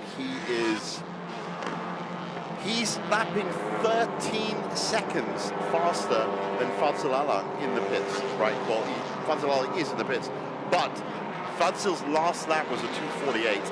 Lai Wei Sing is on a 2:34. So I am more than convinced that he's going to take at least 4th place, but remember that might even jump to 3rd. Yeah.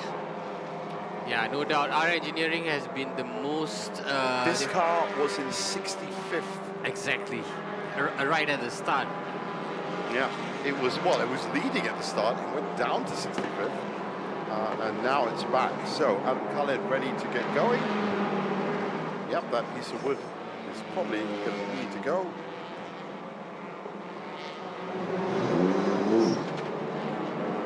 That's not a good start. That's not a good way to go. Just a little bit of a stop-start there.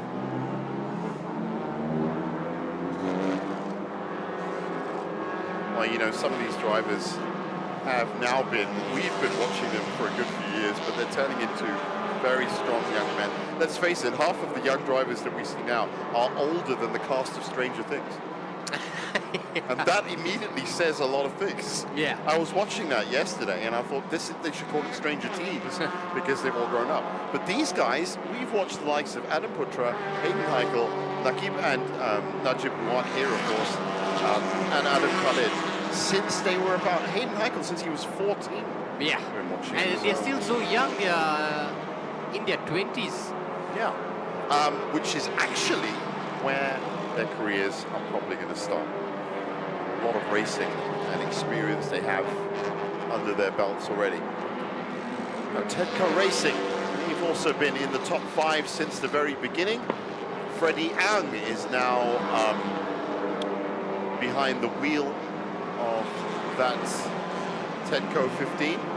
Freddie Ang, another young, promising talent. I saw him a lot in the TGR, and he actually leads the standing in TGR. That, with superpower in the pits, that is for position. Yeah, he's going to overtake him. No, I think he was ahead, so I think that Lai Wei Sing has actually moved up into 4th. If I'm right, we're going to find out when they come around the front. But I think, because Freddie was in 4th, or Tedco was in 4th, I think that with superpower in the pits, that he will overtake Lai him. Wei Sing has already gone past, and now should come out on top in 4th. If he's moved up another spot, Lai Wei Sing, then that is incredible. 4-man team for Tedco. So remember, see, look, overall 4th, in class 4th, not anymore. Now he's 5th. That is, of course, if they're on the same lap, and I think they are, which is 2 laps back. Both of these cars are 2 laps back. But we'll find out when they get around this corner.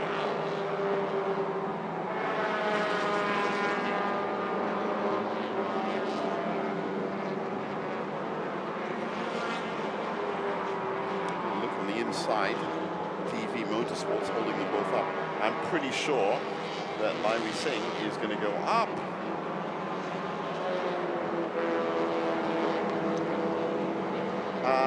No, he hasn't. So he is 1 lap back then, still. Still 1 lap back, yeah. Yeah, so a good start for Lai Wei Sing, but that's not. But what he has done is obviously opened up a bigger advantage now that Superpower Love are still in the garage. Yeah, so he's actually, I said they're trying to, in essence, he's moved from 6th to 5th because Superpower's gone down. Superpower are still in the pits. Oh, they know they're out now. Alan Khalid is out. AK Boss Motorsports, Mohammed Zaidi Subana, who was actually one of the MCS winners from a couple of years back. Those are new leaders. AK Boss, they were second at one point. Yeah, that's right. Yeah, we have new leaders. Let's give it a couple of laps after the outlap to find out exactly what's happening because it's a bit too close. So the next pit stops should be at lap 95. Justin Yap, that 300 car, that was the one that was stopped at the side of the road in hour 3. In fact, on lap 50. Back in the pits. So that car is not having the greatest of stories right now. Well, this is the moment, Nick. 101 laps. We're about to cross over the double digits. 6 minutes time. It should be based on almost 4 timing. hours in. We started at 12 p.m. Yeah, it's going to be coming up the end of the 4th hour into the 5th.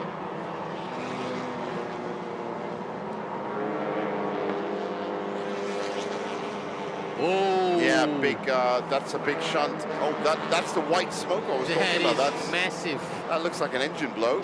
And what car is that? That's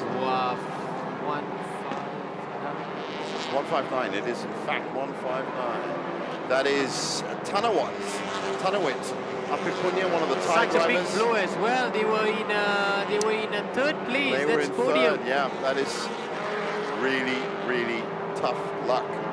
Lap 75. And with a nice buffer in 3rd. And white smoke, that's an engine. That's for sure going to be an engine. So Tanawitz, unfortunately, has succumbed to S1K.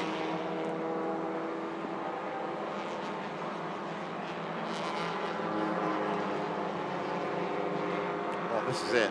Yeah, that's the difference between white smoke. Very well done. Top marks to get that car off the racing line and onto the green stuff as quickly as possible. They've done well. Now, Superpower are still in pit, Jeff. I think that's... You're kidding me. That's a problem. Oh, yeah, they are.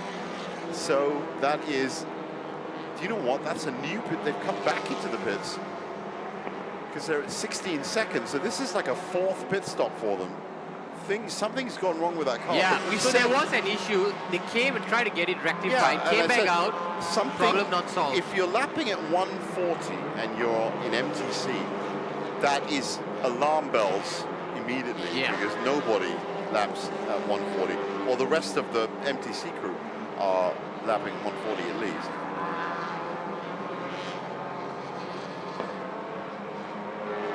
And this definitely opens up the opportunity for Lai Wei Seng to consolidate 5th spot.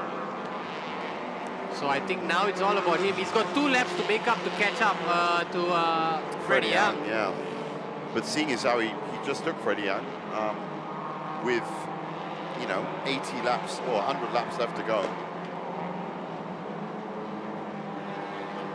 So Putra Adam just got a drive-through penalty. And they I knew they catch a break. I knew that was going to bring a smile to your face because, as I said, there's going fast and trying to catch up, and there's going fast and losing ground. So that's an extra 60 seconds at least. Look at their team. They are expressionless. I think they are at their wits' They end are, on what to do. A wonderful shade of hair color, I thought. It was great. She wins Best Award for hairstyle. For someone that doesn't have any hair, I'm of a great appreciation of people that can do that. 99 laps to go. We have crossed into double digits, and now it is, well, it is definitely still a good 3.5 hours at least to get through 20 laps per hour generally. We have crossed to double digits, but we have not crossed the halfway stage of the race. No, halfway stage will be at 90. Yeah. But things are going to get interesting now because these cars have been running for a while. We are, as I said, into late afternoon. It is greying up a little bit. It's certainly much cooler now. That's Mohamed Yuzaidi Sepang. So we haven't seen him up at in Malaysia for a while. If I'm right, Indonesian driver that did very well in MCS about a couple of years back. Back for third right now, third, fourth, and fifth. Fighting it out with Kenjun. I think Kenjun and Chi Xiao.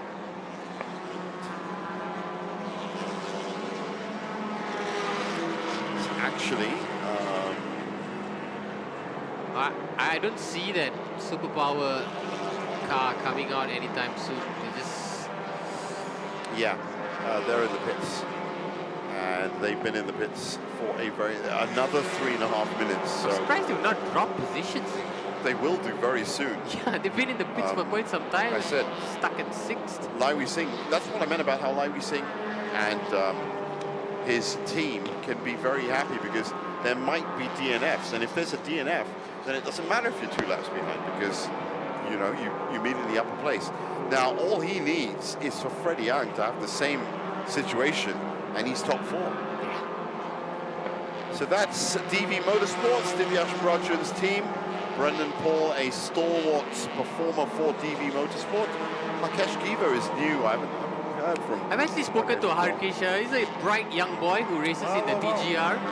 Ah, right, okay. And he's doing well for himself in the TGR campaign as well. Well, that's him right now in the car. And there's the Hine family and Albert Lederer, Axel Sports. Do you think Albert is the uncle?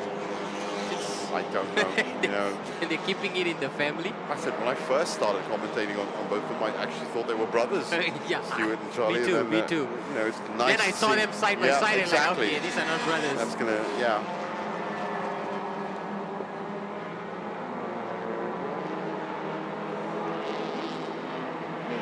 Well, the 111 car, that was Masahiko Ida, if I'm right. Yeah, and... yeah, Masahiko and Ken Urata. Okay, they're now excluded from the race. What does that mean? I don't know. That's a new term. They are 65th, but it says next to their name, excluded. There is no timing, there is no... nothing. They are basically not even DNF. It's something has happened there, and I have a funny feeling it's got a lot to do with the race that they had.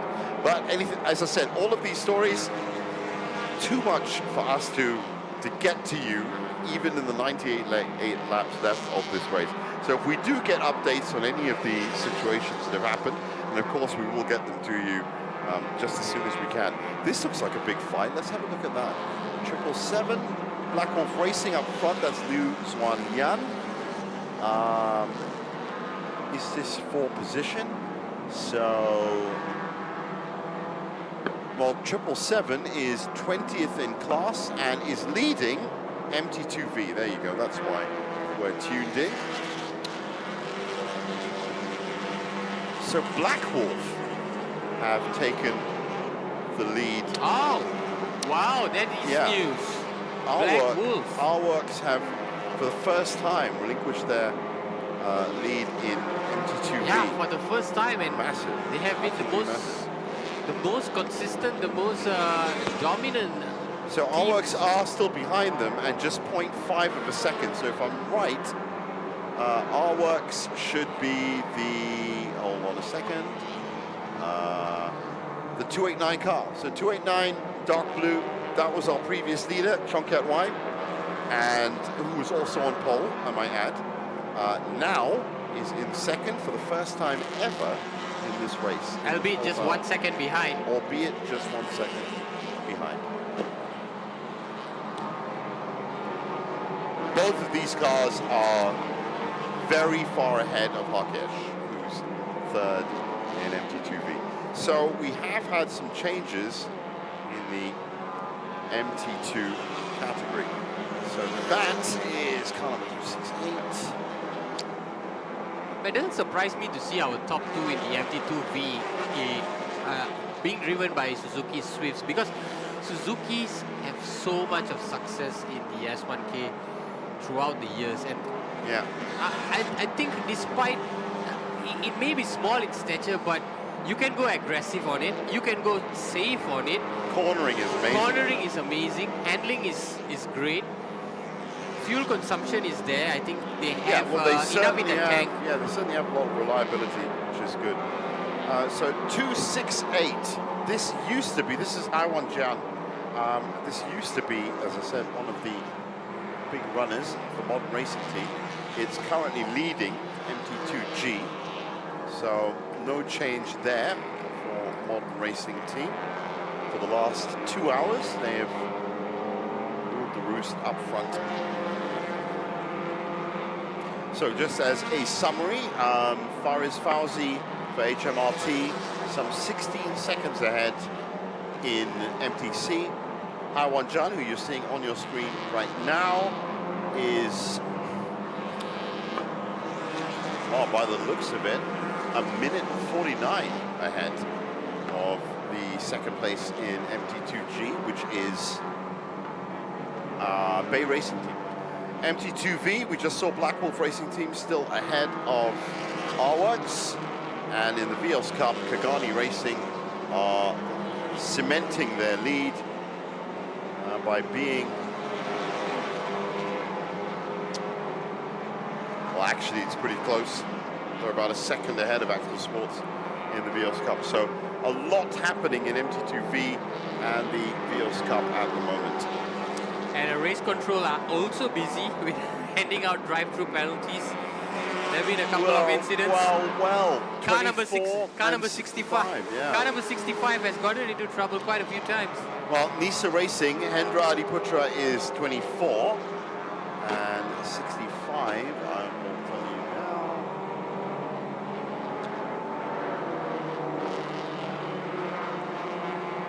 now. Is Tanakon, another Thai driver.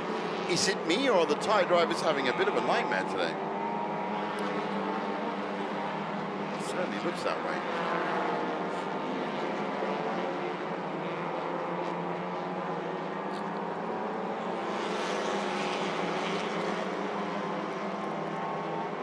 Well, Hayden has actually done well. If you look at it, he's now 15 seconds behind. He's slowly but surely trying to shave off as much as possible. Looking at the lap times, that's because he is actually lapping faster than Fariz Fauzi as well. Both of those two cars, the only two cars on 234. Mai Singh is settled back into a 236. So the top two of HMRT and High Rev Dream Chaser, the factory cars, are pulling away.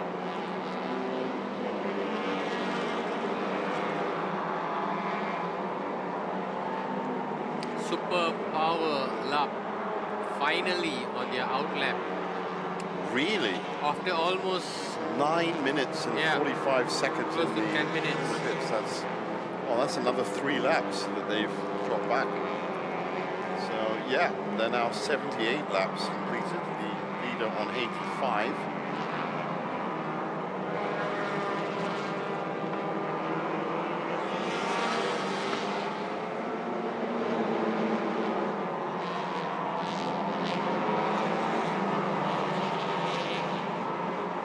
Solid conditions. Sun still out. Yeah, no longer cloudy anymore. Yeah, and you can see the shadows beginning to pull from the bottoms of the cars as we get into late afternoon. As I said, we are well into stage 2, and this is the conclusion of hour 4 right now. So very soon we'll be getting you the hour 4 highlights, and they have been pretty interesting. Of stories evolving for sure. And let me just look at the pit situation. Well, there's just one car that's on the out lap. So lap 75 to 80. So we're talking about lap 95 to 105 should see more pit stops happening.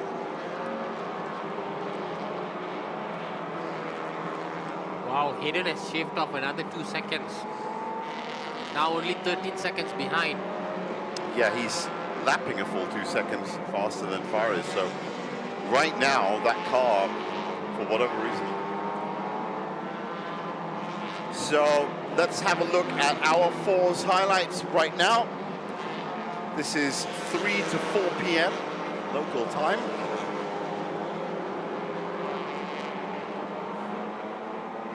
And we're going to kick it off with, that's HMRT.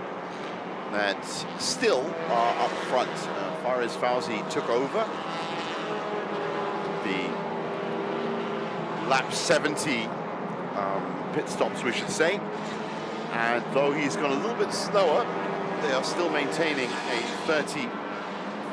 13-second lead. This is a very interesting situation where the 27 car that's an absolute nightmare, and he's 11 laps back, was actually right next to their teammate. And meanwhile, down the order, that's Sakuda Racing, Lim Yi-chuk, the 878 car. Lai Wei Singh got back in the car of R Engineering, and this was a very interesting moment because Superpower Lab were in 4th place. At this point, they were doing well. Lai Wei Singh got in front of them. That was the big skid out. That was Talakit on lap 75. In fact, that was, MSA Motorsports on lap 70. That was Talakit on lap 75. They were the 2 big stoppages that we've had. Other big highlights from this hour, R-Works Rios conceded the MT2V lead to Black Wolf Racing for the first time.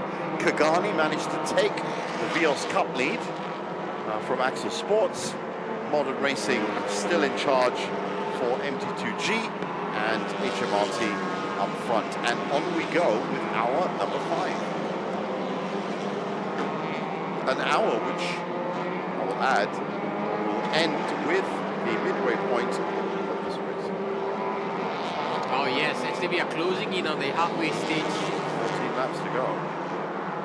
Oh, sorry, 4 laps to go. 4 laps to go, yeah. 4 laps to go. There I was thinking it's a 160 lap race. Well, I know it's not a 160 lap race. You know, when I tell people about this race, it actually stops them. Usually they ask me, oh, what job are you going to? Oh, I'm going to do this, I'm going to do this, it's going to take half a day. I go, I'm going to do a 9-hour race. And they go, what? I go, yeah, it's 181 laps. And it just stops the conversation dead.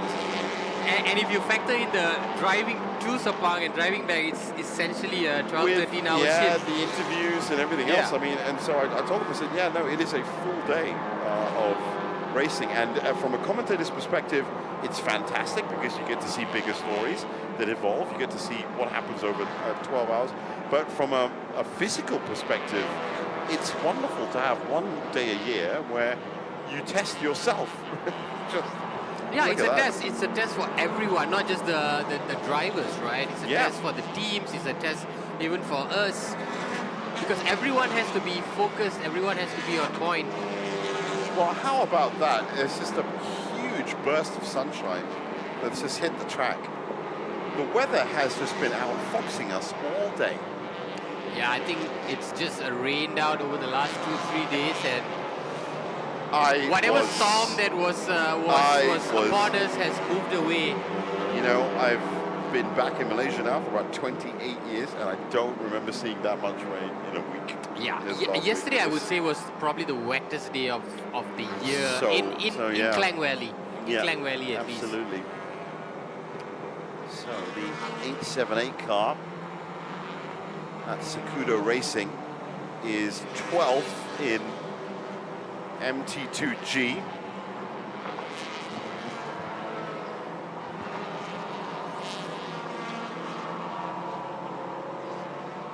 And that's Eddie Liu's car. Yeah, that Bay Racing 90 is back out, but I have a funny feeling it's going to be way back. Yeah, we don't even see it on our big screen over here. It is, in fact, on 44 laps. 44. That's 44 laps back. Wow. Now that is, Man. I think that's past mathematical. I don't Just even for think. context, this was our MT2G leader by a distance Yeah, when we started that's the right. race. 44 laps back, and I think, you know, even I love to say the word mathematical. With 93 laps left, you're 44 laps down. I'd even have to say that is bordering on Tom Cruise territory. That is mission impossible. All respect to Tom, of course, he'd probably do it. He'd be hanging off the side of the car as well. A couple of people in the pits already. I don't think, though, that they're there because of... Oh, when I look to the pit, there's one car that I hope I wouldn't see, but I'm seeing it again. What is it? Car number 27. No way. So, that HMRT car, the other HMRT car, has had a drive-through penalty. It is 12 laps back. It has been in the pits 5 times now, 4 times? Yeah, 4 or 5 times. So that is a classic example of a strategy that they are desperately trying to get going, but the car is just not helping them.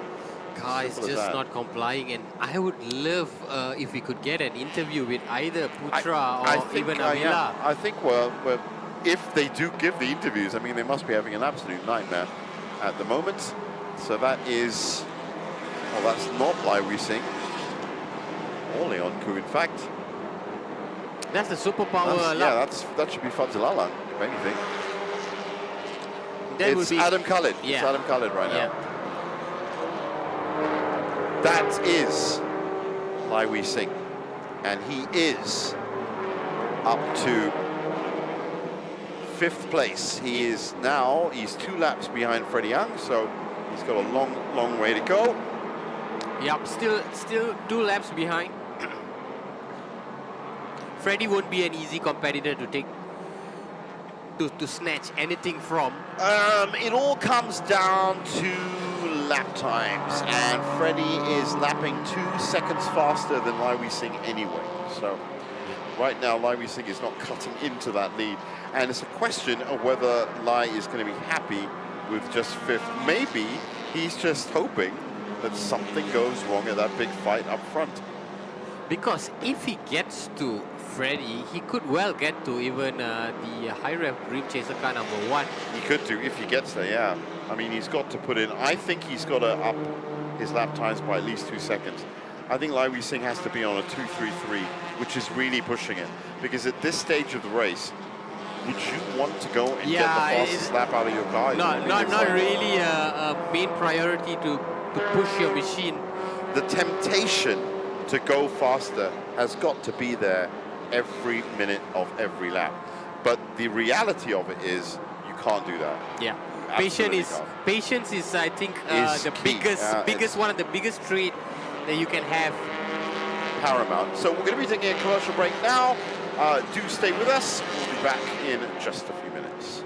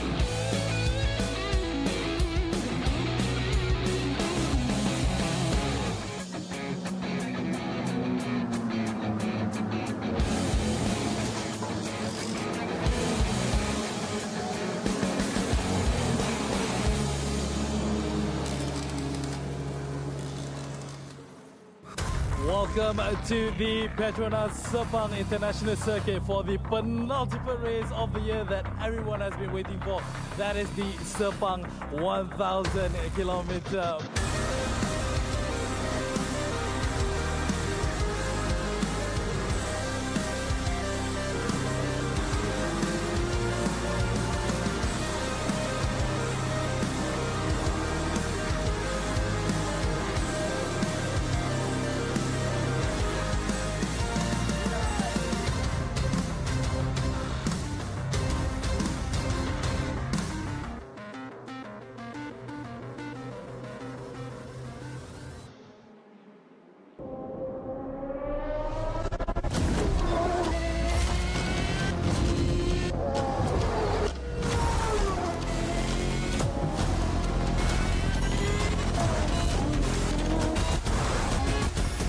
the ultimate.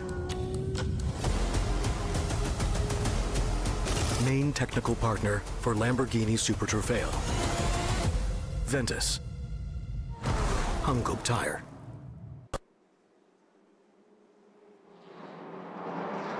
Welcome back to the Sepang 1000km. We are in our 4th hour, and there has been so much going on this bright and sunny Saturday evening. I have to tell you, the weather has been fantastic. The race has been fantastic. We've seen so many storylines. None more so than the car that you are seeing on screen now, car number 39. Driven by Alai Wee Singh, who was in a 62nd place perhaps 2 hours ago. But this battling experienced team have now found themselves in 5th place. And this is just one of the few storylines that has been happening. It goes to show that in the S1K, anything is possible. You may find yourself in the garage for even an hour, but you are not down and out. I've seen so many different cases of drivers who have been really down at one point, but eventually worked their way to the top and even got themselves on podium. None more so than this car number 26, our current leader, Mohammad Faris Fauzi from the HMRT team, who has been going great guns since we started. Faris with an 11-second advantage. It doesn't seem like all that much, but trust me, this has been a mainstay in this HMRT team. They have done well to keep that lead intact from start right up till now. And also proud to tell you that we have officially reached our halfway stage of the race. We started off at 181 kilometers. We are now down to our final 90 laps. So if you have been with us from the start, thank you for staying with us. Thank you for tuning in. I'm sure the second half of this race will have so much more storyline and excitement. Yeah, like it hasn't had enough already. I mean, like it hasn't had enough already. But you're right, it is an important changeover in the race to get to halfway. And for some of these cars, as we said at the start, your strategy starts a certain way. If you can get that foundation block into the ground, you can build on top of that. If you haven't, then you're now trying to build whatever building you can. Yeah, but it's not too late. It's not too late. You're just a late starter, right? Yeah, it's a freewheeling strategy, let's put it that way. So on lap 84, and Hayden Heikel is now the fastest man in the top. He's the fastest man on track, 2:35.203. That means he's only 10 seconds behind Faris Fauzi, which means he is well on track right now to catch up, and I'll tell you when, 20 laps from now. Yeah, presuming that he still remains in the car, I presume that there will be a driver change that happens before that. But Hayden will always set the tone for the next driver, for the next incoming teammate. So that's a little bit of a shunt there. But thankfully, everyone has come through it.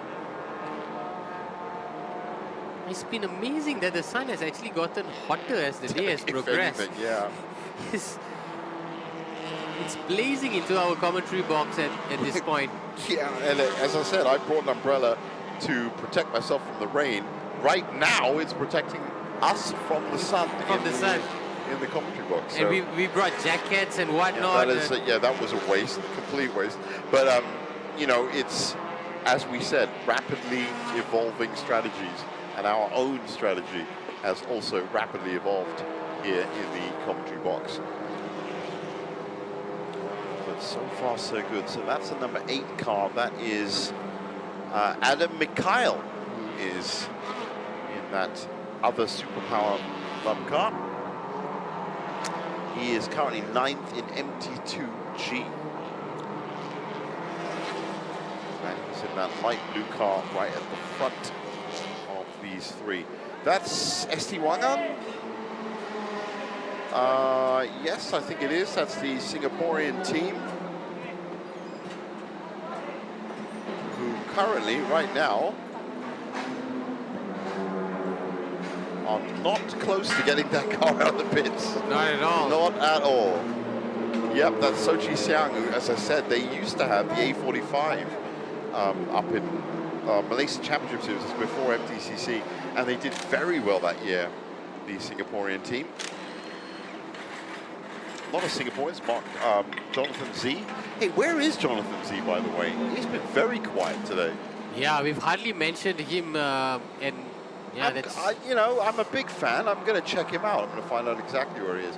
By the way, Sophia Zara, the 16-year-old, is out now, and she is in 55th for G-Mart Motorsports, 10th in class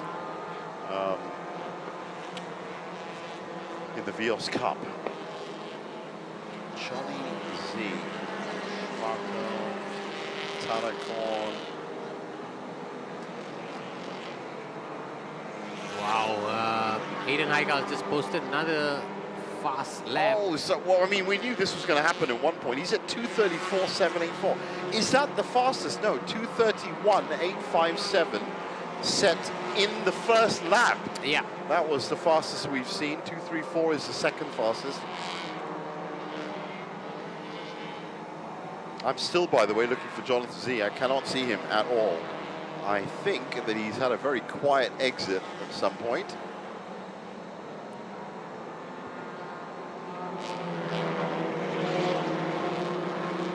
The car is still out. Ronnie Risman is driving it, and they are 49th in class and 20th in MT2G. So that is a shame. It's not been a great year for Jonathan Z by his standards, by his lofty standards. Well, by mine, I mean, he was my most valuable driver at Malaysia Championship Series for 2 years, I remember.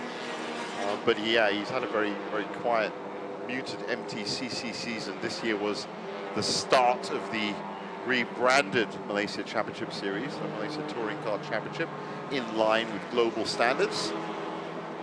And it has, well, that was a great season as it was, the 4 rounds that we had.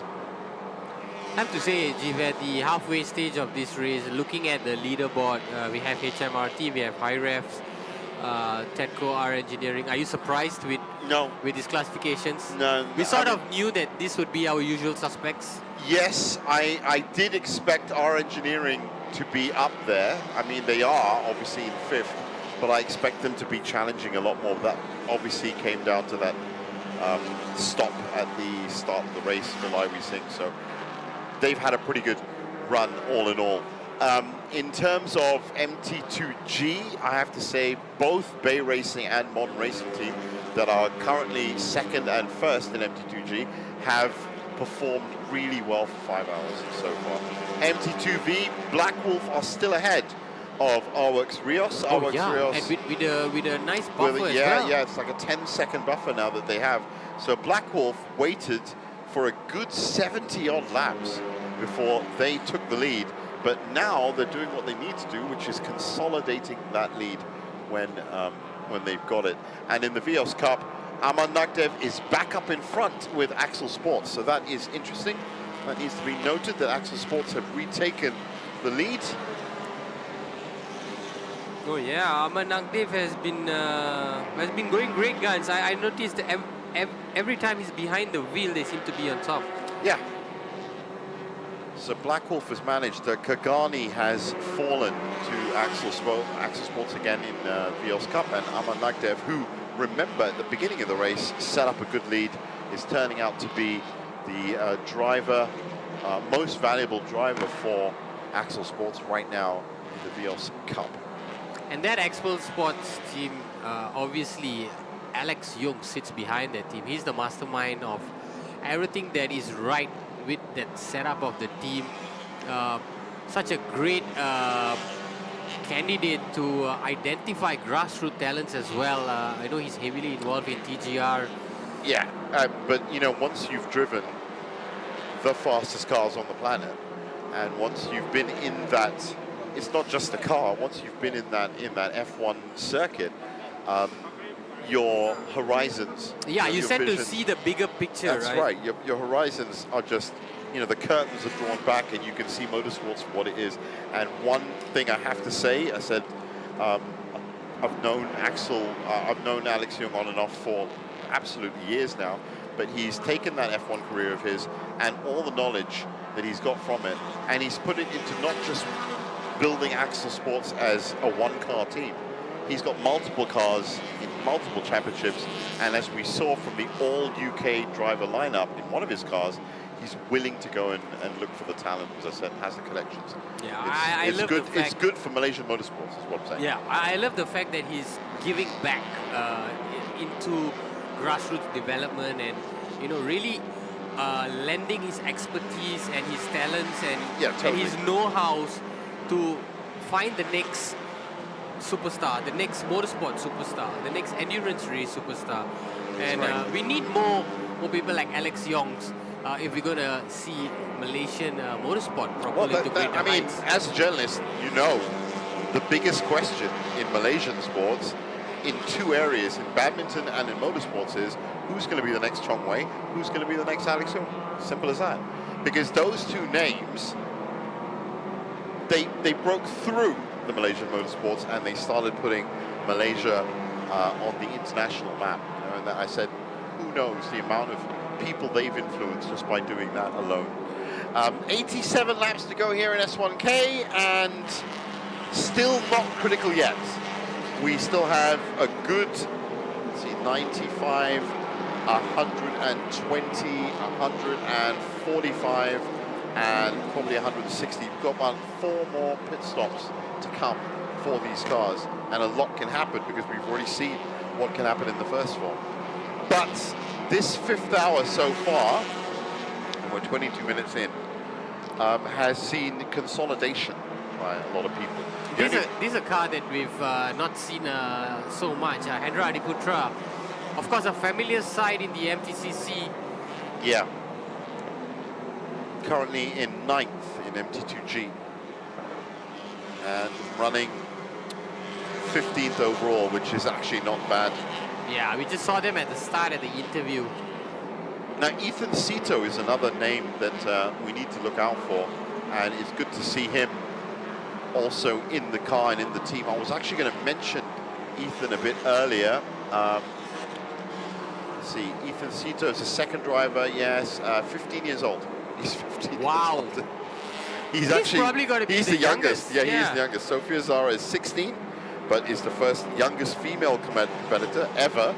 But 15-year-old Ethan Sito is pushing that Hayden Eichel. And he spoke so well earlier, it just belies his age. Well, exactly. I said, if you can pick it up. And they are running 15th in overall and 9th in class. So not a bad start. Those lap times are pretty good considering for MT2G. They're not the fastest, but they're also not the slowest. Talking of lap times, I immediately looked to MTC, and Hayden Heichel 5.8 seconds behind now. Because he's consistently 2 seconds faster than Faris. Yeah, which means in 2 laps, he's going to be up there, and we're going to have a bit of a fight on, which is going to be very, very interesting indeed. Yeah, I mean, the next 2 laps, he's definitely going to be on track. And well, that was some smoke. It looked like maybe a lock brake coming up from the 878 car. So if the HMRT team were having a discussion, and we presume that he was for the car number 27 earlier, Chief. We presume, Now it's got to be on how do we keep our lead intact? Because we've got this guy bearing down on us. I said no disrespect to the 27 car. None at all. Avir Baha is in that car right now, and he is 37th overall and 7th, obviously, in class for MTC. They are also on 83 laps. They're basically 12 laps behind. No disrespect to that car. And I understand due diligence, and I understand protocols, and I understand unified solidarity and team spirit. But you need to give up on that car. Yeah, I think I think right now, priority has to be the 26 car, which is rapidly being chased down by Hayden Heichel. And I think just for a second, and when I say give up, I don't mean give up like leave the car alone. Change your focus from whatever's happening with that 27 car to the, you know, the top car, which is Faris Fawzi, because this car, is it this one? Yes. This car has been perfect, touch wood, since the start, but is now beginning to be attacked. Yeah, it's under serious threat, and it's... Hayden Heichel is down to, as I was speaking, it's 3.9 seconds. So we all know what Hayden can do. We all know what that Swift can do. We all know that is a championship-winning car, that 100 car. It is on your case. It is hunting you down, okay? Yeah. Like the Terminator in Terminator movies. It will not stop, okay? You have to change your focus, I think. And this is an acquired skill to it not only really chase, is. but to go through traffic and chase and hunt. It really, really is. Yeah, that's the thing. The word is hunt. You've got the time to do it. Look at well, that. Look how easy. quickly That is a classic yeah, example of how he just slices through traffic like it's nothing. Yeah, and you know, if a car happens to be in the way, well, it is 50-50. Do you know what I mean? Because we know Hayden's trying to get around there as fast as he can. He's doing it. He's picking the racing line. There are a lot of cars out on track. He's right behind him now. Well, that should be down. I think it's down to 1 second, 2 seconds at least. He's probably going to get him in turn 12 or even 13. I said 2 laps, so this is the second lap now. He's lapping 1 second faster than Faris Fawzi. This is the most critical situation for the 26 car. So he's coming up to the 27. Yeah, he's coming up to the 27 car. This will be interesting to see. What can Avila Baha do to at least provide some sort of distraction? Are there going to be radio communications going into that 27 car now, which is basically do a Mourinho, park the bus. Yeah.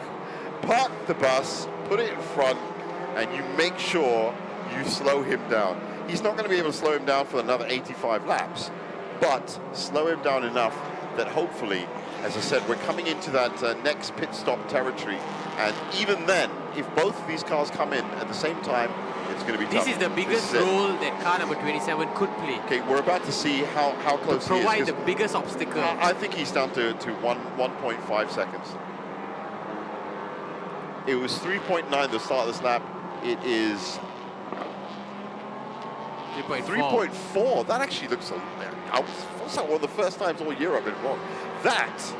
Because it's the front car, I guess. Yeah, could be. So far so good. I think car number 27 is slowly, it's playing its role. It's playing its role. Rahul Rajmaier is the hero at the moment. Because he is... sorry, it's not Rahul Rajmaier. It is Avila Baha. Avila Baha, yeah. The hero at the moment, even though he is 12 laps behind. I think the instructions is simple. Just keep him distracted. Just ensure he does not pass you. Yeah, he's doing his teammate a solid, and that's what it's all about. You know, and you know what? That number 88 car can also do him a solid. And we see this in MotoGP so often. You have one rider that's out of contention, but it's all about helping your teammate, and they say it openly, like, we're going to come out and we're going to do our best to ensure that our competitor doesn't win. So even if I'm out of contention, I'm going to do my best to ensure that my teammate gets the win. Well, that was Sofia Zara in the blue car. So she just got her first look at the leaders as they went past. That is 16-year-old Sofia Zara, who I'm sure will, in maybe 4 S1Ks, when she's 20, is probably going to make a huge difference. And I said, if I could have 4 S1Ks as experience when I'm 20 years old, wow. I mean, you're already a senior. I wouldn't call you a veteran. No, hey, as I said, you know, it's like, in terms of the amount of technical knowledge and experience that these drivers get these days and can get at Sepang circuit, it is mind-blowing. I have now, to say, this is interesting. Avila Baha has been amazing. He's done well. He's done very well. Hayden is trapped here behind 2 or 3 cars. Could not do it for that much longer. Well, he's still got loads of time. That's the thing. This is the back straight. right? Get out of his way. So he's there through very quickly. And let's see if this goes down from 3.4 seconds. It should have gone up.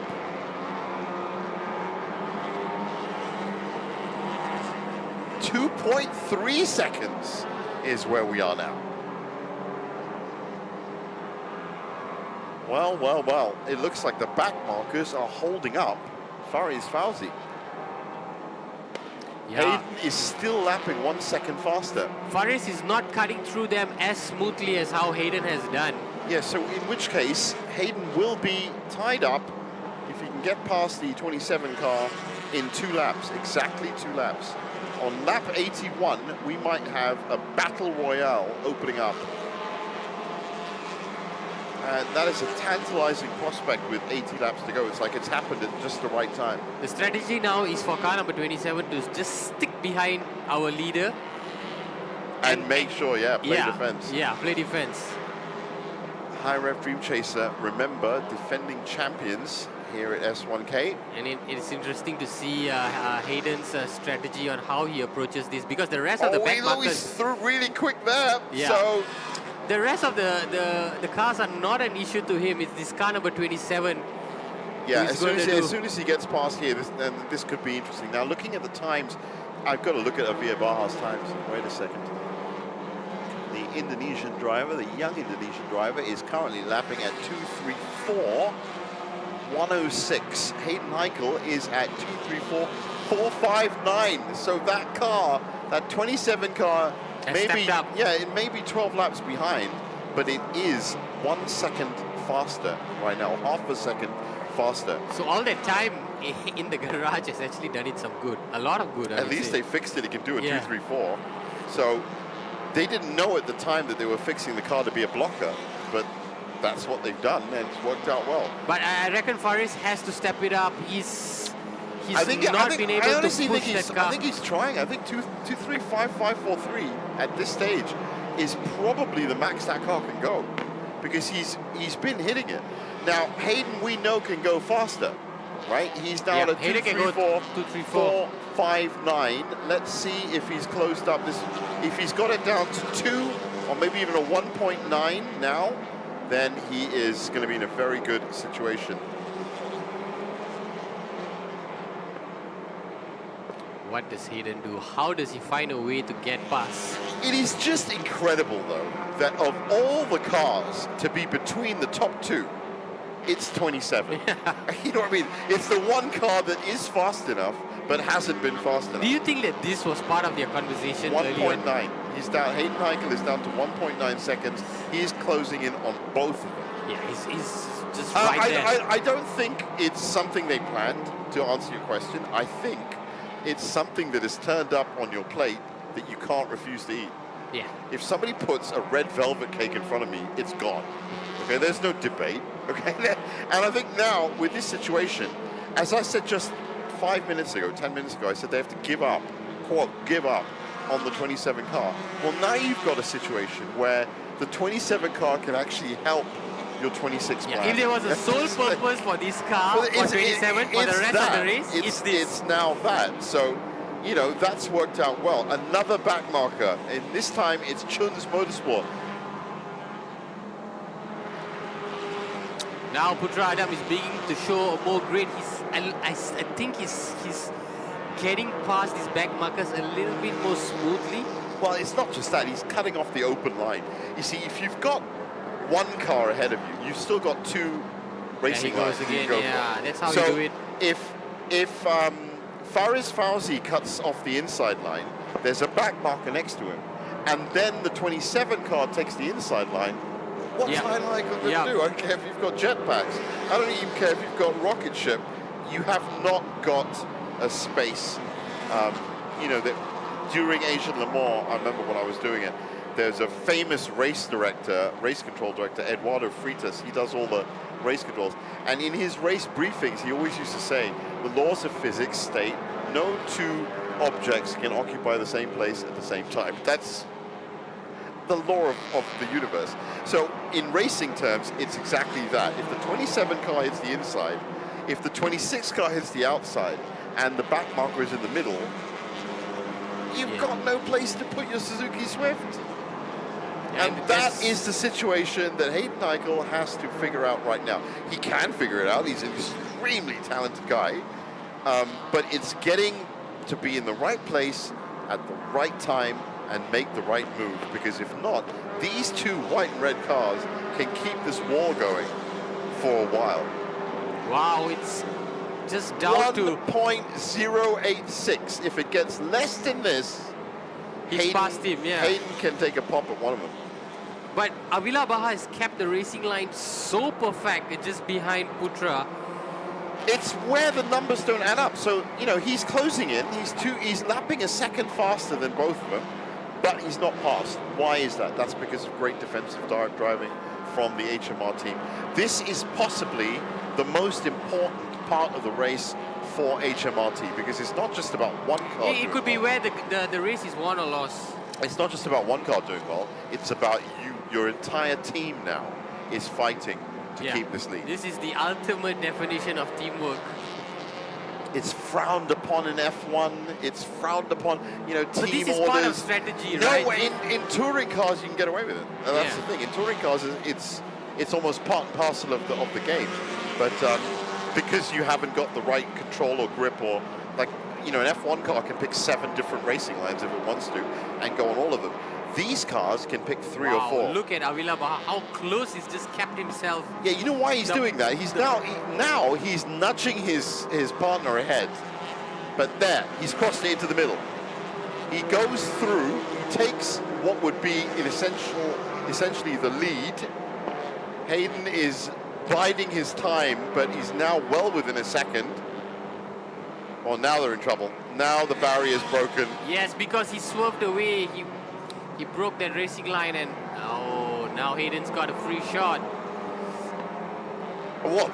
I mean, he's surpassed him. Hayden's in the lead right now. Yep. So it all kind of backfired a little in the last 3 corners. But with 81 laps to go, has it backfired? Well, now the next trick for Avila Baha is to hold that car there. Yeah. Can you hold Hayden Eichel there?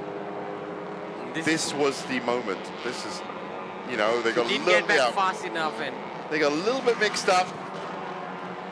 And Hayden onto it like a flash. Yeah, credit to Hayden Eichel for seeing that opportunity and pushing it through. So this is a big, big change, because he has now retaken the lead.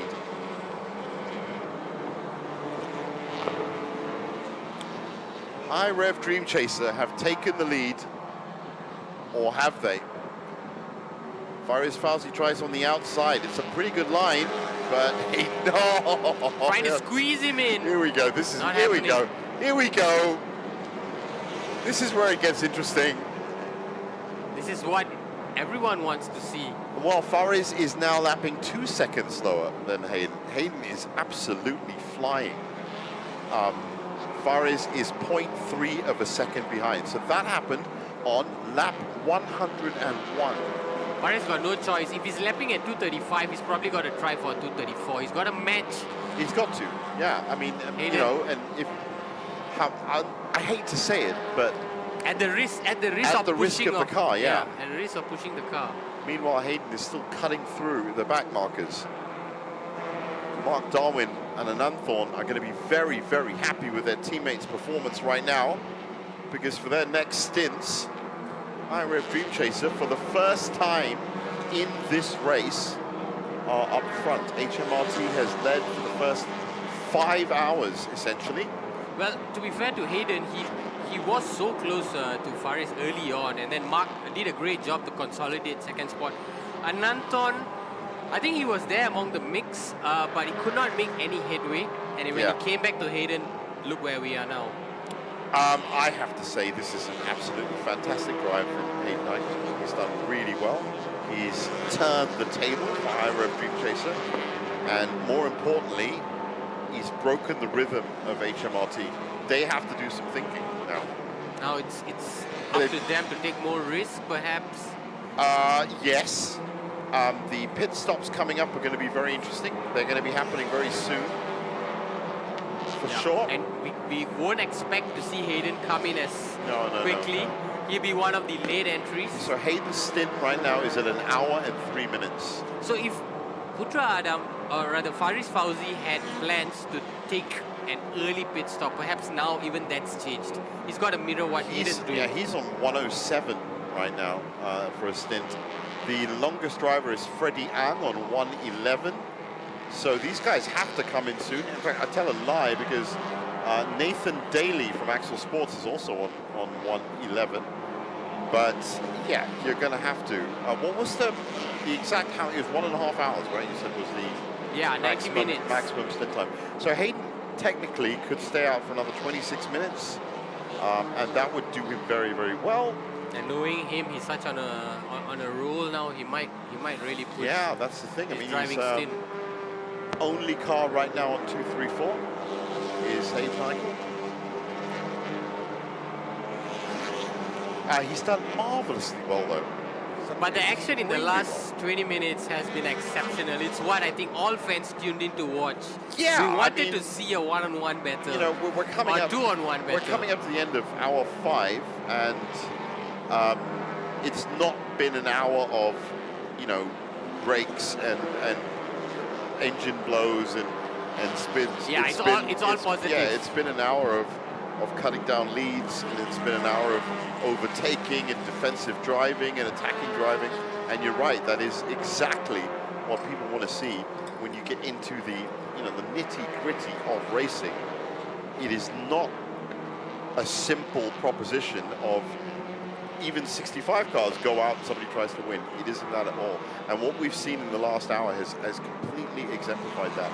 And I mirror and echo everything that you've said, in that I hope we get to hear from Faris Fauzi, from Hayden's, from Dime, basically, or one of these guys in the High Rev Dream Chaser team, so that we can find out or see exactly how happy they are with what's going on.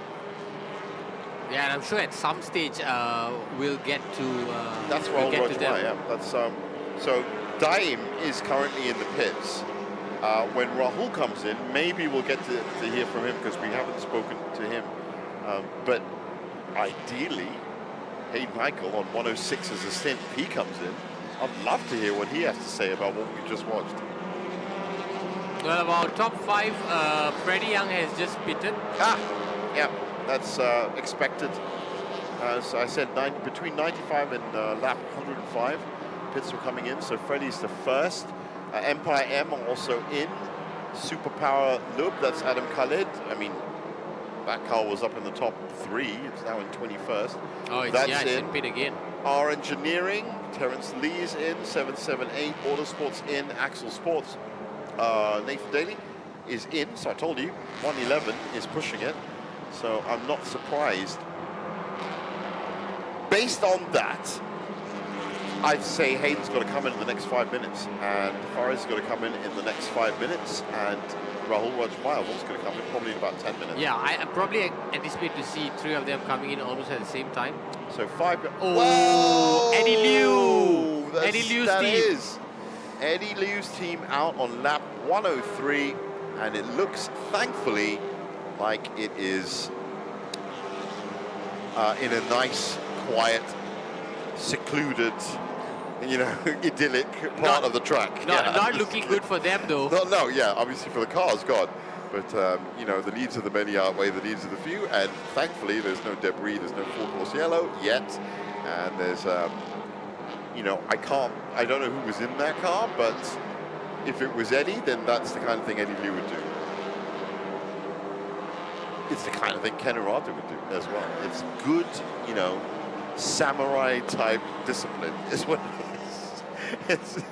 And they're just waiting for assistants to try and get that car. Okay, so that car, it is Eddie Liu in that car. So he has done very well and managed to restart it, which is good. And he is looking around the car. So maybe a quick chat with the pits to find out. I think he's just going to nurse it back to the pits, to be honest. but it's moving well, which is good. So stopped, but that car is also, Nick, you've got to remember, on lap 57. Oh, Raul has pitted. Hey, Raul Rogmeyer's in, so Dime's going to be getting into that car. Our engineering as well, Lai Wee Seng also has come into the pits. So I don't know who's going to get into that our engineering car, but yes, the fuel's out as well. As you can see, it's one of those fuel stops. So the next pit stop after this will be about lap 125. And we are right in predicting that Faris has decided to stick with Hayden. Perhaps that strategy has changed. Yeah.